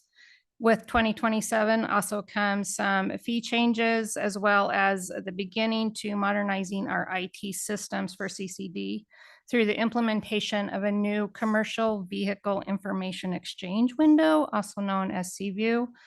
This system is important to us as it really controls the data and sets standards for the data that pushes and pulls from the federal systems. Looking ahead to July 1st, 2029, House Bill 3991 transitions Oregon to a hybrid tax model where heavy trucks will begin paying a diesel tax in addition to a reduced weight mile tax. So as Daniel said, the diesel tax is only paid by light and medium duty currently. This bill, diesel becomes a motor vehicle fuel tax at the rack, bringing it in line with gasoline. This shift ensures that heavy trucks contribute to fuels tax revenue while maintaining the cost responsibility through a lower weight mile tax rate. Electric trucks will pay a full weight mile tax rate that we'll have to develop and implement as well. And Oregon-based interstate carriers will pay the diesel tax at the pump and the reduced weight mile tax with no added compliance burden. Another key change is Oregon's full participation in the International Fuels Tax Agreement, or IFTA.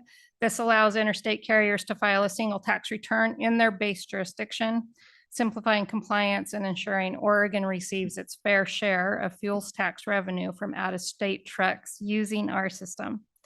To support this, CCD has to replace its very outdated registration IFTA system and credentialing platform. So we will be replacing our registration system. Enforcement of IFTA violations will also begin, which includes citations for missing or fraudulent decals, as well as enforcement to ensure that carriers are participating in the IFTA system. Fuel trip permits will be introduced for out-of-state carriers without an IFTA license, ensuring Oregon does not lose revenue from fuel purchased elsewhere, but are using our roads. House Bill 3991 also strengthens diesel tax administration and enforcement by taxing diesel at the rack. The number of licensee drops from about 2,000 to 300, reducing opportunities for evasion and simplifying oversight. The legislation also adds provisions for dyed fuel, which is tax exempt and typically used in off-road equipment. Enforcement will focus on preventing misuse of dyed fuel on public roads with roadside checks and diesel dips and terminal inspections. Together, these changes position Oregon for a more efficient, equitable, and sustainable approach to taxing heavy vehicle road use while reducing administrative complexity and improving revenue integrity. This bill requires a significant amount of work for CCD and our IT partners over the next 4 years.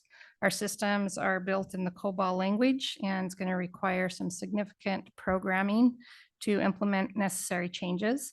The systems, as you can imagine, are complex and will need to be handled with care to ensure continuity, functionality of legacy platforms as we begin to separate these systems into new modern systems, while also trying to maintain system integrity until we've modernized everything. Go ahead, Vice Chair. This is a piece that I hadn't followed as closely. Trucking companies will still have to report weight mile. Correct. That's revised to fewer categories. So they'll still do that. Will this reduce your auditing staff from having to go out of state? Will they just do in-state audits or? Yeah, actually, we already conduct in-state audits. We no longer travel to out of state. Everything can be done virtually. So that's already been a simplified process. We could if the need was there, but at this time How we does that don't. address the complaint I've heard from Oregon truckers that there's a large group of independent operators in the Sacramento area that are evading paying weight mile? I'm not quite sure I'm how not to. sure it's accurate, but that's their belief. Right. I'm not quite sure how to answer that. I can tell you as we bring on full implementation of IFTA and we're still conducting weight mile tax, right? We should see that those miles reported align for miles traveled, right? And we will still conduct weight mile tax audits to the extent we do now, which is every 3 years we touch every carrier. At the same time, we conduct IFTA and IRP audits alongside those as well. So are you dependent on IFTA audits by, say, California to make sure that people are complying? we are dependent on other states to collect the IFTA reporting in each of their base jurisdiction states, and then the reciprocal agreement brings those funds. So is it your sense that this change, when it's fully implemented, will address the allegations of a lot of evasion? That is the hope and understanding. Yes. You have confidence in that? There's a couple ways that'll help combat evasion, and one of them is on the heavy truck side. So right now you have, a carrier should be filling out a weight mile tax report. They should, if they're an interstate carrier based out of Oregon, right, we should see their IRP. And to Ms. Fell's point, but not really IFTA yet. But once we become a full IFTA participant, we'll be able to see all three of those, and they should be pretty much the same sets of information, which is a great clue for auditors to be able to use to say, if their weight mile tax miles is a lot less than their IFTA miles, then that's a clue that something's not right, right? So there's a piece of information that's really helpful there. And then on the fuel side, just by raising the point of taxation, right now you can have clear diesel that's delivered to your bulk tank, and you don't have to pay a tax on it because it's not being immediately used on the road. And you should then pay the tax when you turn around and put it in a vehicle that's used on the road. But there doesn't have to be. And so now there's that clear diesel will be taxed, and you would have to get maybe a refund on a use potentially. But that's just an extra layer of by putting that taxation point up higher, you're just eliminating the opportunity for a lot of evasion. And that's where then dyed fuel becomes like a key player in this going forward. I guess the other questions I'd have is, the complaint about the white mile system has always been that there's too much paperwork for the truckers. Does this really reduce that? It seems like they're paying in two different ways under the proposed system, both the diesel tax, which I guess they don't have to report on that, they just pay the tax, but they still have to pay the weight mile, although much more simplified system. Correct. And what does it do to your, when fully implemented, what does it do to your staffing needs? Yes, I appreciate the question. Yes, so the simplification process is expected to reduce administrative burden for both industry and for our auditors, right? The hardest thing to track right now is those multiple configurations and the declaration at different weights. That causes quite a bit of reporting for both sides. And so we do expect to see efficiencies gained in the audit staff now. The audit staff numbers are expected to be reduced. Now, with that comes the implementation of dyed diesel enforcement, which we're going to need additional FTE to do that system roll out across the state. So, because we will be doing fuel dips. Sounds like you're saying that maybe different staffing needs, but about the same level. Or maybe Different staffing needs, we should see some reduction. Some reduction, Yep. okay. Well, I want to thank Carla too for her hard work on this. She came in as a rookie interim division administrator and really showed she could step up to the plate and hit a home run. This is a major change to how we tax trucks in Oregon, and it is not going to be a light lift. Just getting across the finish line with this in the legislative session was just the first step. And then the implementation work over the next 4 years is going to be immense. But I will say we worked very closely with the trucking industry over the course of the last 3 to 4 years to understand what they were trying to achieve, how we could work together on that, and really came up with, I think, a pretty elegant, even if it is still fairly complex solution, because nothing is simple in the world of interstate truck taxation. But we were able to get this across the finish line. I think it was my congratulations. The last time we tried it, it went to the voters and we lost it by 87%. Yes, Vice Chair, that was one of the things we had to be careful of, is the last effort at that repealed the weight mile tax completely. That was a non-starter for us because of the fact that trucks would then no longer be paying their fair share for the use of the roads under HCAS. But we were able to find a solution that we believe, and the trucking industry believe, will save everybody time and money and is equitable within the framework mandated by the Oregon Constitution. Super. All right, so on the revenue side, last piece I will cover is just public transportation. The payroll tax that funds the statewide transportation improvement fund increases from 0.1% to 0.2% on January 1, one day after the gas tax increases. That was a fluke, but it is a reality. And then reverts to 0.1% on January 1, 2028. As you can see from this chart, that really sets up a bit of a fiscal cliff for our transit providers, who are going to see a infusion of a significant amount of additional resources and then a massive drop off back to current levels. So that is obviously going to be something that the legislature and stakeholders are going to be discussing, I think, for the next couple of years. Moving along more to the policy side and talking about some of the key provisions around accountability and oversight. Now, this is an area where the OTC is going to be very, very engaged. So just as at a high level, there's a biennial audit by the Secretary of State and a review by the Legislative Policy and Research Office. As you know, the hiring and retention of the ODOT director shifts to the governor. And then the last two areas are really where I'm going to focus today. Is there is significantly greater oversight of major projects by a revised Continuous Improvement Advisory Committee and the Joint Committee on Transportation.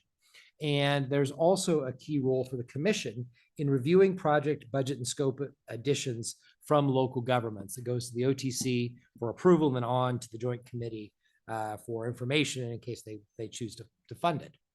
So focus on improving project oversight and delivery. The work of the Continuous Improvement Advisory Committee is going to change significantly.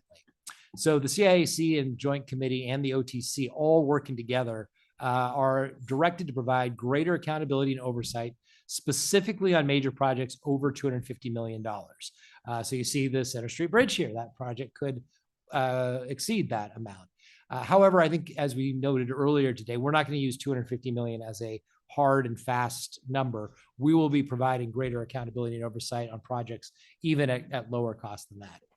The new Continuous Improvement Advisory Committee is really going to be focused on project delivery, and it is directed in statute that include commissioners, the ODOT director, the chief engineer, and experts in NEPA and delivering major projects. So pretty prescriptive direction on who will be part of that.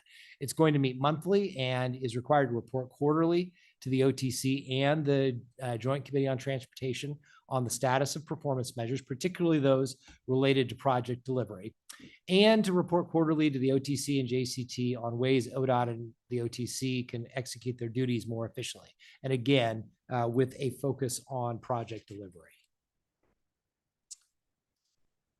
There is another element here that relates to project delivery, which is the role of the commission on reviewing the local government request for scope and budget increases. There is a threshold set in the bill.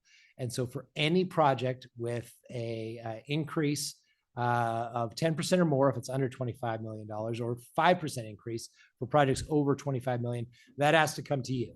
Now, we do not anticipate a huge number of projects that will be coming to you for this. I think the case that the legislature had in mind was the Rose Quarter, where obviously there was a pretty significant change in the scope and budget of that project as a result of the ongoing conversations. But we still want to be able to work with local governments to make sure that the projects we are building are meeting local community needs as well. Yes, go ahead, Vice Chair. Based on what? What baseline? At what point will the trigger be assigned? That is an excellent commission, Vice Chair Byer, or question. That is not something that is specified in the legislation. And obviously, we're going to have to create a baseline starting point for when that takes effect. And it likely won't be, when some engineer puts their finger to the wind and says, I don't know, what do you think, 1.7? It will likely be a little bit further along in the process so that we have time to work with local communities. And it's only really targeted, I think, at those cases where we have a developed, defined, scoped, estimated project. And then somebody comes in and says, well, not so fast. We want something different. We're trying to avoid those situations while still allowing for the early back and forth between ODOT and local governments about what is needed on a project. Is that likely to be tied at the STIP? I guess that would make sense under the way we're doing this, because we assume that when something goes into the STIP under the new system, it'll have firmer numbers. Madam Chair, if I may, honestly, it will depend because some projects will go into the STIP with very little definition still. And I don't mean little that, we're changing the CIP process, but they'll still go in because of the size of the project. And then others will have much more design. And so honestly, we need to come back to the commission with a little more definition. So at some point we'll have to put this into an administrative rule. Well, I don't know about administrative rule. That might be a possibility. We hadn't contemplated that yet, but it certainly is something that we have to come back and set some criteria so that our team knows how to work with this, because we oftentimes have off system. And when I say off system, it's complementary system improvements because of the type of work that we do. And we wouldn't normally anticipate that as a local jurisdiction ask because it's just something that's high into the system. And so we've got to provide definition of that. Yeah. Interesting. So all that is to be defined, and this is where you're going to be deeply engaged in some of these conversations as we go forward about the composition of the Continuous Improvement Advisory Committee, how to effectuate and operationalize this local government scope increase provision. And then there's going to be a big role for the Joint Committee on Transportation as well. It is specifically required under statute now to review the scope, schedule, and budget of major projects on a quarterly basis and review, but not approve, the local request for project scope of expansion if they are approved by the OTC. So what we anticipate going forward is some sort of dashboard reporting structure that is available and used internally to the agency, as well as at the Continuous Improvement Advisory Committee with the OTC, all the way through the Joint Committee on Transportation, so that everyone has full insight into transparency, into those major projects and where they're at in the process, and we can be fully accountable for delivering those projects. That's going to get interesting because both chambers are creating independent transportation committees. Yes. And I'm curious to see how that evolves, or whether they will maintain a joint committee. Yes. Vice Chair Byer, there is now a joint committee on transportation oversight, or a similar name, that has been impaneled by the two committees that has members from both the House and the Senate transportation committees. We don't know the relative roles and responsibilities of those various committees and whether that new joint committee will take on this role as specified by statute, but that appears to be the likelihood. I think that's breaking news as of like last week. So, great. All right, last but not least, I just wanted to talk a little bit about implementation. You saw in your packet that we have identified the work streams in the legislation and assigned them out to people who are all developing implementation plans for how to go about doing these things. We've assigned them on timeframes. Some of these are immediate, need to get done in the next few months. Some are medium term, and then some of them are much longer term. We've also looked at, what is the level of effort associated with all of these.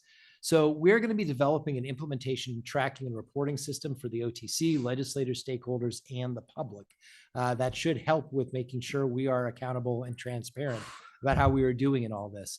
Vice Chair Byer, you may recall we would share a similar thing that we did for HB 2017 with legislators back in the day. We brought that to the commission on a regular basis. So you will be seeing that as a regular part of your commission packet, with likely key milestones coming before you for discussion and decision, as well as regular reports on the agenda and also just in your packet going forward, so that you have full ability to see inside how we are doing as an agency in delivering all these elements. With that, I am happy to answer any questions for you. Questions? You did all yours? Okay. Just have a comment. I believe that you're now permanently in your position. That's So correct. Ms. Phelps, thank you Thank for you. stepping up. I know that it's been a rocky road since you stepped up. And it's my turn to embarrass you because Daniel took his hit. So now, thank you again for sticking with us and through a really difficult period during the legislative session. So welcome. We will try not to beat up on you too much. So Thank you. Travis will just continue beating up on you. I fully expect that, Madam Chair. Okay. All right. We are right. You are 4 minutes early, so he gets a golden star. And now we're going to do our audit reporting.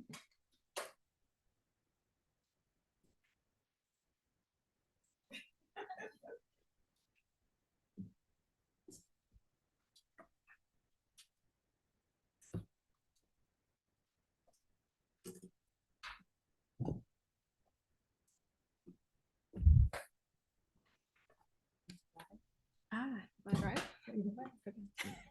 Okay. So go ahead and get started. Chair Brown, Vice Chair Byer, members of the commission, for the record, my name is Marlene Hartinger, Chief Auditor for the department, and my mic is on. Sorry. Is it on now? Is that better? We just get as close as you can. Is that better? Oh, That's yes, great. it is. Perfect. Okay, Thank start you, over. Marlene. Chair Brown, Vice Chair Byer, members of the commission, for the record, my name is Marlene Hartinger, Chief Auditor for the department. I'm pleased to be here today to share our audits with you. We have three to share with you today.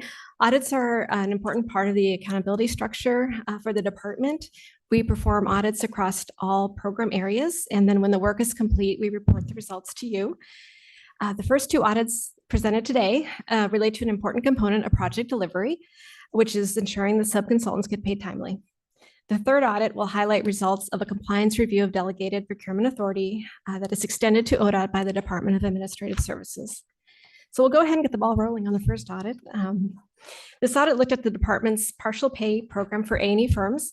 It was a new program that the department put into place in response to concerns that subconsultants may be waiting several months to get paid for their work. Delayed payments create a challenging situation, especially for small firms, as cash flow is vital to sustaining operations. I will provide a brief overview of our audit and our findings, and then Tova Peltz is with me to share about the management response and steps being taken on the recommendations. Okay, and we're already on slide 2. Great, thank you, Tova. So a brief overview of the audit.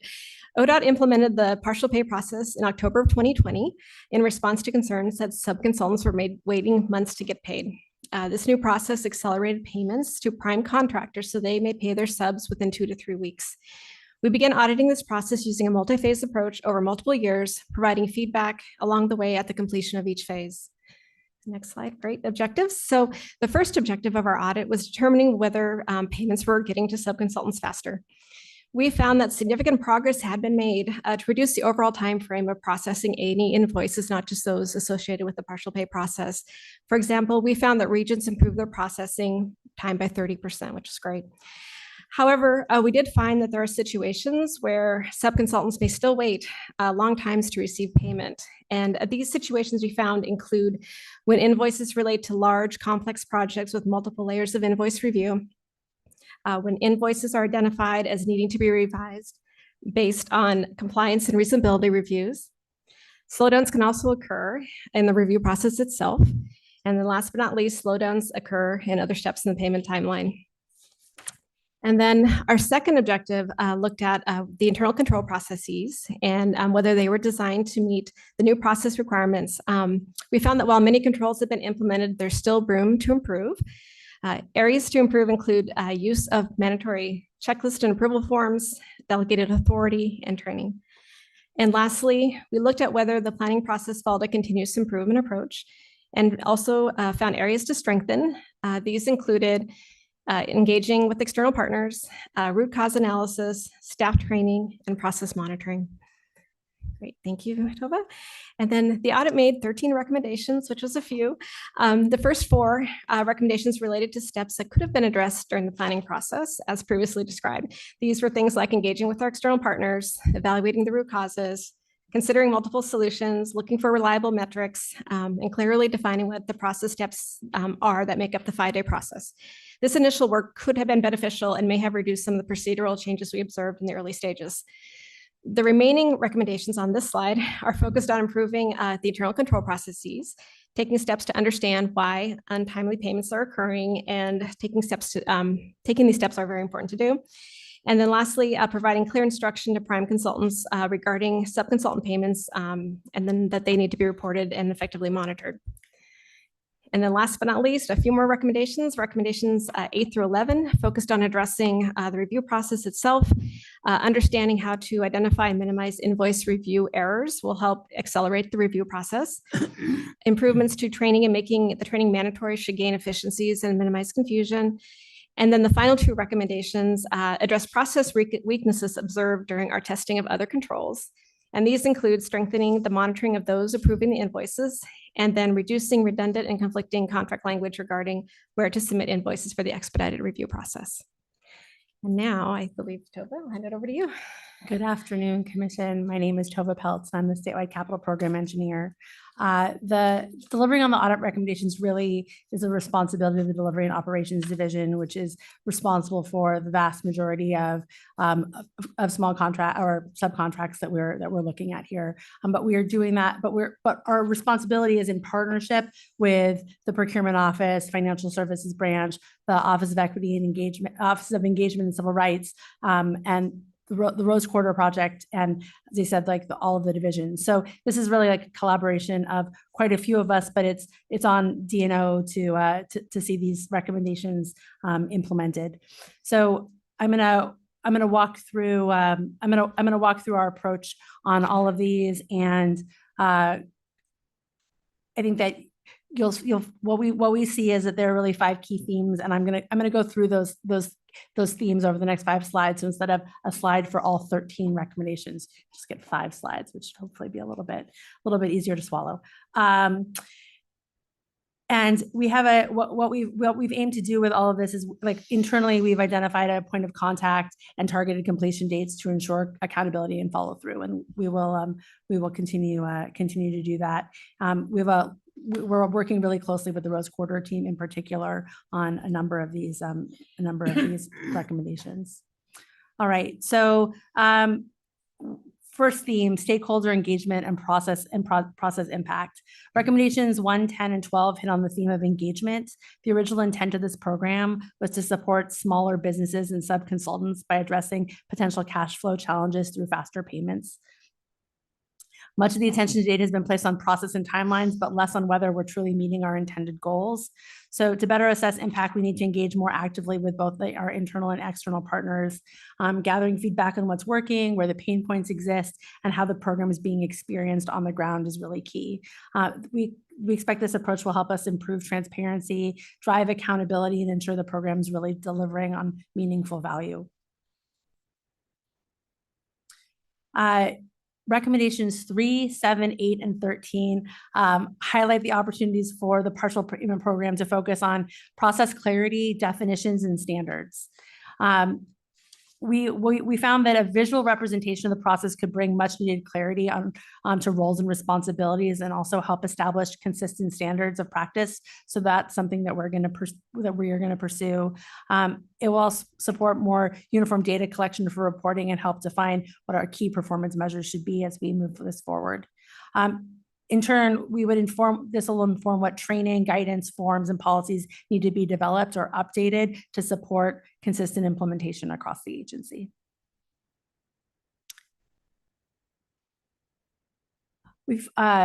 Third theme, workload reduction and efficiency improvements. We found these were themes in recommendations 2, 4, 5, and 6. And I should note that recommendations 4 and 6, we've already delivered improvements on. As we engage stakeholders for feedback and explore process or efficiency improvements, our goal is to identify opportunities to improve the timeliness of payments. This includes defining what a reasonable payment processing timeline looks like, and whether we are resourced appropriately and setting clear performance targets for the business to meet. We'll also evaluate parts of the process that are experiencing challenges and compare best practices across the agencies, such as between the regions and the Rose Quarter project, for example, to learn where there are areas that are performing more effectively and see where we can make those process improvements consistently. Recommendations 9, 10, and 11 focus on training, enforcement, and compliance. We partner with the Office of Procurement and utilize Workday to identify the individuals required to complete mandatory training, particularly those involved in invoice review and approval, such as contract administrators. The goal is to ensure that these individuals are equipped with up-to-date knowledge of current forms, checklists, processes, policies, and statutory requirements, as well as the overarching goals of the improvement of the process. Strengthening contract administration will also involve greater accountability, ensuring that staff are not only trained, but consistently applying that training in their day-to-day work. In addition to internal training, we recognize the value of providing targeted training for our consultants as well. We'll gather feedback on what's working and what isn't working from both the internal and external teams to refine our training efforts, such as proactively identifying and addressing common invoicing errors. By formally tracking the most frequent reasons invoices are returned for correction, we can design focused training to reduce rework and improve invoice quality from the outset, saving time and increasing efficiency on both sides. And finally, the fifth theme is performance measurement and success definition. Recommendation 5 gets to the heart of how we're performing. As we implement the recommendations, we'll begin to define what success looks like. The director has set clear performance expectation, full compliance with partial pay requirements at 100% with a target performance measure of 90% or better. This target will be used to track agency-wide performance in meeting the 5-day partial pay processing timeline, and performance data will be monitored and shared with all business partners to promote transparency, accountability, and continuous improvements. All right, final remarks. So I think this audit provided some valuable insight into the program and what we need to do to continue to be a small business friendly agency, or to be more of a small business friendly agency. We expect that when fully implemented, we can ensure that cash flow is no longer a barrier for small businesses and sub-consultants trying to do business with ODOT, which I think is a meaningful step towards building trust and equity in contracting and strengthening our partnerships across the consulting industry. Right. Thank you. And then I will just also add, as part of our audit process, we do follow-up audits as well. We track the implementation of the recommendations, and then we will come back and do some audit work to verify that and report that back out to you all. That concludes our presentation on this audit. So Vice Chair. Thank you. Tova, it seems like it's a really good strategy for reaching improvements. How will we know as a commission whether your steps have worked? Well, I think we have a responsibility to report back to y'all on how we're doing. And I know with the follow-up audit, like the follow-up from audits, I think we can report back. And I think, is that another version of this type of presentation? Vice Chair Byer, members of the commission said that is correct. We will come back and verify that implementation steps were taken and how well they're working. What kind of timeline? It'll depend upon the timeline of completion for the recommendation. So I will turn to Tova a little bit. Yeah, on that. I'll take a closer look at what our timelines are for each of the recommendations, and we can work on. It would be nice to have an update saying 6 months. Vice Chair, we can accommodate that. Thank you. I'm just curious. I mean, we know we have the vendors, but how many ODOT employees touch this or are involved in this process? Does anybody have an idea? I mean, we talk about training and making sure we're doing this, but if, we're talking about 10 people or we're talking about 100 people, it's a lot of training. It's a lot of people that are touching it and mistakes can happen. So. And there are many contract administrators across the agency. Chair Brown, I think that there are many contractor administrators. I think not 100, but probably. So in a region, so let's say we have a project, you have a contract administrator there, then it goes from there, it goes to where? After they take a look at any invoice. There's usually someone that there's a financial invoice reviewer who's working in partnership with the contract administrator. But let me do a little bit of background work on to put together that graphic that I mentioned. We're gonna create a graphic that sort of shows the process that an invoice travels through and to identify how we can streamline the process and also roles and responsibilities. I feel like bringing that graphic to you would also be valuable. Well, it just seemed like when you were talking about how many people were involved in it, there's a lot. And there's a lot to it. And so it can slow a process down. And that's why I was just curious as to, is there a way for us to streamline it so it's not as cumbersome? And I think one of your biggest challenge, of course, is always going to be just coming from a project management on a transit system. When we have contractors working on something, just the training that has to go with the contract manager from that vendor is sometimes difficult, just trying to get the right person to get the information on, let's say it's wages, on a wage scale or something like that. So I just see some of this as, it's not just our employees that make the errors, it's also the vendors and the contractors that are making errors that slow the process down. And sometimes they can't even get out of their own way. So, but it reflects in our ability to make payment. Chair, I understood. I think that there are a handful of contract management and invoice experts in every region, and they are running multiple contracts. And I think that if we can improve the quality of the process internally, we're also, I think, better equipped to support where there may be gaps externally, and with our partners, and folks will be better prepared to help coach folks through that. So as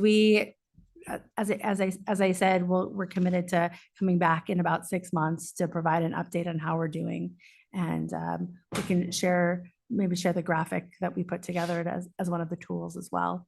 Make the next presentation a little bit more visual. Thank you. Want to jump in here? And you need to introduce yourself so we know who you are.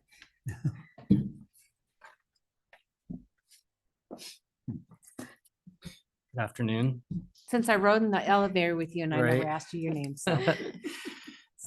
Chair Brown, members of the committee, my name is Cy Fink. I'm the Business and Field Operations Manager for the Office of You gotta Engagement pull and the Civil mic Rights. closer. My apologies. We'll go ahead and get the ball rolling on the second audit then. Okay. There's 3 before you today, so this is number 2. So this second audit looked at ODOT's monitoring of the subcontractor payments. So this audit has a critical connection to the partial pay audit. So the partial pay audit was, are we getting the payments to the subconsultant faster? This audit looked at the primary mechanism for the department to know whether that is happening. I'll provide an overview of the audit, and then Cy Fink is with me to share about the management response and actions taken on the recommendations. I think you've got the clicker. Apologies. Oh, good. Okay, great. Okay, as an overview of the audit, prompt payments to subcontractors are key for creating an open competitive marketplace and are required by federal regulation and state statute. Prompt payment compliance is reported to ODOT by prime contractors using the paid summary report that includes monthly payments made to subcontractors. This is the report that informs the Department of Payment Timeliness. We decided to initiate this audit in response to a few things. First is during the partial pay audit that we just discussed, auditors had difficulty obtaining subcontractor payment data related to the sample of invoices. And then ODOT had also been previously found to be out of compliance with federal prompt payment monitoring and enforcement requirements. And then last but not least, there was a prior internal audit finding related to the lack of subcontractor payment monitoring that had not yet been resolved. Okay, I'll briefly share the audit objectives. And so our first objective was determining whether payments were being made promptly at the time of our audit. And we found that approximately 75% of the payments sampled were paid within the 10-day requirement, while 91% were paid within the federal 30-day requirement. Our second objective examined the integrity of the data found in the Civil Rights Compliance Tracking System. In this system, we found multiple areas of concern and were unable to validate the data pulled from the system for federal reporting or program performance. And then our last objective was to determine if the data entry and reporting timeliness requirements were being met. We found untimely data entry and missing data. And then we made a few recommendations on this audit as well. The first is improving data reliability and quality, such as logging and tracking data errors, documenting query changes, reconciling data reports, removing errant data, and performing data quality checks. We also recommended improving recording accessibility of the paid summary report data, and then improving the monitoring of those reports. And then a couple more, ensuring compliance with federal and state requirements. And then there's one recommendation to ensure the staff and prime contractors receive proper training regarding their monitoring responsibilities. Okay, and then I think I will turn it over to you. Sorry. Thank you. Chair Brown, members of the committee, I'm just going to walk through our responses to the audit and our steps that we've taken to adjust and make some, I guess, a few enhancements to our system as it relates to the audit. When audit came to us, we were in the middle of a transition period from our current old system, which is called the Civil Rights Compliance Tracking System, created back in the early 2000s, nothing more than a glorified access database. So it's very old, very outdated. Back in 2018, it was scheduled to be decommissioned. We were not supposed to be using anymore. And so this system has been a thorn, if you will, on our side for a few years. We pushed the envelope, what it can handle, the amount of projects it can take on, well beyond its life cycle. It's no longer supported by Microsoft or other applications. So we've been nursing the system along the best we can. We've also been in the process of transitioning to a new system called the Ashworth system. No doubt you've likely heard of it. That is a system that we were in the middle of transitioning to. We had just finished up the build for the Ashworth system, and we were on schedule to begin testing. And so it was hard for us to not only address the audit as it relates to old system, as the new system was kind of the solution to all of the issues that we were finding with the old circuit system or CRCT system. With that said, we have essentially the list you see up there. We've started identifying and working on a few things to improve the system at where we could. We've escalated the issues we were having with the importing of the database. to information technologies. Their programmers, our team does not have any programmers on it, so it was well beyond our ability and capacity to really maintain and keep up this system that is long overdue for enhancements. We've also worked with multiple others on the implementation of a new tool. So essentially the old system, what it had to do is it had to take a document, a digital document from Doc Express. It had to then read what the document said with dashes or no dashes, all these different things that would cause these systems to create errors. And we were coming up with duplicate records, which is why audits, when they tried to rerun the reports that we were sending to Federal Highway, they were getting inconsistent results because of the duplication process that the system was creating. We have since been able to identify those issues working with IS, and we've been able to create a new import tool that is now working properly. It is incorporating the data correctly, and the reports that we're generating are more accurate as we speak today through current testing that we've gone through so far.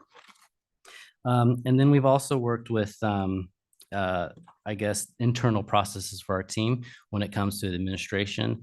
All of our data validation measures, all of our ticketing, we've come up with a ticketing system to kind of keep accountability of any changes that we make in the system. This was a great idea that audits brought forward as far as a recommendation, and tracking any changes that we make before those reports are sent on to Federal Highway. And I will make a plug here that those reports that were sent to Federal Highway were related to the DBE program. And I don't know if you've heard, but there's been a rule change to that program. And so all of those reports and the data that we've been collecting is null and void. We're no longer collecting, tracking, or monitoring anything related to DBE program. So I won't dig into that aspect of the audit as it relates today, since it's no longer applicable. The second recommendation was to improve PSR recording accessibility. Again, due to the DBE rule change, we did have DBE components and data that was on the PSR form that we're currently working with DOJ to correct and change or amend and add to the PSR, so it's no longer capturing that information as we speak. And so once that's completed, then we will work on the accessibility and development of a better term solution for the PSR, the payment records transfer system that we're using to collect information. We've already created an interim goal for or solution for the import tool. As I mentioned, we work with IS, and they've been able to reprogram the tool so it reads the information correctly. So that current step is already in progress and it's taken place. The long-term solution, even though we're hoping to get as many projects into the Ashware system as possible, unfortunately, once a project starts in one of those two systems, it has to finish out its life cycle in one of those two systems. And so we're still a couple years out before we can decommission the older CRCT system. And so we had to create longer term solutions for that import tool and that process, even with the new DBE changes that we have upon us.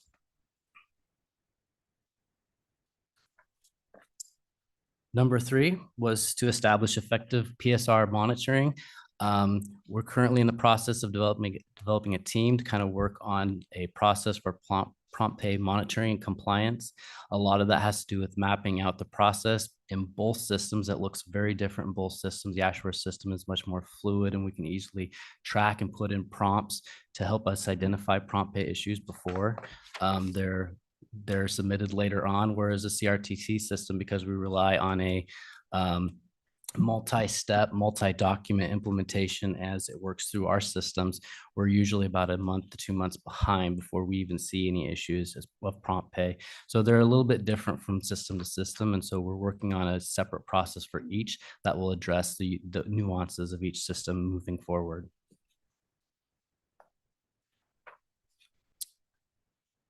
Number 4, the consistent equitable enforcement of federal and state requirements.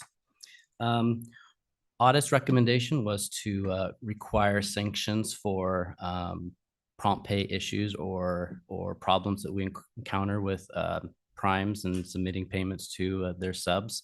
And so we've agreed to consult with DOJ on non-compliant sanctions, what that would look like, our legality as it relates to that, what we are not able to do moving forward. And also point out here that the resident engineers are essentially the ones that have that oversight when it comes to withholding or any consequences that are put on on a contract or a prime as it relates to sanctions or withholdings, if you will. It's not something that civil rights has any authority over, but we are working with the construction offices, and we are committed to engaging with them on conversations on what that might look like moving forward if there were to be something that we could work with DOJ on as far as sanctions when it comes to prompt pay issues that we encounter. And then the final recommendation was to modify our training materials. We had a few training materials as it related to prompt pay that we would share. All of our field coordinating staff that I oversee, they provide 2 trainings a year, one in the spring, one in the fall. All are invited to come. We don't have control over who does choose to come and who doesn't, but we do offer those, and we do have training materials available for those. We had them leading up to the audit, and we are added to those even more since the audit took place and those recommendations came about. And then we also review every single pre-construction meeting with all the parties at hand, the prompt pay requirements as it relates to the primes and the REs and who's on point for what. That is discussed at every pre-con meeting that we have moving forward. And we've had that as well as a policy and procedure since the beginning of the audit as well. And then working with construction, we don't control who comes and who doesn't come to our trainings, as I mentioned, but we are working with the construction office to see if there isn't a way to maybe make some of these trainings required and mandatory so that all get the same message and are on top of the prompt pay requirements that we have in Oregon and for ODOT. With that, I will leave it for final remarks. If you have any. I think that concludes the presentation for the audits if there's questions. Vice Chair. So Marlene, how soon would you be doing follow-up on this? We typically time any follow-up work to in coordination with the program in terms of actions taken. So I would turn my head a little bit to Sai once more to say kind of what the timeline looks like on your end. We can certainly do interim follow-up. We will do a full follow-up with the report when this is done. Considering this, it seems to me like we need a little more follow-up on this, maybe within 90 days or something. This is concerning. We can certainly get back to you, Commissioner. The one thing that will add some level of complexity is while we're adapting to the federal changes right now. Yeah, I understand. But I think this is one considering. Agreed. We need to keep on top of as a commission. Yep. Yeah, I would concur with that. Okay. And of course, all of our disadvantaged business enterprises got decertified a month ago, and they're all now in the process to demonstrate how they've been disadvantaged. Hopefully many of them will be able to do that. But for those DBEs, the place for them to land is in our support of small business.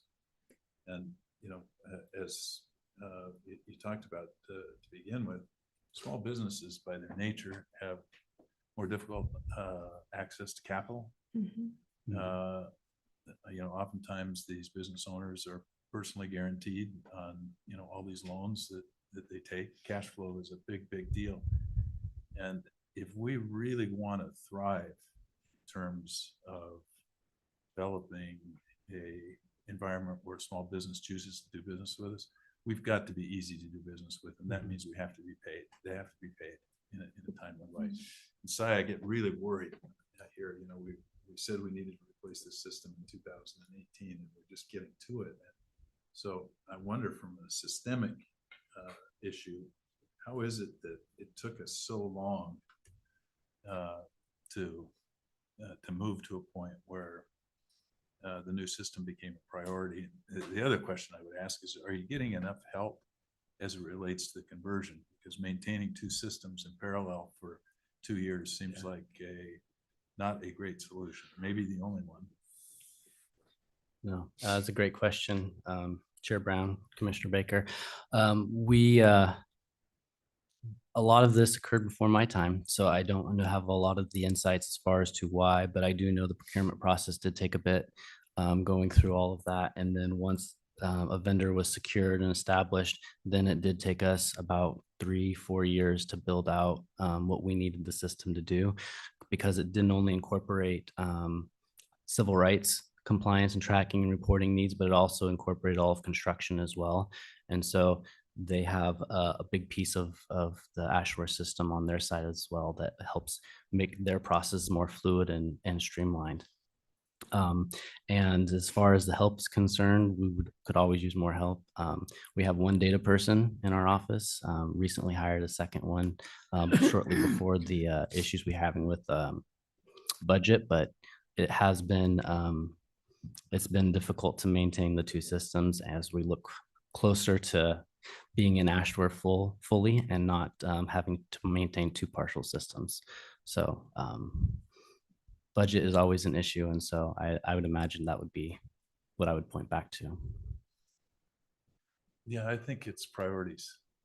And, you know, I joined Vice Chair in thinking that this is a real high priority to get resolved. And so I would encourage you, Chris, to make this a priority and let's get this one whipped and behind us and be a model in the US in terms of our ability to promptly pay our small businesses. Vice Chair. It does raise a concern for me. I know this was confined to DBEs, but does this speak to a general concern about our payment process? So Madam Chair, members of the commission, I would say yes and no. So as it relates to our rollout of AASHTO, it's been slower than we'd like. And I will just concur and offer a little bit of support to cite here that AASHTO is kind of a national system that's been developed by AASHTO. It works really well depending upon all of the modules that you have in place and your effectiveness in implementing those modules. We started rolling out AASHTO in the construction section. That took a little bit longer than we'd like, which meant that the module for DBE couldn't come online in time. So that's a little bit of the lag, and that's I concur. We've got to whip this into effectiveness. As it relates to payments overall, this is focused on subcontractor payments, so it is something that we have to work on, and we will continue to work on. I will offer that the previous audit really was born out of a policy that we were one of the first in the nation on, which was getting some of those prompt payments in place early.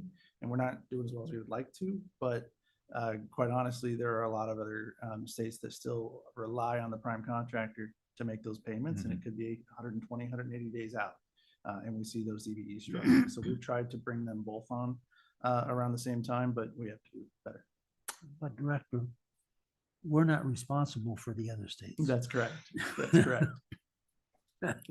Yeah. Well, and I think one of the things to remember too is the federal government's made decisions on this, but we still have state regulatory that we have to comply with. And so the sooner we can deal with this, the better. Yep, and then the other piece of it is that maybe what we think about too is when you talk about compliance as far as the subcontractors, if you only have trainings twice a year, it may be that they can't make those trainings. So we need to think outside the box maybe a little bit and try to put something where it's online training, where they can go in at any given time and review this and maybe do that training. And then maybe at some point we need to think about regulatory, mandatory training on it. So it's part of doing business. If you want to be part of the system, you've got to participate, and you can't just, put your head down and pretend you don't know any better. So thank you. Got a lot of work in front of you. Yeah. One final comment. So thanks for the bravery of showing up here. Yeah. This is hard subject matter, and we don't want to shoot the messenger. Quite to the contrary, we want to encourage you to push harder and harder and harder. And this commission is supporting that effort because it's really important work to get done and get right. So thanks for showing up, and hopefully you didn't take too many arrows from us. No, thank you. I appreciate it. Okay. I might just add one other element too, which is just the current reflection of where we are in time. access to capital might become more difficult in the near future. So the speediness at which we address this is going to be really key for our subs as well. Next. Yeah. Thank you. Thank you. We have one more. One more audit. All right. Oh, that's It's good. an audit marathon. Okay, for our last audit, Chair Brown, Vice Chair Byer, members of the commission, this is the audit of DAS delegation. This final audit concerns a delegated procurement authority that we received from the Department of Administrative Services. ODOT is one of 4 agencies that receives this delegation, which provides flexibility to contract for goods and services up to and including $5 million in absence of direct statutory procurement authority. Without this authority, contracts greater than $150,000 need to go through DAS. The department has held this delegation since 2012, and in order to hold it, it's required to take certain compliance steps. These include ensuring that our procurement staff have proper certifications, proper training, and delegations. It also requires retaining documentation in the procurement files, such as solicitations, feasibility determinations, and approvals. And then last but not least, it requires an audit every 3 years. So we completed the audit for this cycle and found the department to be in full compliance, which is fantastic. The audit covered 12 contracts in 2024 under the agreement, which is just under $30 million worth of spend. And while these procurements are a small fraction of ODOT's overall procurement activity, it's important to maintain this delegated authority. And then we were pleased to confirm the solid work of the procurement office to maintain the delegation, and also we're pleased to share these positive results with you. So that is just a quick overview, and happy to answer any questions. That one was easy. That one was really easy, but just a comment on it. Again, I think this is going to be a theme for the next year as we've lost critical people along the way. This is probably an area where things can slide. So we need to be on top of this because we don't want to lose this authority to be able to do it. So thank you. I agree. Thank you.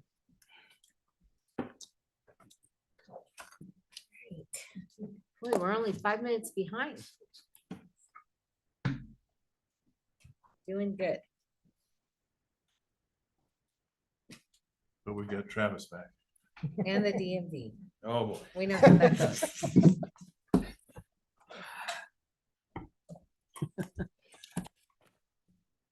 Chair Brown, members of the commission, for the record, Travis Brower, ODOT Deputy Director. And just very briefly before I turn it over to Amy, who's doing the bulk of this presentation, the bulk of the work.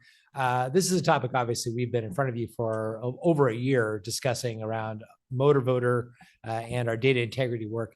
This presentation was intended, I think, to come in front of you in May or July, but was delayed by the audit for that Baker Tilly did. So we are coming to you well behind when we originally scheduled, not due to anything that we did, but just by the nature of the beast. So this hopefully will be the closeout presentation on our work, knowing that we're going to have ongoing work that will be before you, that will continue to report, but this will likely be the last time we are before you in a regular cadence.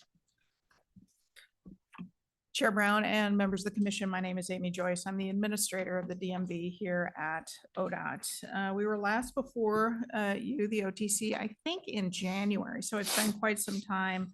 As Travis noted, since then we've been in front of the House Rules Committee twice talking about this topic. So we've been publicly available and responding to questions on this really important topic. And I appreciate the opportunity to come back before you and tell you about where we are and where we're headed. So a quick recap, the painful timeline of events going back to August and September, 14 months ago now, where we identified errors in data that was being transmitted to the Secretary of State's office for the sake of automatic voter registration. We went into a significant body of work. We immediately started making some changes in our system, training changes, process changes, and reviewed electronically and manually about 1.4 million records looking for any additional errors. And the governor provided some directives to us at that time. In October, we released our after action report that really talked about the root causes beyond the individual clerical type errors, and really did a lot of self-reflection on what went wrong in this situation. And we also identified a policy error at that time, which was that folks from the U.S. territory of American Samoa are actually U.S. nationals, not U.S. citizens. And we had understood them to be citizens, so we were coding them as citizens. So that was a policy error more than a clerical error. And so we began correcting for that. And then I'll note that in November and December of that year, we started doing our monthly reports where we were sampling data of the new people newly coming in and getting being transferred in Oregon Motor Voter. And for those 2 months, we found 0 errors in the new data, sort of reflecting that the mitigations we had put in place were working well. In January, we hired, ODOT hired the dedicated voter integrity analyst whose sole job is to work on this topic. In February, Deloitte issued their final report on data integrity. This is something the governor directed us to do, and that report came out. And importantly, in that report, Deloitte's finding was that the mitigations DMV had put in place were sufficient, that they thought that the governor could direct us to turn back on the data flow to Secretary of State. Recall back in, I think it was a late October, the governor had directed us to turn off the data stream to Secretary of State, concerned about continuing errors. So in February, Deloitte thought that we were in a place where the governor could allow us to resume, and she did so after great deliberation and thought.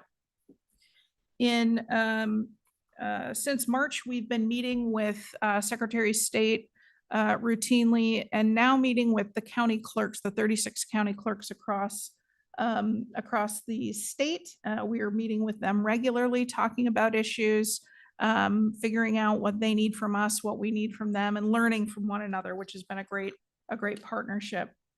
And then in May and August, we had additional check-ins with the clerks, and clerks have begun visiting their local DMV to see our processes and to, in every case that I've witnessed, develop more comfort and confidence in the work that DMV is doing in the field.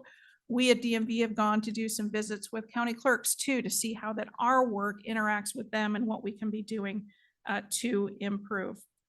This slide, as Travis noted, is just a little bit dated. Obviously, we're beyond August, but in early October, we issued our 12th monthly report on that data sampling, looking back at the September data. That was 12 months in a row where we found 0 new errors in the OMV data in that sampling of new data.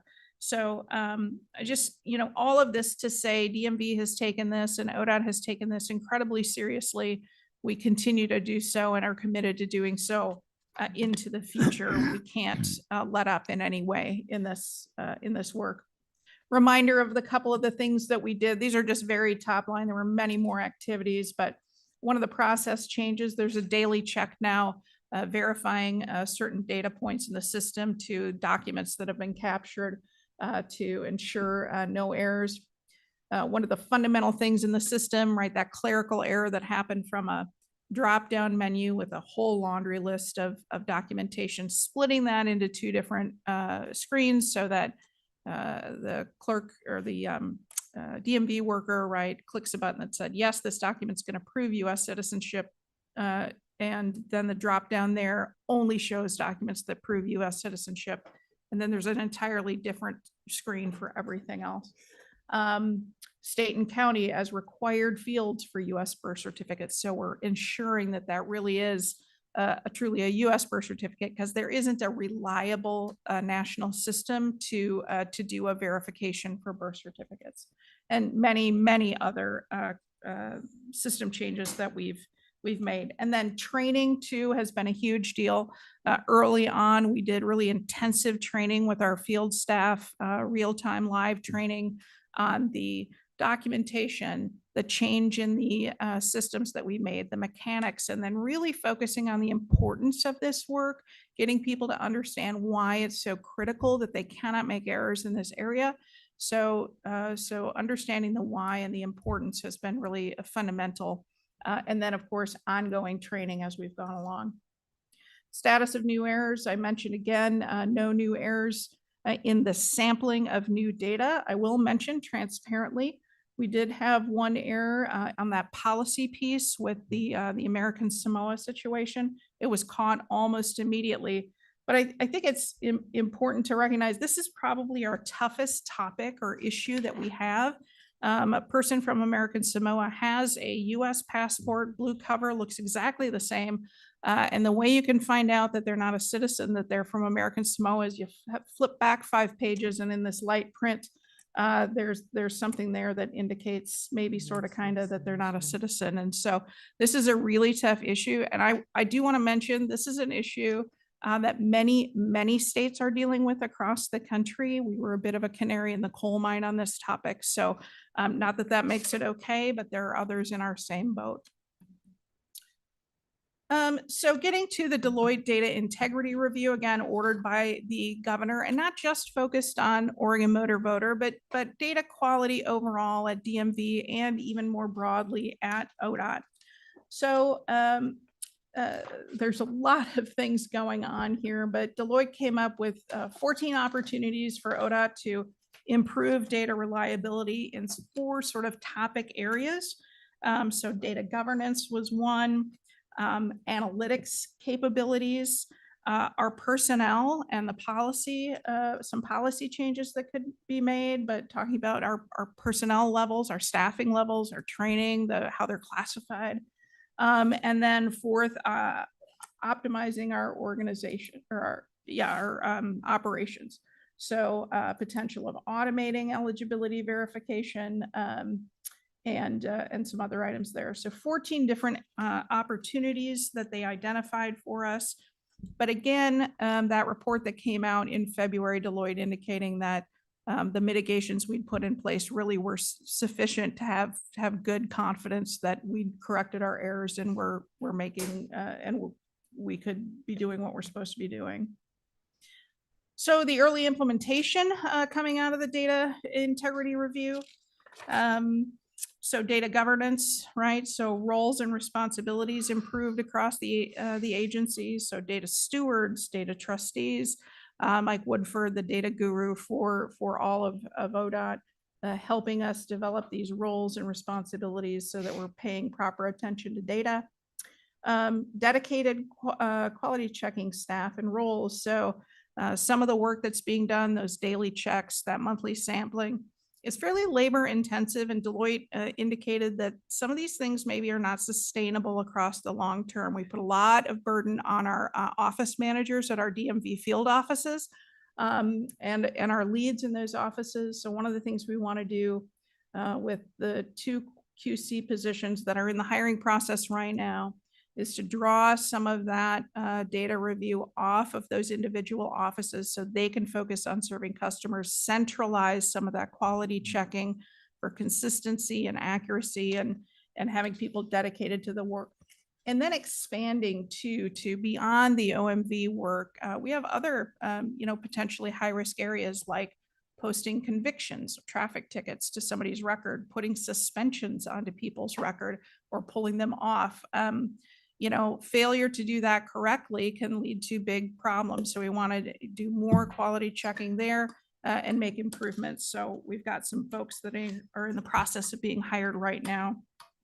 And then continuous improvement, right? The training, continued updates to the system. And I'll mention too, I think this whole event created a culture change at DMV, especially around OMV. Just paying a heightened level of attention.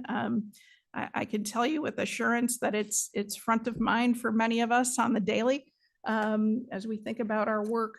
And it even impacts, as we think about, I was talking with staff as we prepare to implement bills coming out of the session and all the work that goes into implementation. And as I talked to the staff about this, I said, one of the lessons from the OMV fiasco was, we need to think about these things in terms of, well, okay, that's what we're supposed to do, and that's how we're going to implement the bill, but what could go wrong? And let's think about that and bake in the quality checking and the quality assurance. If we had thought more with OMV about, well, sure, they're going to enter this data, but what if an employee makes a clerical error? That's something that could go wrong. How are we going to control for that? So we're talking about that now and baking that in as we implement bills or make policy changes at DMV. So that's a win coming out of this really rough situation. I think that's to you, Travis. Yeah. So this really was a belt and suspenders effort in the sense that we had multiple overlapping efforts to make sure that we were taking this very seriously, and we're doing everything we could to address data integrity and improve the Oregon Motor Voter Program. One of the things that the governor directed us and that we embraced enthusiastically was putting together an expert review team, which was a panel of experts from across the U.S. that we selected based on their knowledge, skill, and experience in DMVs and data management. They were there as essentially thought partners throughout this process. As we were thinking through these issues, we would bring them the draft reports and the final reports and just have a conversation. And they gave us feedback. I still remember as I was talking to the folks who were to serve on this, one of the entities, they all admitted that they had had severe data integrity problems in the past that they had then found some ways to mitigate and address. And so they said that, we're all on a different stage of the path to data nirvana. And so we took their enlightenment and used it to improve our own enlightenment in this process. So they would share their best practices and experiences related to what we were going through. They reviewed the data integrity report and the OMV audit, provided feedback on all that, and just really were very helpful for us as we were trying to figure out where we were going to take all this, providing their insights throughout this process. The membership was very broad. We had everything from the state's chief data officer to Ann Farrow, who's the closest thing to a rock star among DMV world people, who is a former head of the Federal Motor Carrier Safety Administration and the American Association of Motor Vehicle Administrators, which is the trade association for DMVs. And yes, there is a trade association for DMVs. We had multiple current and former officials with various types of DMVs who brought their own perspective. And then a very valuable individual, John Lindback, who is an Oregonian who was the former Elections Division Administrator for the Secretary of State and now is a fellow at the Institute for Responsive Government. He was also the director of the ERIC Data Exchange Consortium between the various state secretaries of state. So all of them brought a different perspective, some of them with hands-on DMV knowledge, some of them with elections experience, some of them with a little bit of both. As Rosalie Johnson used to work in DMV and now is actually working with the Institute for Responsive Government. And I know Amy's keeping some of these folks close. In fact, I think she's meeting with one of the former members later today, just to say that these are people that we are continuing to learn from and grow from. They had a number of highlights, their input that we saw. They met at 5 different opportunities throughout the process. And you can see the report that they provided. One of the early insights that they sort of stopped Amy in the middle of a presentation and said, could you go over your staffing levels again? And so Amy told them again what the staffing levels were. And they assumed we were making an error because our staffing levels seemed far too low. When we actually compared say Maryland and Oregon, they have about 50% per capita more DMV field staff for a comparable level of work than we do. And there was great concern that that contributes to our field staff feeling harried and hectic when they've got that long line of people in the field office, and it does not contribute to their ability to do the highest quality data work. So that's something that we know is a challenge, may not be very solvable, but we at least need to recognize that. We talked a lot about data governance and data management roles. There was a lot of conversation about the role of scanning documents during field transactions.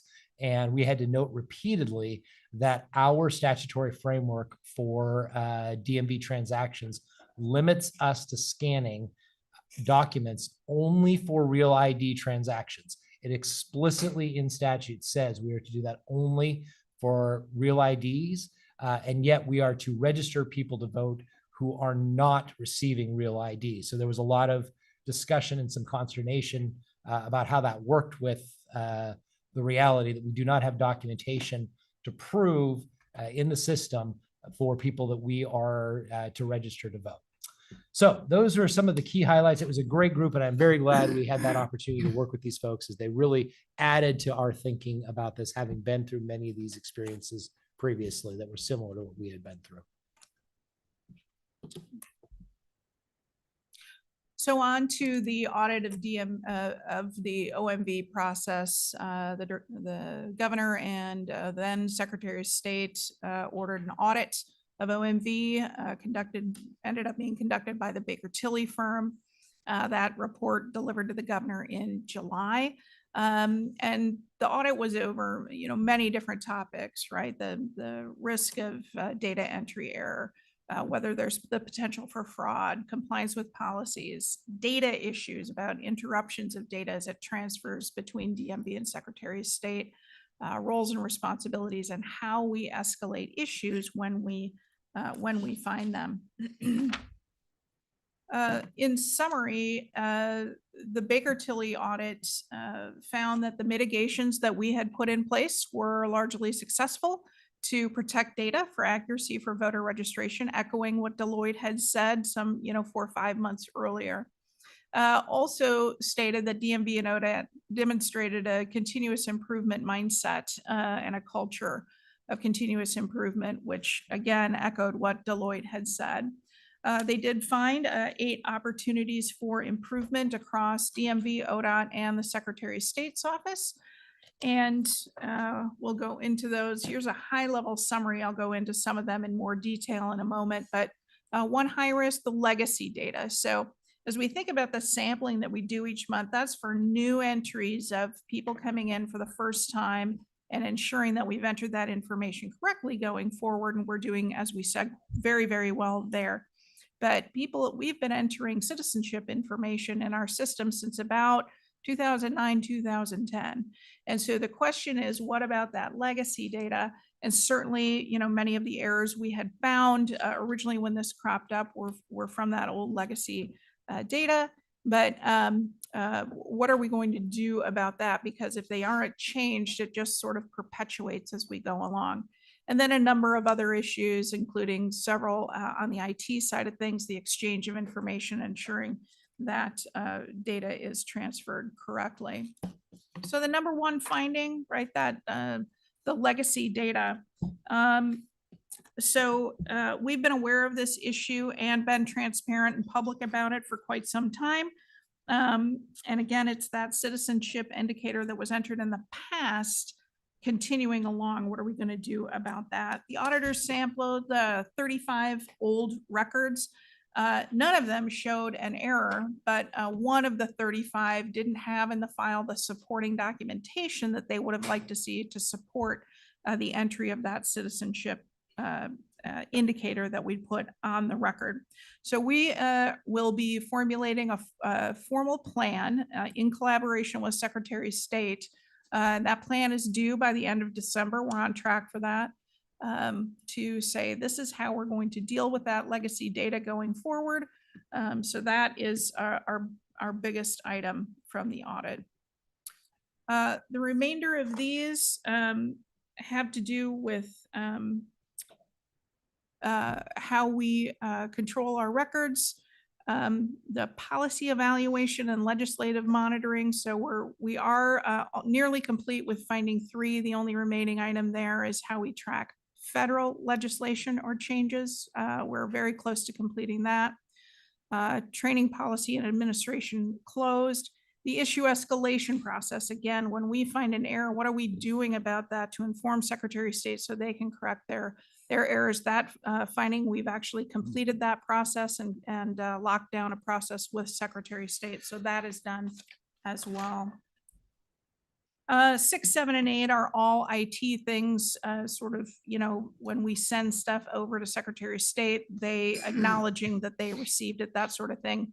actually all three of these are complete. So in summary, all of these, and I apologize again, this is back from an August presentation when we'd originally teed this up. Every one of these is complete except for 1.1, the legacy data records that we're on track to complete by the end of the year, and that 3.2, which we're also on track. Every other item complete on time. Last couple of slides, the Rules Advisory Committee, Secretary of State has assembled to look at their entire rule set around motor voter.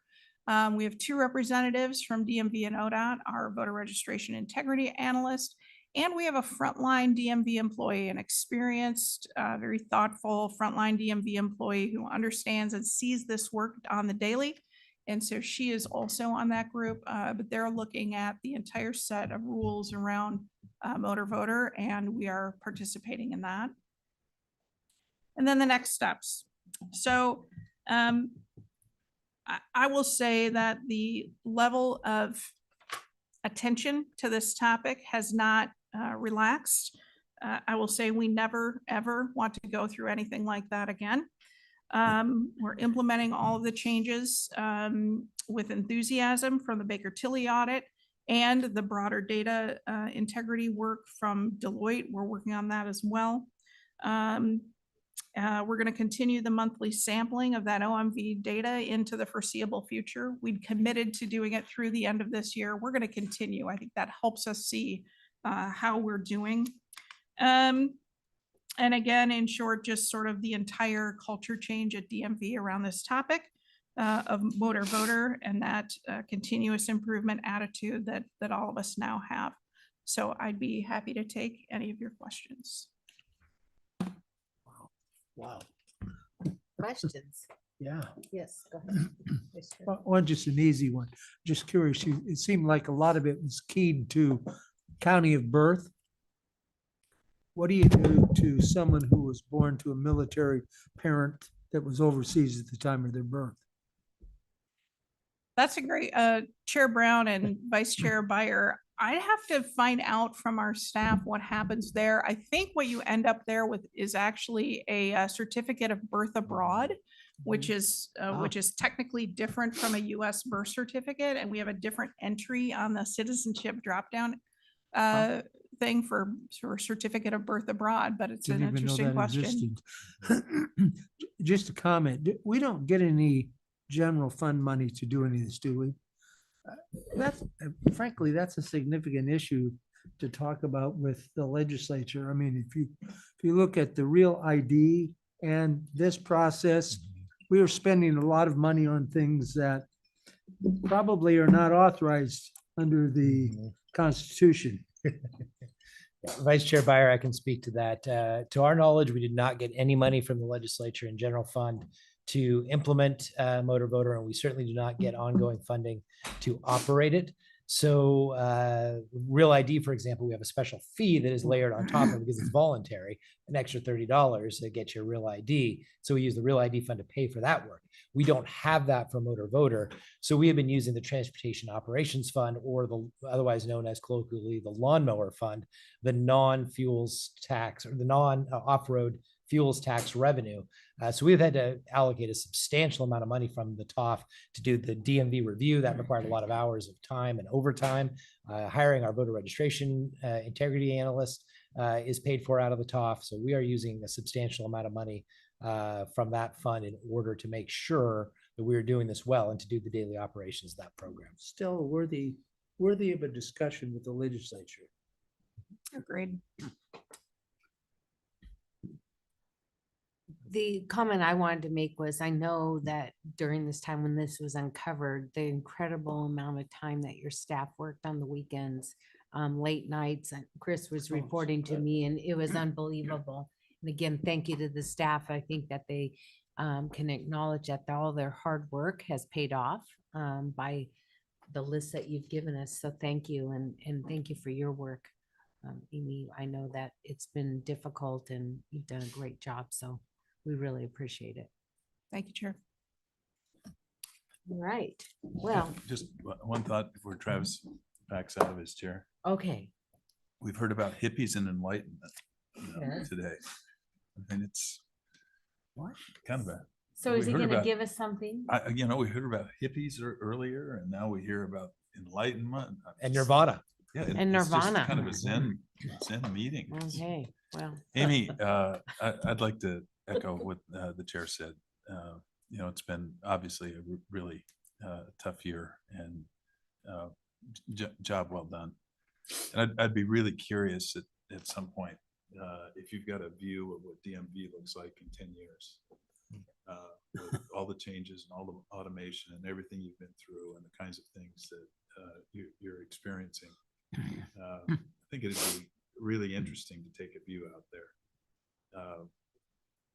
I was flying around a little bit a month ago and went through security at the Portland airport without producing a ticket or a piece of ID. So it was all facial recognition, and I just walked through. So technology is changing really I fast. say we're going to fix that. They should be letting you walk. I through. know. But I think it's going to be much different. I think the level of service that we're going to provide and technology that's going to be available to us is going to really be different for DMV. So I'd love to, if you have a chance to reflect on that, spend some time over a cup of coffee and just, hear what you think. I appreciate that, Commissioner Baker, and I'll take you up on that. I will say that the DMV of right now today is a sea change different from what we were about 7 years ago before the installation of the service transformation program, the big new IT system where you can do so many things online. We have self-serve kiosks now. You can take Yeah. your knowledge test online. It's fundamentally different. And 10 years from now, today's DMV will probably be unrecognizable to 10 years from now. Yeah. Well done, Amy. Thank you. Thank you.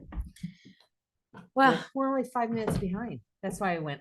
Oh, sorry. Yeah, you're go on and wrecking on my and on. time here. It's all right. We're gonna go to a break. We're 5 minutes in. How about we do 3:15? We'll still be 5 minutes behind, but I think we can make it up. So, all right.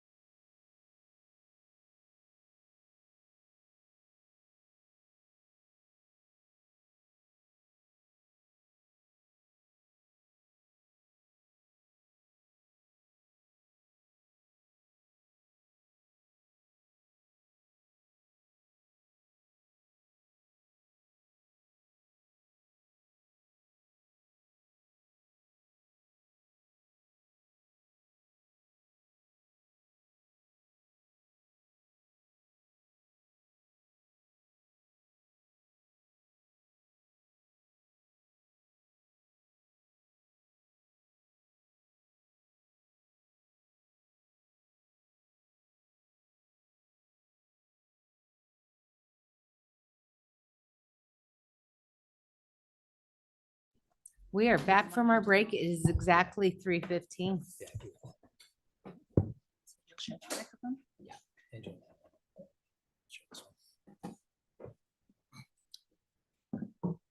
And you're back. We're back with a little bit of a game of musical chairs. So our apologies. We do not have the microphone set up in such a way as to allow 4 people to be at our tables. Okay. Yep. I'm like sitting over here waiting. Hello, good afternoon. Amanda Peets, Division Administrator for Policy Data and Analysis. And the topic we're going to cover today is key performance measures for the agency, a report that's going to the legislature, kind of reporting on our performance on things. And we'll start out talking a little bit more broadly about performance management in general for the organization. As we do this, just wanted to kind of start by framing, there's a number of different types of performance measures that exist out there. Some are more reporting, so they're higher level. They're sharing if we have an issue, they're accountability to the public. And then there's diagnostic measures, which are really specific to different parts of the organization to say, okay, we saw the issue, but what's really going on? What do we need to fix? What do we need to dive into? As you think about kind of within those 2 types of performance measures, there's a number of ways that we look at those. Some are leading measures. So often in, say, our planning work in the capital investment plan, for example, we have a prediction on what we think the performance of something is going to be. So is an investment, for example, going to benefit safety? How much might it benefit safety? Then there's lagging. We made the actual investment. Did it result in what we anticipated?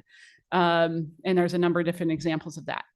Output measures. So for maintenance, for example, you'll see on our State of the System dashboard, we track the amount of de-icer and materials that we use. That's an output measure. Whereas an outcome measure is, were the roads open? Were they functional? Did the public have access to places? So that kind of broader goal accomplishment. Performance management in general, these are some of the examples of what those look like in practice. So the key performance measures really are at that reporting level, not really the diagnostic level. So they're high level to the public.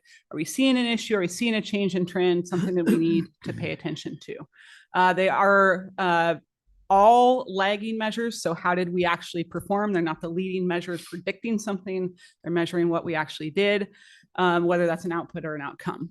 I use the example for plans and investments, like the capital investment plan, for that kind of diagnostic, looking at that more leading measure, predicting what's going to happen. And then for programs and activities, for example, like project delivery, we're tracking the diagnostic measures. We're seeing what the performance was on delivery of projects on time, on budget. Some of those you'll see as KPMs as well. So there's a number of different types of performance measures that we employ across the organization. So as we focus on key performance measures in this presentation, know that there's a broader portfolio of things that we track and do as an organization to really be that data-driven. I want to pause for a moment on the State of the System dashboard. This is a place where we're trying to create a repository of the one truth of information. So if you want to know information on how many vehicle miles traveled do we have in the state? How much are we expanding our roadways in the state? What is our performance at call centers for DMV? We keep that information in this kind of central repository. We have a number of different types of measures because it's really designed for kind of a broad audience. It has the reporting level measures that are high level. How are we performing on safety overall? You can then click into safety. You can see exactly what's going on, drill in more and deeper into the data to see what's happening. That also informs not only the public, but staff on what are we doing, what do we need to fix, how do we proceed with moving forward. So you'll see some diagnostic type measures like shown on the top right. And then we're also tracking how we're doing relative to the strategic action plan and some of the things that we committed to there, and showing really that accountability, that transparency of the organization. I've shared the State of the System dashboard before. We have a new round of updates, so I encourage you to go look, and any members of the public to go look and see what our most recent performance data is showing. We continue to add to this over time. Something that we're looking at doing is a kind of maintenance readiness, look. So as we move into winter season, where are we with kind of training up our staff, getting the hiring done, getting ready for the season, and then how are we performing throughout that? So there's things that we're trying to just get more and better information, improve on over time, and really show the dynamics of how we're managing the transportation system overall. So with that, I'll turn it over to Travis to talk more specifically about the KPMs. Thank you, Amanda. Yeah, our key performance measures are a very specific and prescriptive set of performance measures that are approved by the legislature as part of the budget process. So they're looking for a specific set, generally a very high level outcome-oriented measures that they can review as part of that budget process. I should note that we submit these every 2 years.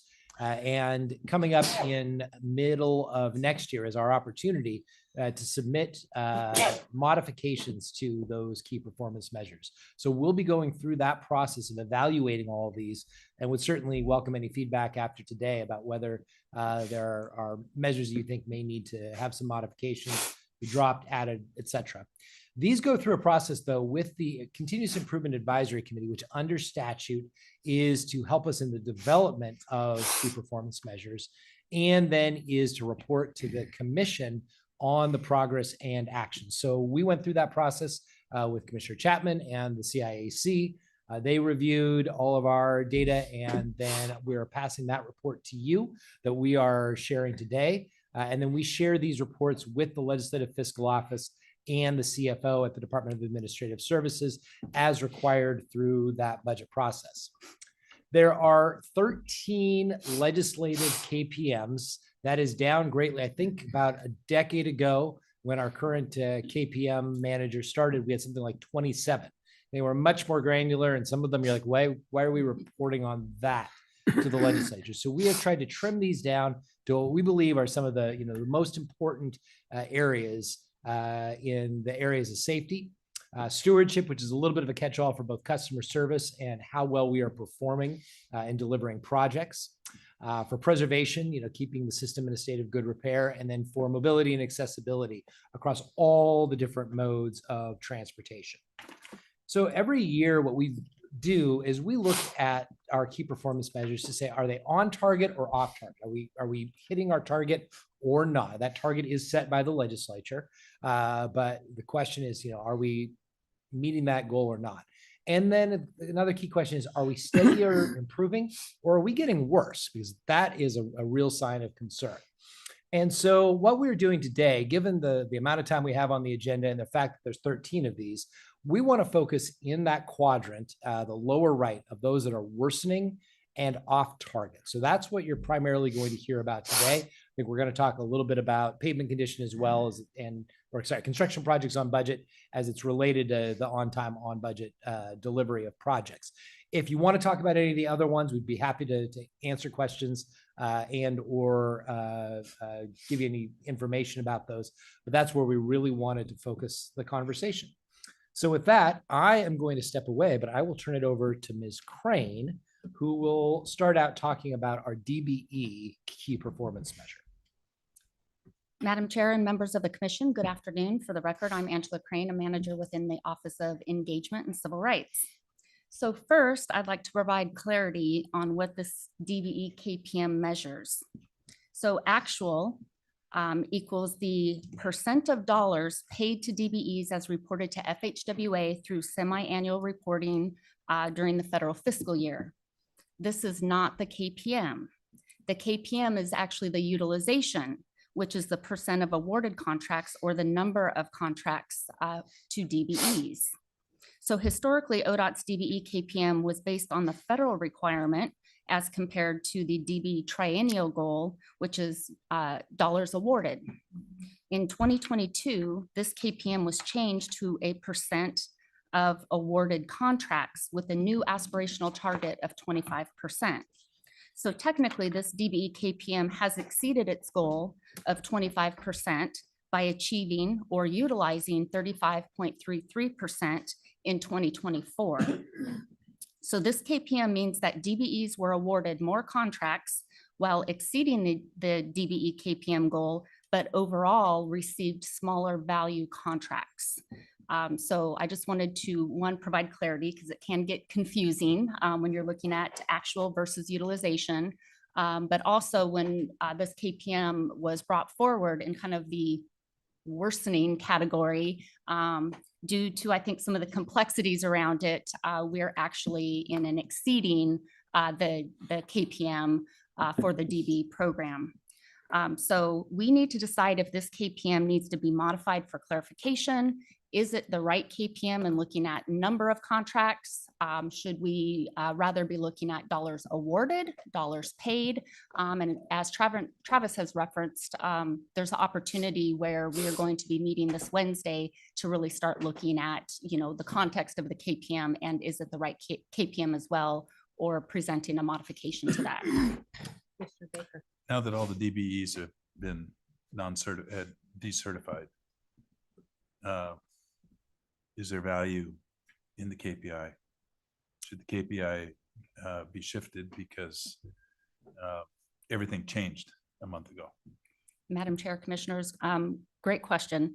With the interim rule for the DB program that was published on October 3rd, we are analyzing that and the impacts to the DB program, not only as it was published, but now including the FAQs that were also released just this last Friday.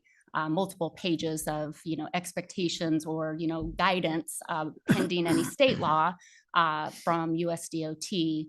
However, it at a high level, the DB program currently is on pause or suspended. COVID will need to go in and recertify all of the Oregon-based DBEs. Then we're to pick up again with the DBEs that are recertified and then newly certified under the new rule, you know, requesting removal of race and gender.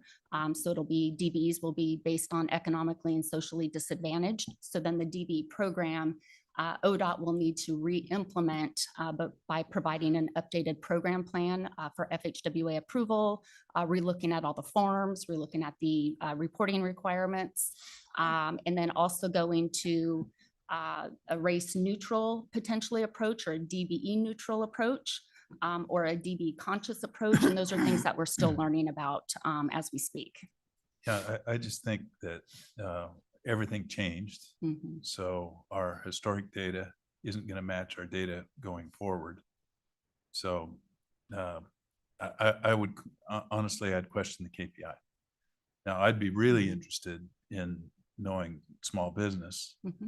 because again, as I said a few minutes ago, I think that the DBEs are going to find their way into small business. And if we really want to encourage, you know, those that historically have been DBEs, we really need to think about how we're emphasizing small business. But I really think everything changed a month ago as it relates to DBEs. And so maybe we need to wait to find out, you know, just how everything sorts out. But I have a feeling this is probably one that's going to be inconsistent in the data historically and data going forward, and maybe not something that. And we do anticipate, will be meaningful. Oh, excuse me. Yeah. We do anticipate some changes just because public comment is open through November 3rd. So there could be additional guidance and we don't know what direction that may go. Additional guidance from the feds? Yes. Okay. Because right now it is only interim. Yeah. Vice Chair. Thank you, Madam Chair. I wonder about the metric, if we're looking at raw numbers, whether that makes sense as opposed to maybe a proportion of some base, whether that, the issue being is as we, with limited resources, decrease our spending, you're going to see a natural decrease of all contracts, including DBEs or small businesses, and that's not necessarily a negative in terms of our commitment to the issue, but that, so maybe, I don't know if there is, but some way to do a proportion of total contracts issued or total amount of contracts. Just a thought. Madam Chair, Commissioners, yes, thank you. I also appreciate that as well in looking at as compared to what. So that is data that we also do collect in order to even drill down to the percentages, but maybe how can we display that in a different way? taking notes. So thank you. Okay, so transitioning to safety data and information. So I've often been in front of this commission talking about safety data and information, but previously you may have heard about this performance measure from Administrator Joyce of DMV. And I want to note that there's some slight organizational shift where the Transportation Safety Office that does most of the kind of education outreach, the State Highway Safety Office officially resides within that group. That is transitioning from the DMV over into my division for policy data and analysis. So I'll have the components for the data information as well as that component of safety, and really be looking at how we integrate safety across the organization. So very excited about that change, and just wanted to share that with you here before starting on the performance measure side. And you'll be covering the safety committee? And I will be covering the Oregon Transportation Safety Committee as well. I'll be the governor's representative for the State Highway Safety Office as well. Why do we do it per VMT rather than just the gross number? Right. So Vice Chair Beyer, this particular performance measure, I think at one time looked at total fatalities and serious injuries. And I think the idea in shifting it to look at rate of vehicle miles traveled was to say, are we seeing an increase or a decrease in miles traveled? And is that commensurate with what we're seeing in fatalities and serious injuries? So for example, we saw a big decrease in vehicle miles traveled in 2020 with the COVID pandemic, but we still saw a number of fatalities and serious injuries. So the rate didn't change within that. So that's just one way to kind of control if there's variability in how much people travel. But certainly we could and do look at it just on a total basis versus a rate basis. For the performance measure, it's reported as a rate. For if you look on the state of the system dashboard I talked about earlier, it is total number of fatalities, serious injuries, and other crashes. So we look at it both ways. I've always been skeptical of that VMT number. Yeah, VMT, vehicle miles traveled, is an estimate. It is measured in some ways by traffic counters that we have across the system, but it's extrapolated further than that. So it is not a solid number, it's more of an estimate. And what this shows is that while we've had some fluctuation in vehicle miles traveled, we've remained steady in 2019, 2020 in the amount of fatalities and serious injuries per the amount of travel, but that's increased pretty steadily since that time, unfortunately. So we're seeing safety trend in the wrong direction here is what the summary of this is. If we look at, this is the chart and information from the state of the system dashboard. So that drills in a little bit more specifically on this information. So Commissioner Beyer, to your point, the top chart is showing the total fatalities and serious injuries across the system. It differentiates it by ODOT roads versus local roads. And then we have some diagnostics on the bottom that shows what factors were in play for those different types of crashes that did occur, those fatalities and serious injuries. And that can be multiple of those variables. So it could be a crash at an intersection that was alcohol related and involved a pedestrian, for example. So there may be more than one factor that's represented there.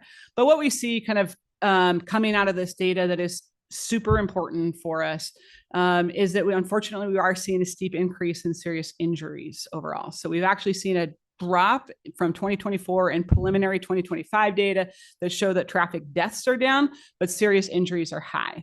And serious injuries are really cataloged by their life-altering events. And so it is, we often capture those two things together because there's, it is significant impacts on the family and the people that are involved in those. For the serious injuries, we've looked at other states to see how they compare to Oregon and see if they have seen a steep increase. We've had to pull that data manually. So we looked at a handful of other states, 12 states, and Oregon is substantially higher than other states. What we're looking into is if that's an artifact of the data itself and the way that things are reported. We verified that our own data is accurate. There's been no changes there for what we get. We've worked with our law enforcement agencies on how they're reporting things to see if that has changed. Their training is similar and the same that they've had for years. So that doesn't necessarily account for the difference. At the same time, we've looked at Oregon Health Authority and their data for hospitalizations, and we're actually seeing not as high numbers as we're seeing in serious injury reports. So there's a little bit of a delta there that still means we're going to have to dig in and understand what's really going on there. But we are, that's not just a data issue. There is some increase in serious injuries that we're seeing. So then as we dive into like what might be the cause of some of those changes, what we've seen is that impairment in particular is on the rise, continues to be, especially where multiple substances are involved. So we call that polysubstance. We're seeing more aging drivers involved in fatalities and serious injuries, so 55 and above. And so those are some of kind of the bigger changes that we've seen, which is reflective on that chart in the lower right. We did some analysis just to see kind of urban versus rural. I talked about that earlier in the capital investment plan. There's different factors in play there that's important to understand. In more urban contexts, we see crashes occurring at intersections. About 53% of fatalities and serious injuries are at intersections. A lot involve pedestrians in particular. And that there's a number of things that we can do to start to address that from an engineering perspective.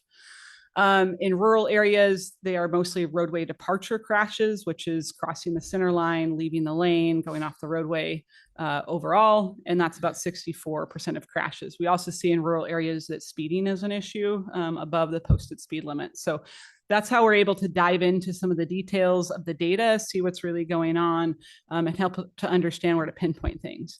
I will point out that in November at the OTC meeting in a few weeks, we'll be talking about the Transportation Safety Action Plan.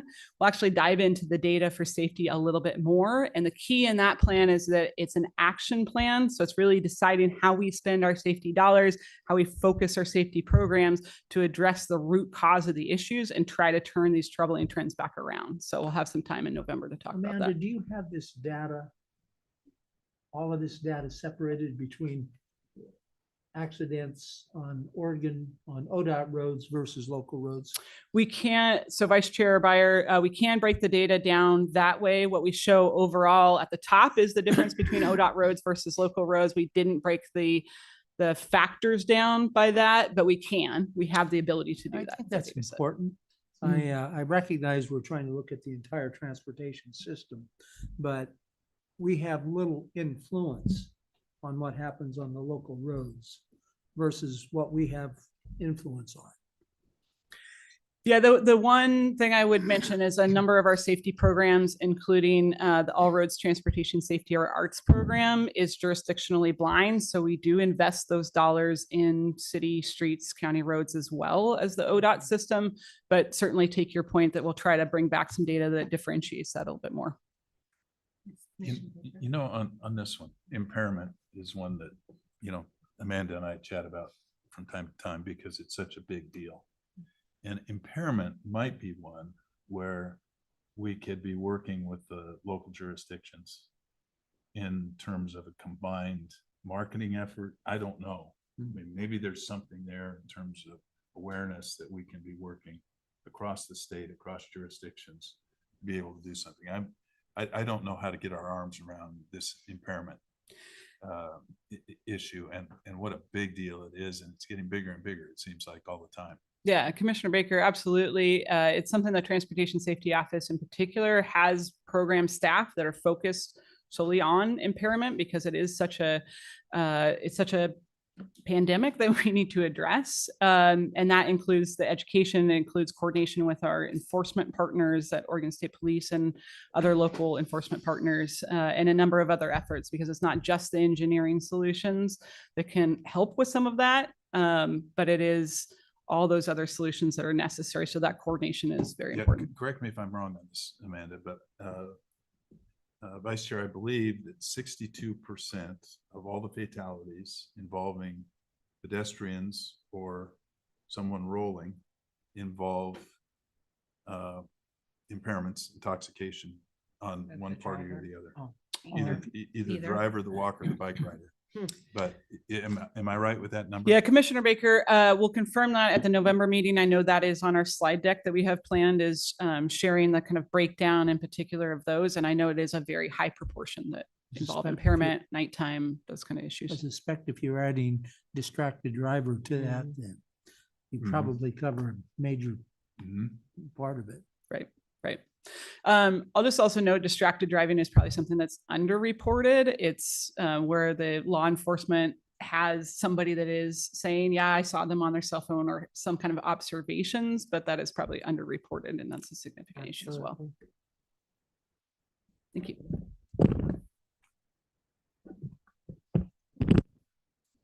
Good afternoon, Chair, Vice Chair, Commissioners, Tobin Phelps, Statewide Capital Program Engineer. To speak to the last handful of slides here, looking at performance measures regarding asset condition, bridge, pavement, and then we'll talk a little bit about on time, on budget delivery of construction projects. Our bridge conditions are worsening. I want to flag that from 2007 to 2016, thanks to the OTC 3 state bridge delivery program, we saw improvement in our bridge conditions. But since 2016, we've seen the percentage of not distressed has decreased. We've seen a 2% decrease since 2016, largely associated with like a drop in our investment in our bridges. Over 50%, well, I should say almost half of our bridges are more than 50 years old. And those 50-year-old bridges were designed for lower vehicle loads and lower volumes of traffic. And that is contributing to the conditions of our bridges today. As I know you've heard a number of times, due to like our present funding for bridge preservation, the rate of replacement is a 900-year replacement cycle. Bridges are designed for 100-year lifespan. So we're asking a lot more of our bridges than what we were originally designing for. And we can see that in the percentage that are the growing percentage. I should know that the growing percentage that are distressed, or I should say the decreasing percentage that are not distressed.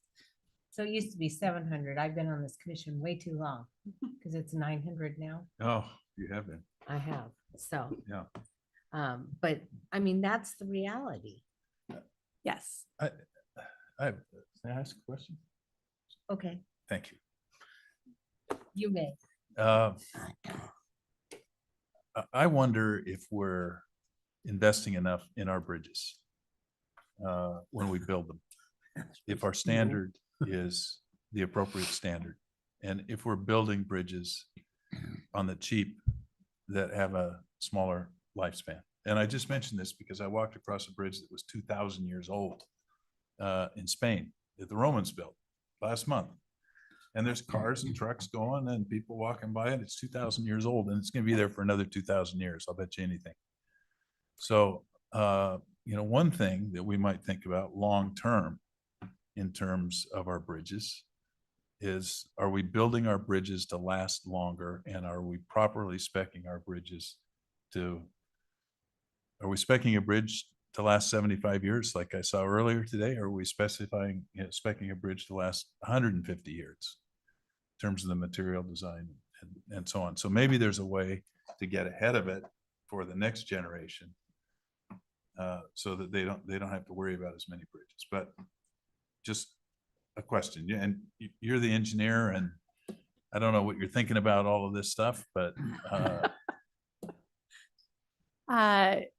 Commissioner Baker, Chair, Vice Chair, I think I laugh at the note about the 2,000-year-old bridge. I remember in graduate school, a professor showing a photo of a Roman bridge and saying, was this well designed? Was this well designed? Was this well engineered? And when students said, yes, look at it, and he shook his head and he said, totally over designed. So, I think it's it's a great question. The first thing I jump to is to design and construct a bridge for a longer life cycle will cost more money. And so the question is, do we spend more money up front, which is fewer bridges that we can replace at this time? Or do we continue to design bridges as we do now? And I mean, I think there's a bit of a balancing act in that, but I do appreciate that from a stewardship standpoint, we should be looking out at the performance of our bridges and our whole system, not for ourselves, but Yeah. for future generations. And that is certainly something very much on my mind every day right now, as I look at our assets, look at our asset conditions, and think about how we're going to make ends meet. So I appreciate the question, and I think it's something we can take a further look at. As I mentioned earlier in the day, our design criteria are aligned with AASHTO's design criteria, which sets a national standard for bridge design. And I think that's something to look to as well, like what the approach is across the country, and how we're all managing the decline of our system. And as I think I spoke to back in, I think in May, when we presented about our our annual bridge condition report, we shared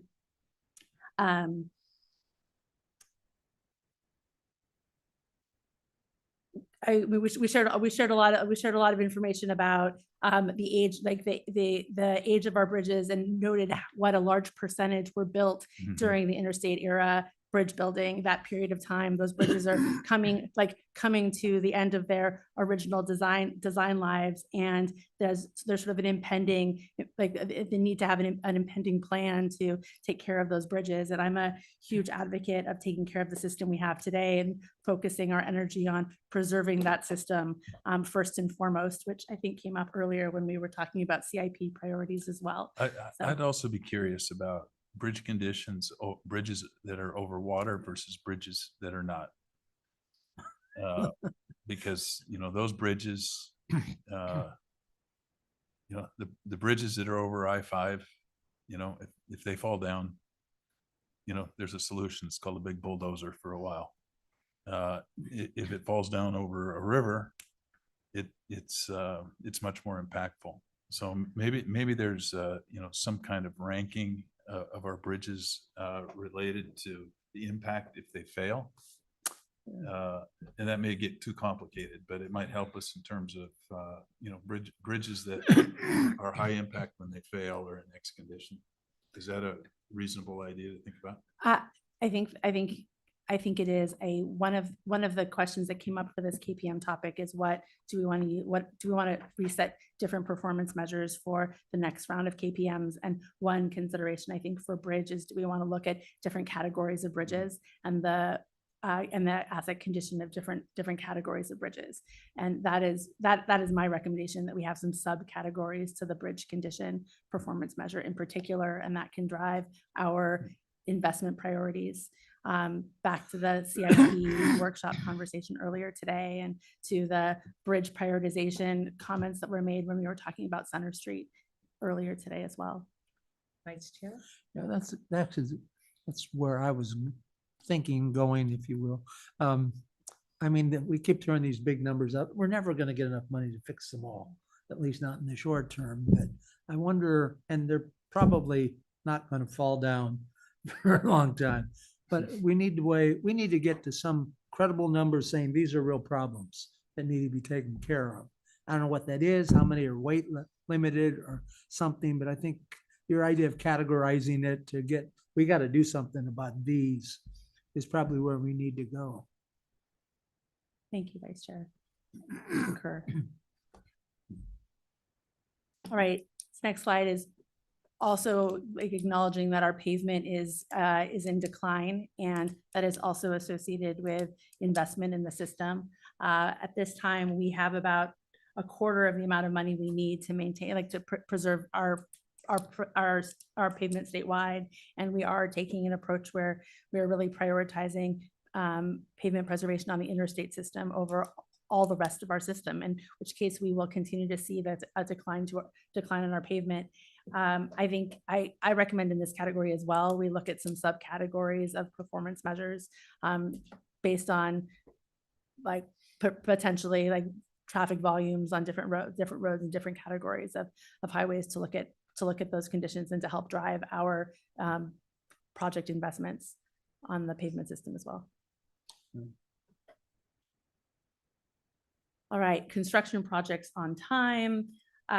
there were 20, the set of data for 2024 includes 28 projects that were completed. 10 of those were ADA curb ramp replacement projects. That was really the first the completion of one of the first sort of large suites of ADA curb ramp projects. And the curb ramp projects have prioritized speed of getting projects out to bid over some in the management of risk. And so the risk that has been focused on is is the number of ramps that we're getting delivered. And we are taking some risks in terms of right-of-way acquisition, utility relocation resolution before we go to contract.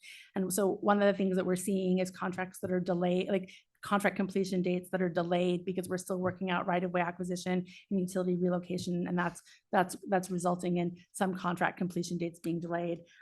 You can see that we've been on track for project on time performance. Well, I should say we've been progressively worsening in project and construction project completion, and I think that we've in some cases we've sacrificed on time in favor of getting projects out to bid, and I think we need to one of the things I'm asking of the team is that we break down the types of projects that this data set includes, to take a look at if they're beyond the ADA specific projects, if there are other trends and other places where we can lean in to show improved performance on time. I feel really strongly that the number one the number one milestone is completing construction, and so delays to construction completion to me are a failure in delivery. And I want to see this I want to see this target. I want to see our numbers go up in this category. So we will take a closer look. I'm sorry. It's all right. I think you're going to have the same issue when you get to completed on budget. Yes. It really depends on when are you defining as a start date. Yes.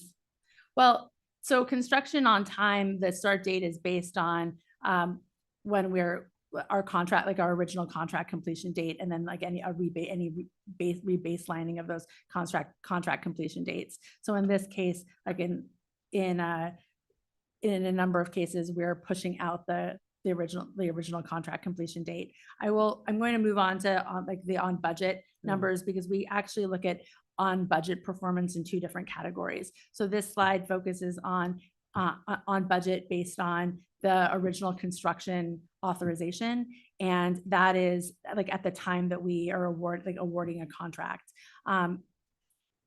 versus that we have. The next slide will focus on budget and goes all the way back to when we initially programmed construction funds, which we are much farther off target on. I think that we've seen in terms of on budget performance, there are a variety of conditions that have contributed to this data set. There have been a number of change orders associated with changes of unanticipated subsurface conditions that have led to overruns and contract change orders. And I think that lost track here a little bit. I think that the 2024 numbers also reflect some escalation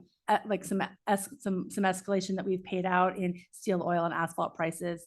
I'm gonna go to the next slide, because I think the next slide really addresses the on budget to the two different ways that we are evaluating on budget performance.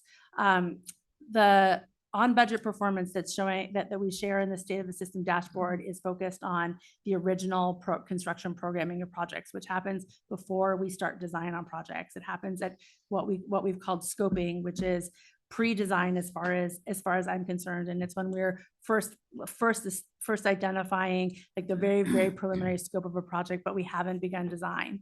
What we find is that as we develop a project, as we select, as we commit to designing a project and then work through design, our confidence in our costs goes up. And at scoping, frequently in our past, we've programmed construction before we start design, and in roughly 75% of the cases, the construction costs way like exceed those original estimates because we haven't done design yet, and we haven't wrapped our arms around the risks and uncertainties, or even like landed on a complete scope of the project. As the project is developed, as we progress with design, and as we reach final design, our certainty and the cost increases. So our on budget performance when we are completing construction based on final design and final cost is far higher. I think that what we see is more confidence in our cost estimates as a project's designed, which I think makes sense and is pretty straightforward. We are changing our ways in terms of when we make construction phase funding commitments. In the past, we've made construction funding commitments before design. Moving forward, particularly through the CIP, we're not going to make funding commitments for construction until we reach at least 30% design, if not farther along. And projects are going to need to meet certain readiness thresholds and criteria to like demonstrate that we've considered the risks, we wrapped our arms around the scope, and we're not going to continue to add scope after we set the construction budgets. That has been an ongoing struggle, and we talked about it a bit during the CIP workshop this morning. We have work to do to set a new standard of practice around our cost estimating practices before we make funding commitments. I think we'll see improvements on budget on account of that. But it will take a little bit of time as we get there. And in the meantime, I think we're going to struggle to demonstrate, I think we're going to struggle with our performance measure, over time, but we should see incremental improvements. In a lot of cases, in most cases, right now, the projects that are in construction today that are going to be judged next year and in subsequent years have been in motion for years, and we're going to have to sort of suffer through those commitments we made years ago. But for projects that are in design or initiating design, we will take a different tact. And I think we will see performance. So Toba, what would be the argument against measuring it to the point of issuance of the contract on both the budget and the time of performance? What would be sorry? Rather than fixing the time that you're going to measure performance against when you issued the contract. Because then you're measuring delivery, whether delivery was according to the contractor.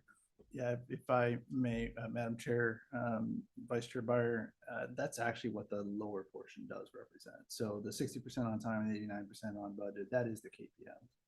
The reason we self-impose the metric above is because the public's measuring us by that. And so I'll just state it the obvious. These are historically, these are placed in the STIP 3 to 5 years, sometimes 7 to 10 years, depending upon the size of the project in the STIP, and then they're kind of a placeholder. There's no design done. It's we've got a big project. We think it's important. Do you all agree? Everybody agrees. We put it in the STIP, and here's the estimate. We actually never really accounted for that estimate because we always knew that we would get to the metric that's on the bottom portion of the screen there. What we realized over time is that the public was still measuring against that first one, which was never really an estimate. It was a placeholder. But we called it an estimate because it was that planning level introduction. So we self-imposed this metric about 2 years ago to really start measuring against that to say, is that the area where we can start the root cause improvement? So that then by the time you get to the lower portion, you'll see those numbers staying where they are or actually improving. So we do both. And as the CIP is established and the change in practice, the change in practice in terms of when we make those initial funding commitments for construction, as that shifts, the upper number will go up, but it will take another funding cycle to really see a substantial increase in that upper number. I will offer also that in the conversation that we've been having over the last 12 to 18 months, there's been a lot of description around ODOT's not hitting our budget targets. And what I can tell you is for the majority of our projects, we absolutely are. Because the metric that you see in the lower portion of the graphic there, if we were to go back one slide, you'd see that since 2019, we were 92%, 96%, 97%.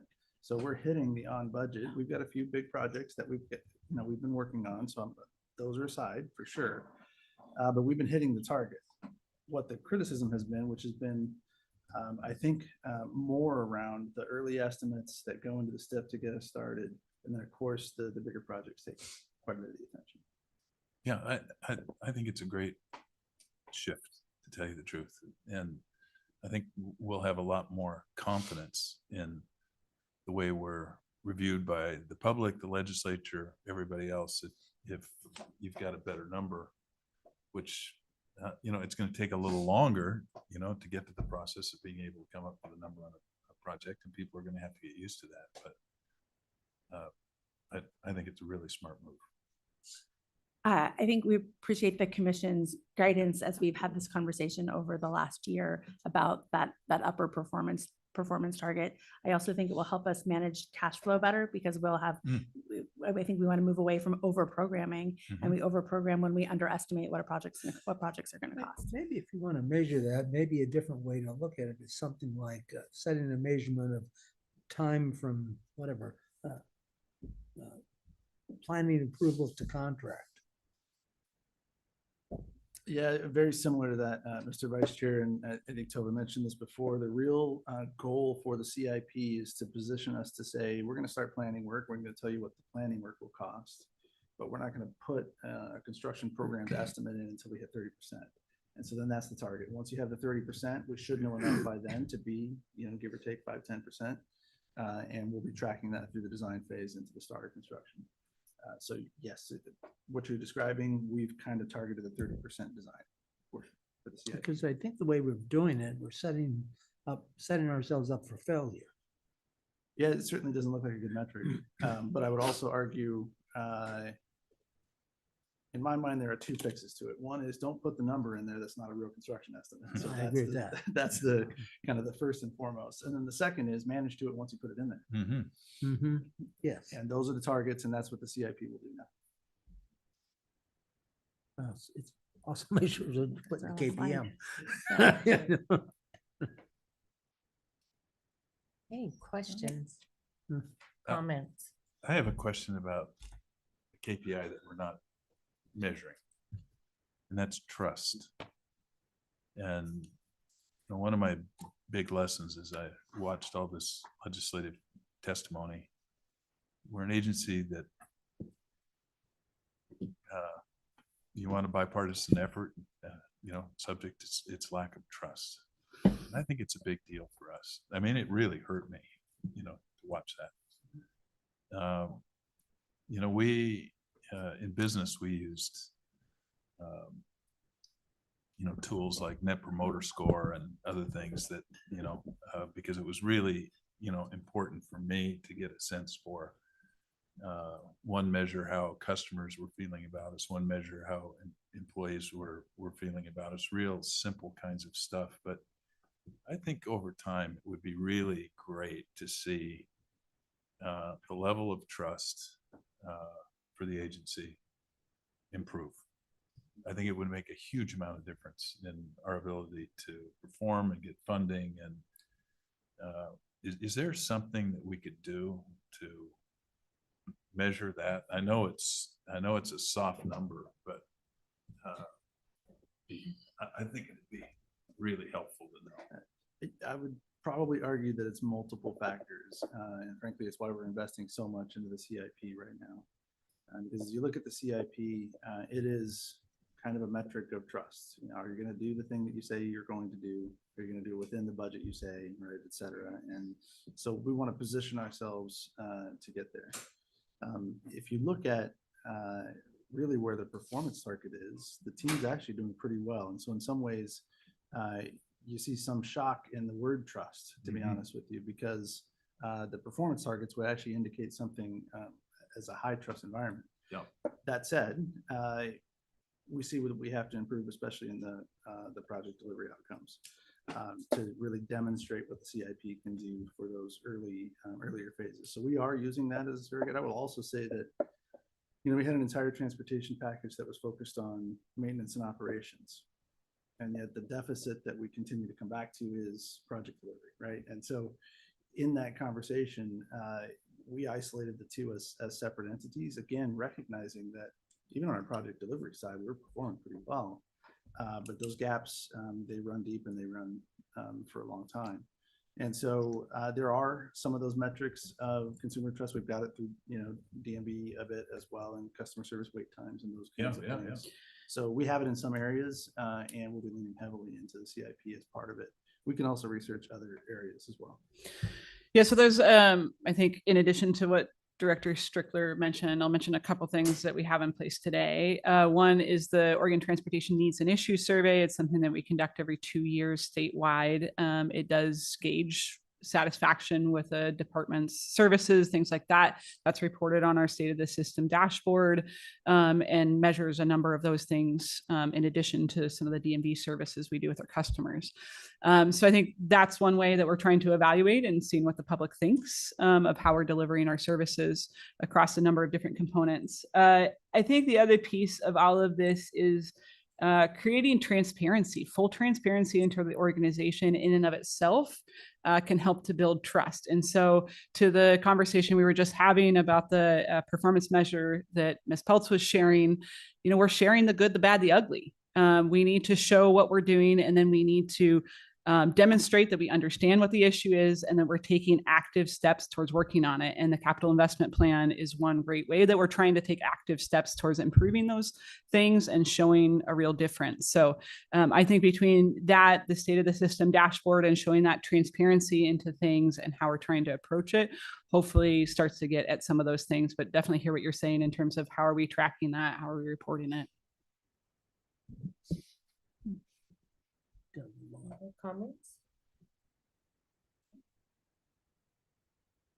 I think complete. Thank you. Thank you. I'm still here.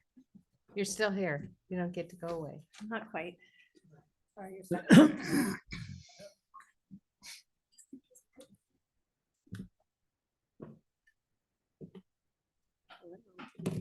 gonna grab that one. Yeah.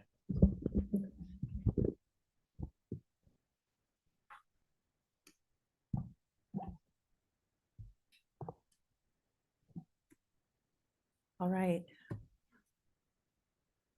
Oh, unfortunately, our program director, Tony Snyder, is not joining us. I think we got some wires crossed and played around with the agenda enough, and we've missed him today. But I'm going to do my best to stand in and cover the whole program for him. And so bear with me. Tova Peltz, statewide capital program engineer. And Daniel Porter, ODOT Finance and Budget Division Administrator. As we've shared over a series of presentations over the last several years, the ADA curb ramp delivery program is intended to deliver on the settlement agreement that was established prior to 2018 to bring over 27,000 curb ramps across the state highway system into ADA compliance. We are required to meet the requirements of the settlement. We have until 2032. The program launched in 2017 without a dedicated funding source or established funding, and we worked closely with the commission over a number of years before we landed on a funding plan in 2022. We've given a few updates since 2022, regular basis about the progress of the program. This is our first update on our financial plan. So provide an overview of status of the program as well as project financing or program financing as we walk through these slides today. So every year we report on our ramps completed on an annual cycle as a requirement of the settlement. And that's a report that comes out in March of every year. So through 2024, as reported in our March 2025 report, we had 11,188 compliant curb ramps completed of those 27,000 plus. Right now we have 5,333 curb ramps in design, and that is, and we have when we have over 35 individual construction contracts in progress today. That 5,333 also includes 2,300 that are part of our first design build contract. That's part of our ADA program, which is pretty exciting and was put in motion this past year. When we originally set up the program, like immediately following the settlement, as I said before, we didn't have a dedicated funding source. And so we fell behind initially without that dedicated funding in terms of ramp compliant, like delivering ramp compliance in those first handful of years. And we've been playing catch up ever since. This graphic demonstrates, shows the required milestones that are part of the settlement, leading up to that final benchmark, that final milestone in 2032. While we're still lagging behind, our rate of compliant ramp completion has increased, and we are on track to hit the 2032 milestone. What we're aiming for is we've been aiming to deliver about 2,500 ramps per year in the last few years. In order to hit the 2027 ramp target based on that early lag, we would need to be delivering about 2,700 ramps annually, and we're short of that this year. However, in order to hit our in order to hit the final 2032 milestone, we need to deliver at least 1,800 a year, which we're on track for. We're actually exceeding, and we're taking steps to increase or ramp up ramp delivery after this year. And I think that the design build contract is a good example of that. I wanted to flag that since 2019, we've shared our ramp mitigation numbers in two ways. And so there's been a little bit of they've shown up in a couple of different places.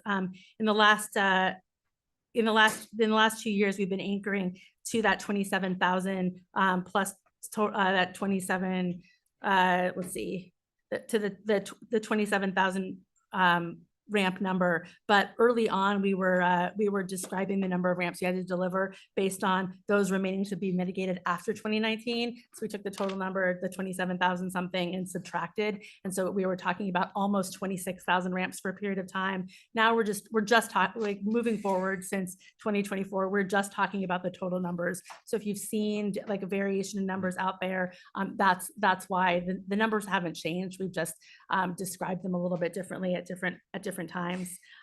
So in 2019, we reported on just shy of 26,000 ramps, but that was just there was some subtraction engaged there. So I apologize for the change in numbers over time.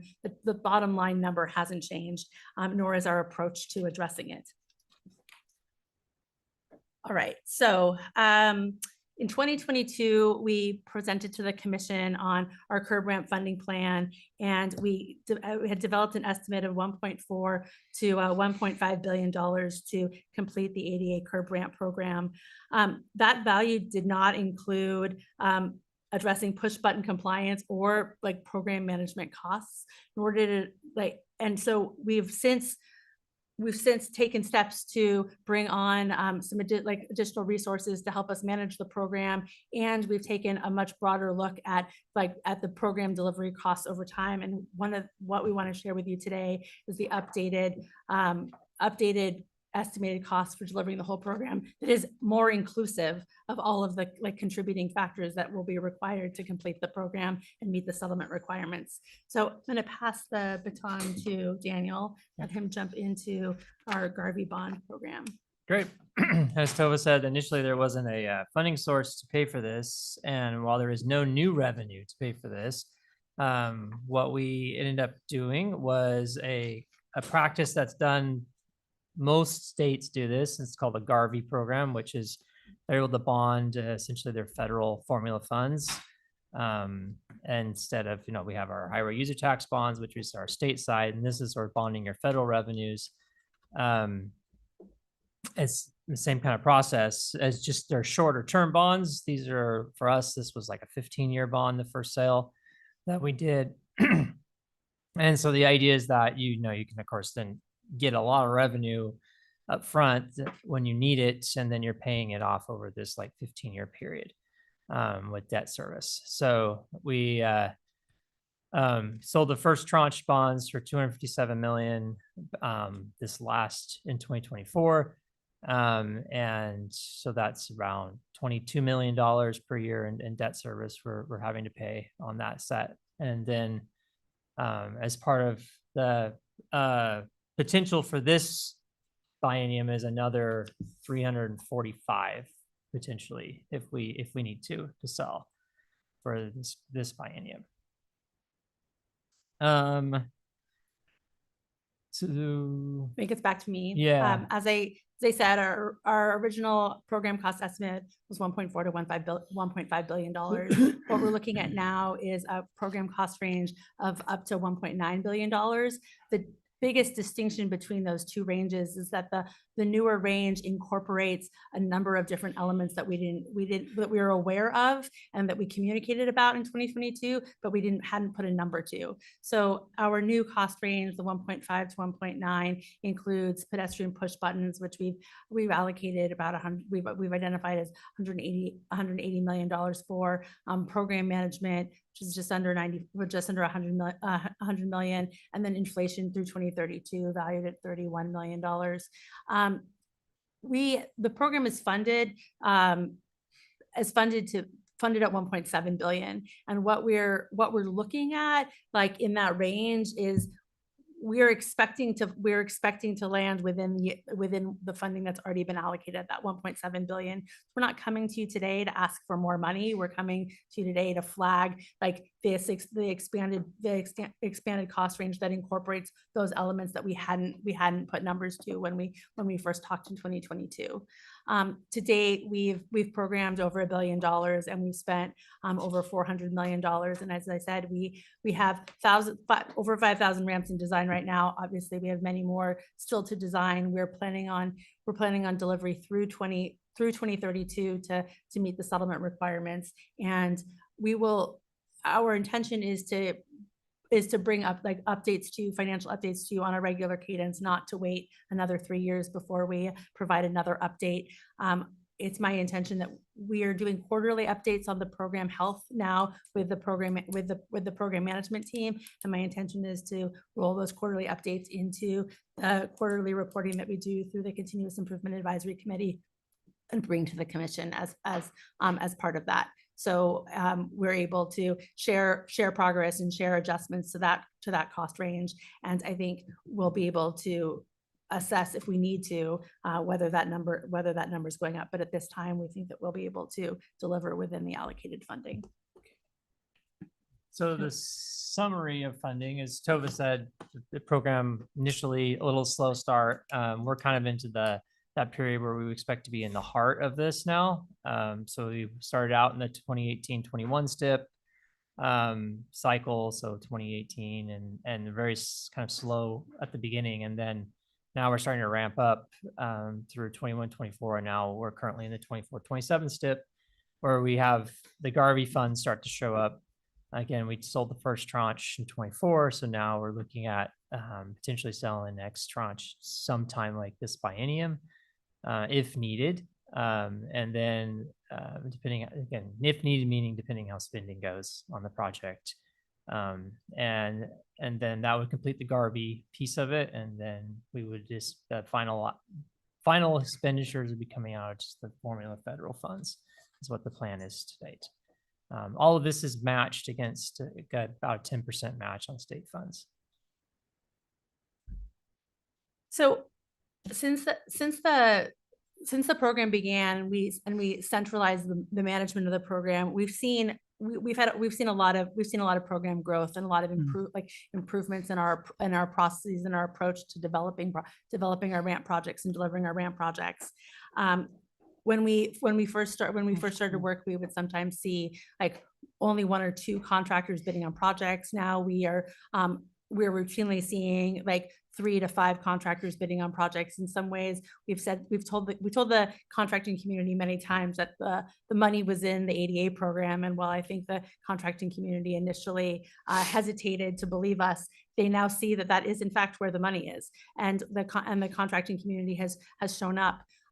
In addition to the community showing up, we've been able to refine our approach to design and our approach to inspection in partnership with our contractors. So the quality of the construction and the quality of both our plans and the quality of construction has increased as well. This is all great news for the program, and bodes well for how we're managing uncertainty moving forward in the delivery of the program. We're also seeing bids that are coming in below the engineer's estimate in the last year or so. Now, all that being said, you're wondering why is the rate, like why is, if all these things are contributing to cost, like individual project costs going down, why is the cost range going up? And I want to like acknowledge the cost range, like the updated cost range incorporates like elements that weren't in the original cost range, like the pedestrian push buttons, for example. But I also want to note that our strategic approach to delivering the program initially was to prioritize our simpler curb ramps first, and to develop a practice around designing and constructing and inspecting like the simpler curb ramps, because curb ramps are not as easy as they might look to design or construct. And we went through iterations of our approach in both in the design and in managing construction in order to deliver the deliver compliant curb ramps on the first try. Back in the early days of the program, we were sometimes needing to rip out newly constructed ramps that didn't meet ADA geometry and replace them. We've moved past that. However, the ramps that we have in front of us now are in more complex locations. The vast majority of the ramps we have remaining to be delivered are in regions 1 and 2, in more urban environments, with more utility relocations, with more buried, more hazmat risk in buried contaminated soil, more coordination with local agencies, more coordination with and more need to adjust potential signals and signal locations as well. That adds a complexity. Now that complexity adds risk for sure, and that is a component here. But I think that one of the things we've seen over the last several years of delivery is improved skills on our teams and our consultant teams and our contractor teams to work through the risk, like to work through those risks. So we took a strategic approach to start with the easier ramps. There's risk in doing it that way. We were able to boost productivity to like meet our early milestones and figure out those logistics for compliant ramps and contracting quality and competency and the availability of contractors. We have a more robust team today in our owners rep group, working alongside our ODOT folks to manage the delivery of the program and to track the risk and to see trends in our performance and then make adjustments. And I think that will bring us to that will bring the program to completion in 2032. And I think it's what's going to help us work within the existing budget. But as I said, we'll continue to bring updates to the commission and share progress and share challenges as well as as and if they come up. And that is our intention moving forward. I think that brings us to the end of the presentation, and we're happy to answer questions. Fine. All right. Thank you. Thank you. Final item. Last item of the day.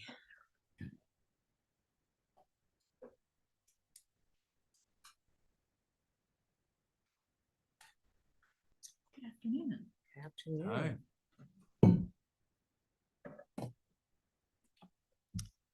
Suzanne Carlson, Public Transportation Division Administrator, and I've brought Brand Goldberg with me as backup on the STIF program. And we have quite a bit to cover today, but I know it's been a long day, so we'll go through it at a little bit of a high level, and then just please stop us with questions where you'd like to get a little deeper dive into the content. So these first few slides will be a little on the introductory but we just like to start with sort of orienting you towards the program. So the statewide transportation improvement program created with House Bill 2017 was originally to expand, improve, and maintain public transportation service. Mike, a little closer, please. Oh, sure. There we go. Now I hear myself better. I hear it. So this program, the funds are just, this is the 0.1% payroll tax, and funds are distributed 90% by formula, 5% in the discretionary competitive grant program, 4% intercommunity, and does have some restrictions on light rail capital and supplanting other funds. Vice Chair Byer, you'll particularly remember this was expanded to maintain public transportation services in addition to the original intent to expand. We do have some other small funding sources: ID cards, non-highway gas tax, and cigarette tax. I think I've covered the other items here mostly. I won't really get into this, but this might also help to orient you. It's just a long process with a lot of review and oversight, including your own, to get folks through a localized planning process for the STIF formula in particular, with ODOT staff, and then coming to you at the end of that cycle to review and accept the plans from 42 qualified entities. Last fall, I guess it's a year ago now, we did have 2 consulting firms come in and do some reviews for us as part of ODOT strategic review, and RLS, who's a consultant we use, did a review of the STIF program and provided some insights into us as shown on the slide here, looking at our STIF plans, reporting, goals, dispute resolution, data and tools, and the training program, making some recommendations, which along with transit providers and public input was a lot of what we brought forward into some STIF rules update that we've been working on. So Ben's been working super hard over the past, I'd say, year and a half. He has actually only been here about a year and a half. So that's why I was stopping to think for a moment. It's been going on a little bit longer, and then he picked up the baton when he got here to bring all these recommendations and input together into us. Sorry about that. Into some STIF program rules updates. And we want to share this with you to give you a little advanced look. We'll be coming to you in January to vote on the rules. So I wanted to keep you engaged with the program and with your oversight of it, as well as give you that preview and opportunity to ask questions before we come back for a vote. We also had a rules advisory committee, which is an extremely hardworking group. It was a lot of transit providers and others, and they met, I want to say 7 or 8 times, could even have been longer, 11 times, pretty much at 3 hours per time. Very detailed, very in the weeds with the policy decisions that they were looking at. The topics I'll go over today that they looked at were the qualified entity and subrecipient roles, the fund management, reporting requirements, compliance and enforcement, some funding eligibility questions, and also definitions and clarification. And I'll just mention, as this program was, I guess if we're in about 6 years now, there's just been an evolution. Some things were in statute and some things weren't. Some things weren't clear, or as we went along the way, we realized there was a better way to do it, or a clarification that was required to help people all be working on the same playing field. So that's what some of these cleanups are. So just going over at a high level, one of the recommendations is to establish a uniform qualified entity, which is QE, and subrecipient oversight process. So there's 42 qualified entities, and some number of them have subrecipients that they work with and provide funding to. So creating more consistency across the state, where ODOT has sort of set some parameters and guardrails around what oversight looks like to guide them and reduce duplication. So in some ways restricting oversight to not do oversight that's already being done through a federal or a state program, but then making sure that they do oversight in a rigorous way within these guidelines. We've also provided opportunities for dispute resolution specifically to that oversight function, where ODOT can step in and mediate, as it were, and determine whether that oversight function is being handled well. We also clarify the process for corrective action. So one thing we've done is put the STIF plans into a contract. So we've got contractual oversight now, not just a plan that's been approved. And then we've also been clarifying what sort of corrective actions up to and including withholding funds. So making sure that the penalty, as it were, fits the compliance need. We've also looked at qualified entity and subrecipient collaboration. So we know in some regions there's been a little more conflict. And so sort of setting the table for how entities should be collaborating, and also defining better for those of you involved with the area commissions on transportation, what the area commission's role is in that STIF oversight process, and clarifying some of those terms. It also makes permanent that the temporary rule that creates the grant agreement for the STIF plans, the formula plans.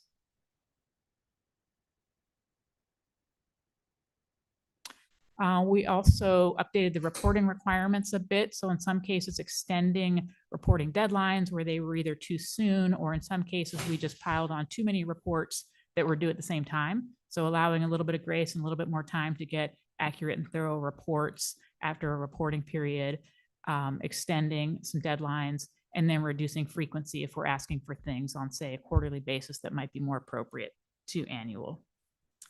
And in one case with what we call agreed upon procedures, really defining what that deadline is. We said it was due after they received the report, but we didn't really set in stone when that date was. So some of these are kind of in the weeds. They're just technical cleanups.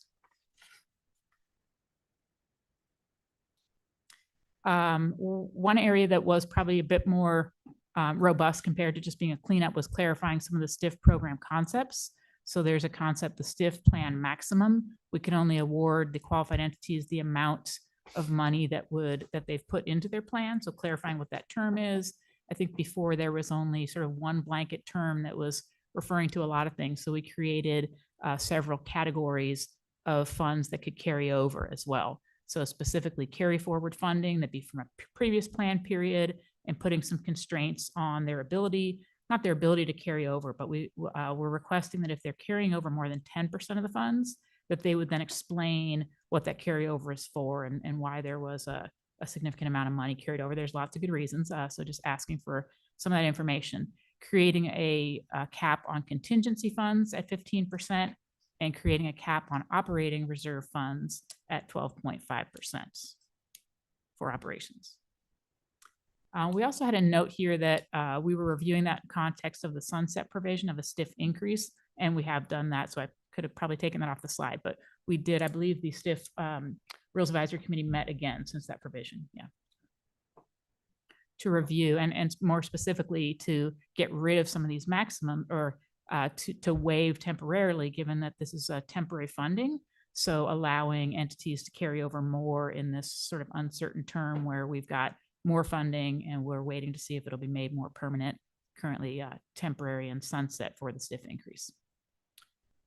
So just quickly, recapping the timeline, gathering the feedback, doing that strategic review, getting public engagement and public comment during the meetings themselves.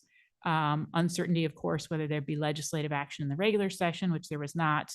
And then there was action in the special session where the revenue for this program was doubled. And then we've also been looking to bring you forward these slides for a little while with the change we've had in scheduling. On to information you already know, I think, which is that the STIF payroll tax was doubled with House Bill 3991 at special session. And it also was set to sunset again, so it will be collected and distributed for 2 years. Generally speaking, the employers who collect this tax collect it or report on it on a quarterly basis. So it'll start to be collected January 1. Most of those employers will then report out in April, and they usually submit their reports later in April and submit the funding. So the funding will come to ODOT more like May, which is why we have it set to be distributed beginning in July of 2026, because it takes time to get through that pipeline. We pulled the information on the slide here from the Legislative Revenue Office as of August 2025, the projections that they were estimating, and the ODOT Economist Office is doing additional revenue projections, which aren't too far off from here, but we know that there's some uncertainty in the economic forecast right now. So the actual collections could always change from what we've projected. Qualified entities will use the Economist Office forecast for planning purposes. So this brings us to your role and some questions that we have for you today. The first is that we do have, for the smallest qualified entities, which I believe there's currently 15, but it could change. A few of those could drop out of the qualification of being a small qualified entity, but they do receive minimum distributions for both the payroll tax formula and then also what we call the population-based part of the formula program. It goes to elderly and disabled services. There's also an indexed minimum distribution for that. So essentially, if you're a particularly rural county that doesn't have a lot of job base, or a tribal qualified entity, you might not get enough revenue from the payroll tax collected in your area, we set this minimum distribution. So what we're proposing to do, the statute says that it would be biennial, but it doesn't necessarily require it to only be biennial, that the indexing is adjusted. We believe that the expectation of the legislature was that we would share the increase across the qualified entities. So ODOT's planning to redo these indexes in 2026 to index up to distribute a higher minimum base to the smallest qualified entities and let them know and communicate that we will be indexing it back down. If and when the tax sunsets, we will then index back down to the lower distribution. So sharing that wealth across. If we waited until 2027, they would see much less revenue out of the increase.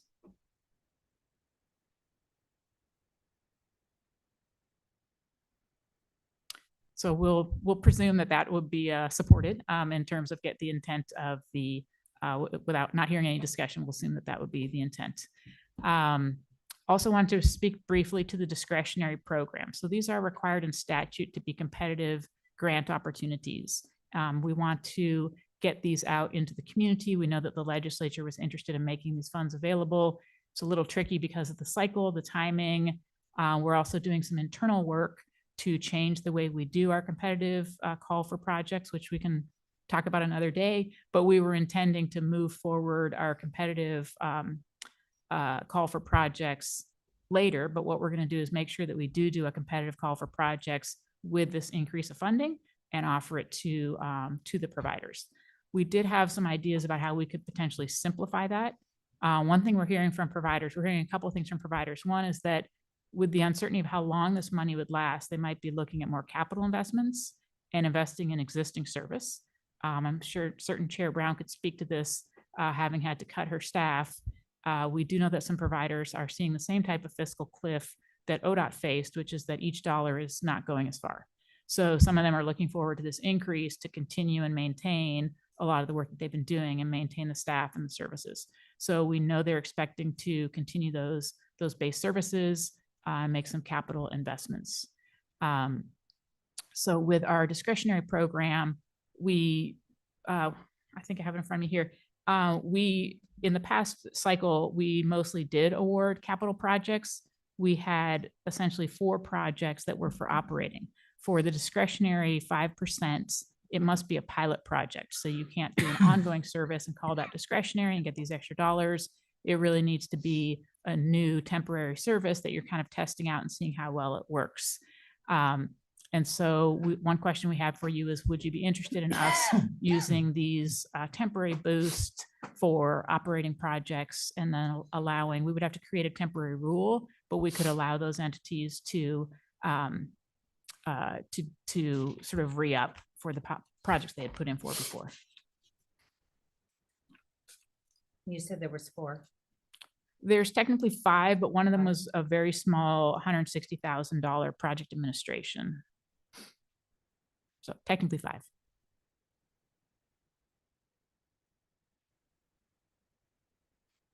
Questions for Suzanne?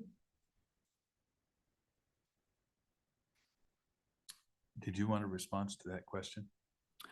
I can also just keep putting my questions on the table, and as you have questions or comments back, that would be fine. I think for this one, we would need a decision. I'm not sure if you have to vote necessarily, but I would be looking for direction. It takes a little bit of effort to go through a temporary rule, and we would come back to you probably on consent agenda to approve a temporary rule. So just wanted to get feedback whether that would be the direction to allow ongoing operations of the projects that had put in the past for, or you know, potentially it could be a different type of service that already exists and they'd come in through the discretionary route to get operating funding. Chair? Yes. Go ahead. I'd lean on you for some advice there, but just based on, you know, feedback I'm hearing, a lot of these agencies are really pushed for operating funds. And I'm hearing lots of stories about cutting routes and cutting off service to those that are being served. So it would make sense to me that if we could create more funds going to keep routes open and keep the service levels up where we could, that that would make sense over, putting pilot projects out there at this time. I'm being really careful with my comments here because,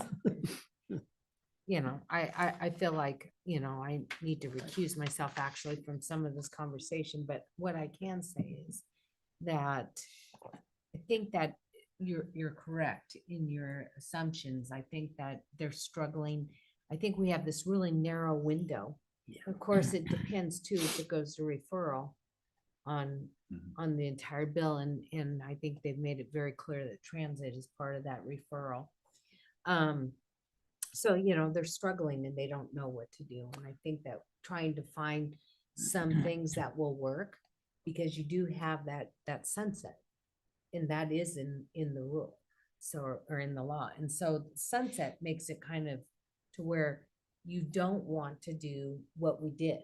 So in 2017, the idea was that the money needed to be used for new service, which everybody put out a slew of new services with the idea that we would come back and visit this again, the next transportation bill, to be able to look at the financial cliff that they were already at with their what I would say core routes, and then the new service, how they were going to continue providing a level of service. And now they have there's no certainty in it.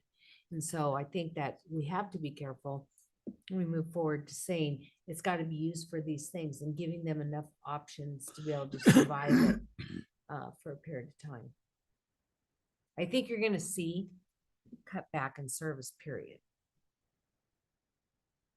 I think we're in a period, much to my dismay, but we're in a period of sort of marching in time, if you will. And I think Commissioner Baker's right. We probably need to focus on just keeping what we've got going strong as we can. And the organizations need to frankly work with the legislature to gain the support they need to fund it.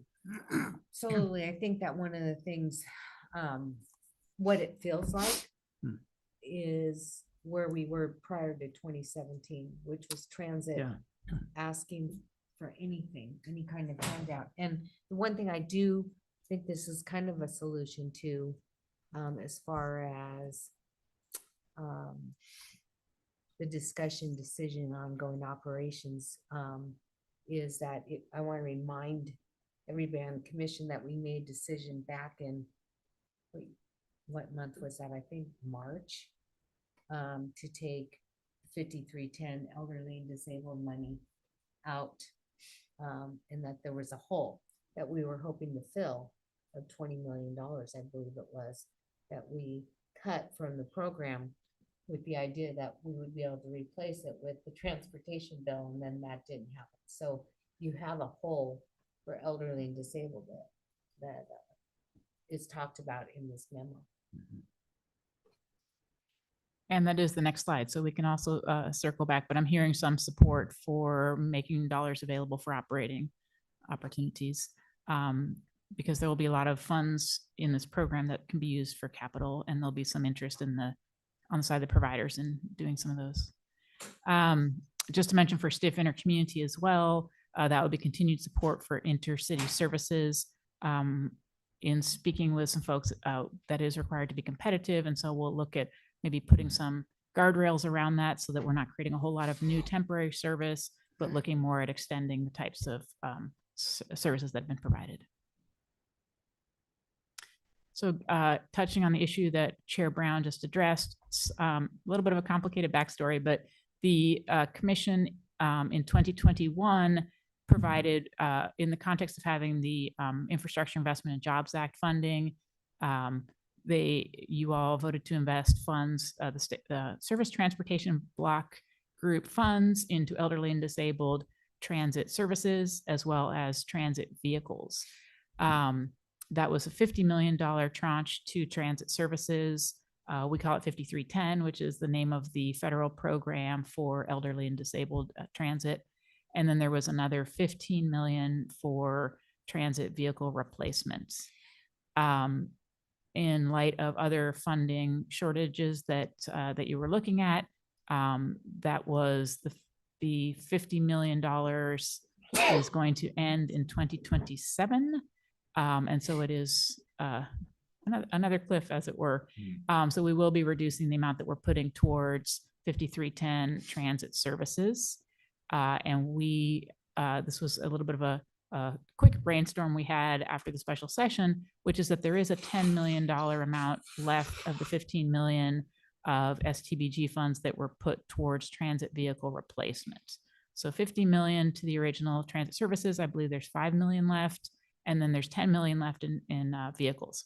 So we were going to ask you today for a decision to allow us to allocate those funds over to transit services for older adults and people with disabilities, knowing that we have this increase in STIF funding and an appetite for people to use some of those programs for capital. It seems like giving them these really flexible federal funds for vehicles only it sort of doubles up on that opportunity to buy vehicles, whereas we're hearing more need for ongoing operations.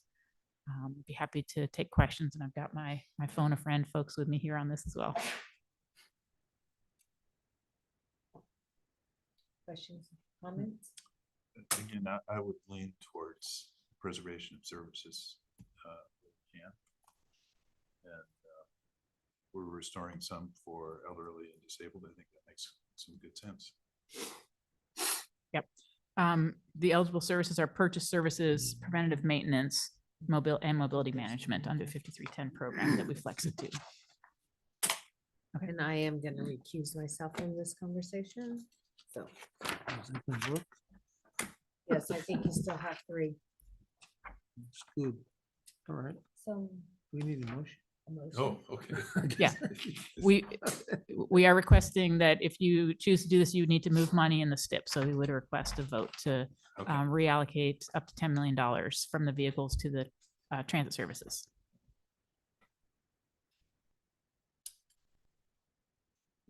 She's excused herself, so I'm. Yeah. I guess I can ask for a motion, though. I can still do that portion of it. You know what? I can ask for a motion. Would you like to make a motion? You want me? Do you have some text? He's on the script. Oh, is he? Oh, I'm on the script. Oh, no. I just handed you the script. Oh. Okay.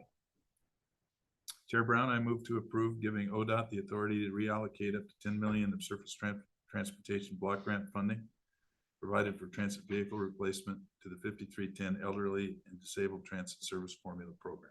I will second that. We have a second. So discussion. So did we do a roll call on that one? All you gotta do is roll call. Okay, roll call. All right. Commissioner Baker, Yes. Commissioner Chapman. She said aye. Yes. Yes. See the hand. Thank you. Vice Chair? Aye. Chair recuses herself, and Commissioner Chain is absent. You have a motion and a quorum, so it passes. Thank you. Thank you. Thank you. Appreciate it. Turn the page. Sorry. It's all right. I think we're at I the didn't end. look at it. I just handed it to him. Huh? so. We're not quite done. There's Good more. more? There's We more. have more. There's We kind of a haven't lot run going yet. on with the STIF program right now, Oh. but we're getting there. This slide was just really a refresher if you wanted to talk more about who were the minimum distribution or qualified entities. So we'll just keep moving there. So we're also expecting to come back to you now that we've got the increase in STIF funds for plan amendments. So you may recall we created a temporary rule to allow for STIF plan amendments in the middle of the biennium. Providers were feeling a little locked into the decisions they made in the planning process up front. And sometimes they had extra money left over from a prior period. In this case, they'll have extra money from a legislative decision. This was good forethought on our part because now they can come back to you all to propose new projects for the increase in STIF. Ben's going to jump in. Yeah, we'll get there. So this would be to add the new revenue into the STIF plans. Just quickly, the The timing that we have here, we would be coming back to you in June. So we do have a June meeting set that'll allow you to to review the plans and approve them prior to the July 1 distribution that we anticipate. We just kind of walk you through that cycle here on the slide. So amending the plan allows them to add new funding, allocate it between their existing STIF plan projects, which is what Ben was whispering to me to make sure that we clarified. They're really locked into some components of the STIF plan. So they've had to create projects and define what the project is, and they can put additional money, they can distribute the money within the projects that already exist. So it's not a sky's the limit. They can't create something brand new. But we're also hearing from providers is they're pretty much interested in doubling down on the kind of decisions they've already made. That might not be true for every last provider, but for the most part, they'll be putting the dollars into the areas that they had in progress. They can also update their outcomes. So let's say they had, $2 million going towards Project X for low-income communities. They would say, we're now going to expect X more riders in that program. So that's the type of change that'll be coming forward to you, is how many more dollars they're putting in and what they expect to accomplish with those dollars. We will give you some advance notice of that. We'll provide the plans for you. We don't yet know if every last provider will come forward with a plan amendment. That'll be the work over the next couple months as we open up that opportunity. And these were some of the accomplishments that we've seen up through 2025. Last slide, and then I'll see if Ben wants to add anything else as well. So again, we've heard that they want to fund operations and maintain service. We know that in some cases, people had reached that fiscal cliff and were already planning layoffs. They will have fewer layoffs and will be able to retain some of the services that they've been providing with the 0.1% payroll tax. They'll be able to continue forward and wait and see what happens with the sunset. We know folks will continue to purchase and maintain the vehicles. And in the case where they might have, let's say, a mobility hub planned or upgrade to the stops and shelters, they may do that. And yeah, we've really talked about this, but anything, Ben, that you want to add from what you're seeing? I mean, only if there are questions. Okay. Great. Well, I want to thank the committee, the Rules Committee, that worked really hard. They met 11 times, and I know that they put a lot of work behind it because I heard some of the conversations that were going on during the time. And so to the staff and Suzanne, I know that you guys have been working extremely hard trying to get all this moving quickly because there's a timeline. The one thing, it'll be interesting to see what the projections are because we do know that the STIF is down with payroll being down. And so I was looking at those projections for the future, and more will be coming as far as conversations of what we can do and how much money is really available. But thank you. I know that your staff, you've worked extremely hard at this and quickly. I mean, you've turned it around, and it's nice to see. Thank you. I appreciate that. All right. And now we are done. Any other discussion from the commission? All right. Well, this was a nice end to the meeting to actually have a little money to do something versus trying to make a decision when we have no money. So thank you. Thank you. All right. That said, what did I do with my agenda, man? We're pretty close to time. You've hit the end. Yeah. So with that, I would like a motion to adjourn. So move. Second. All right. We are adjourned. Thank you. Thank you. Long day.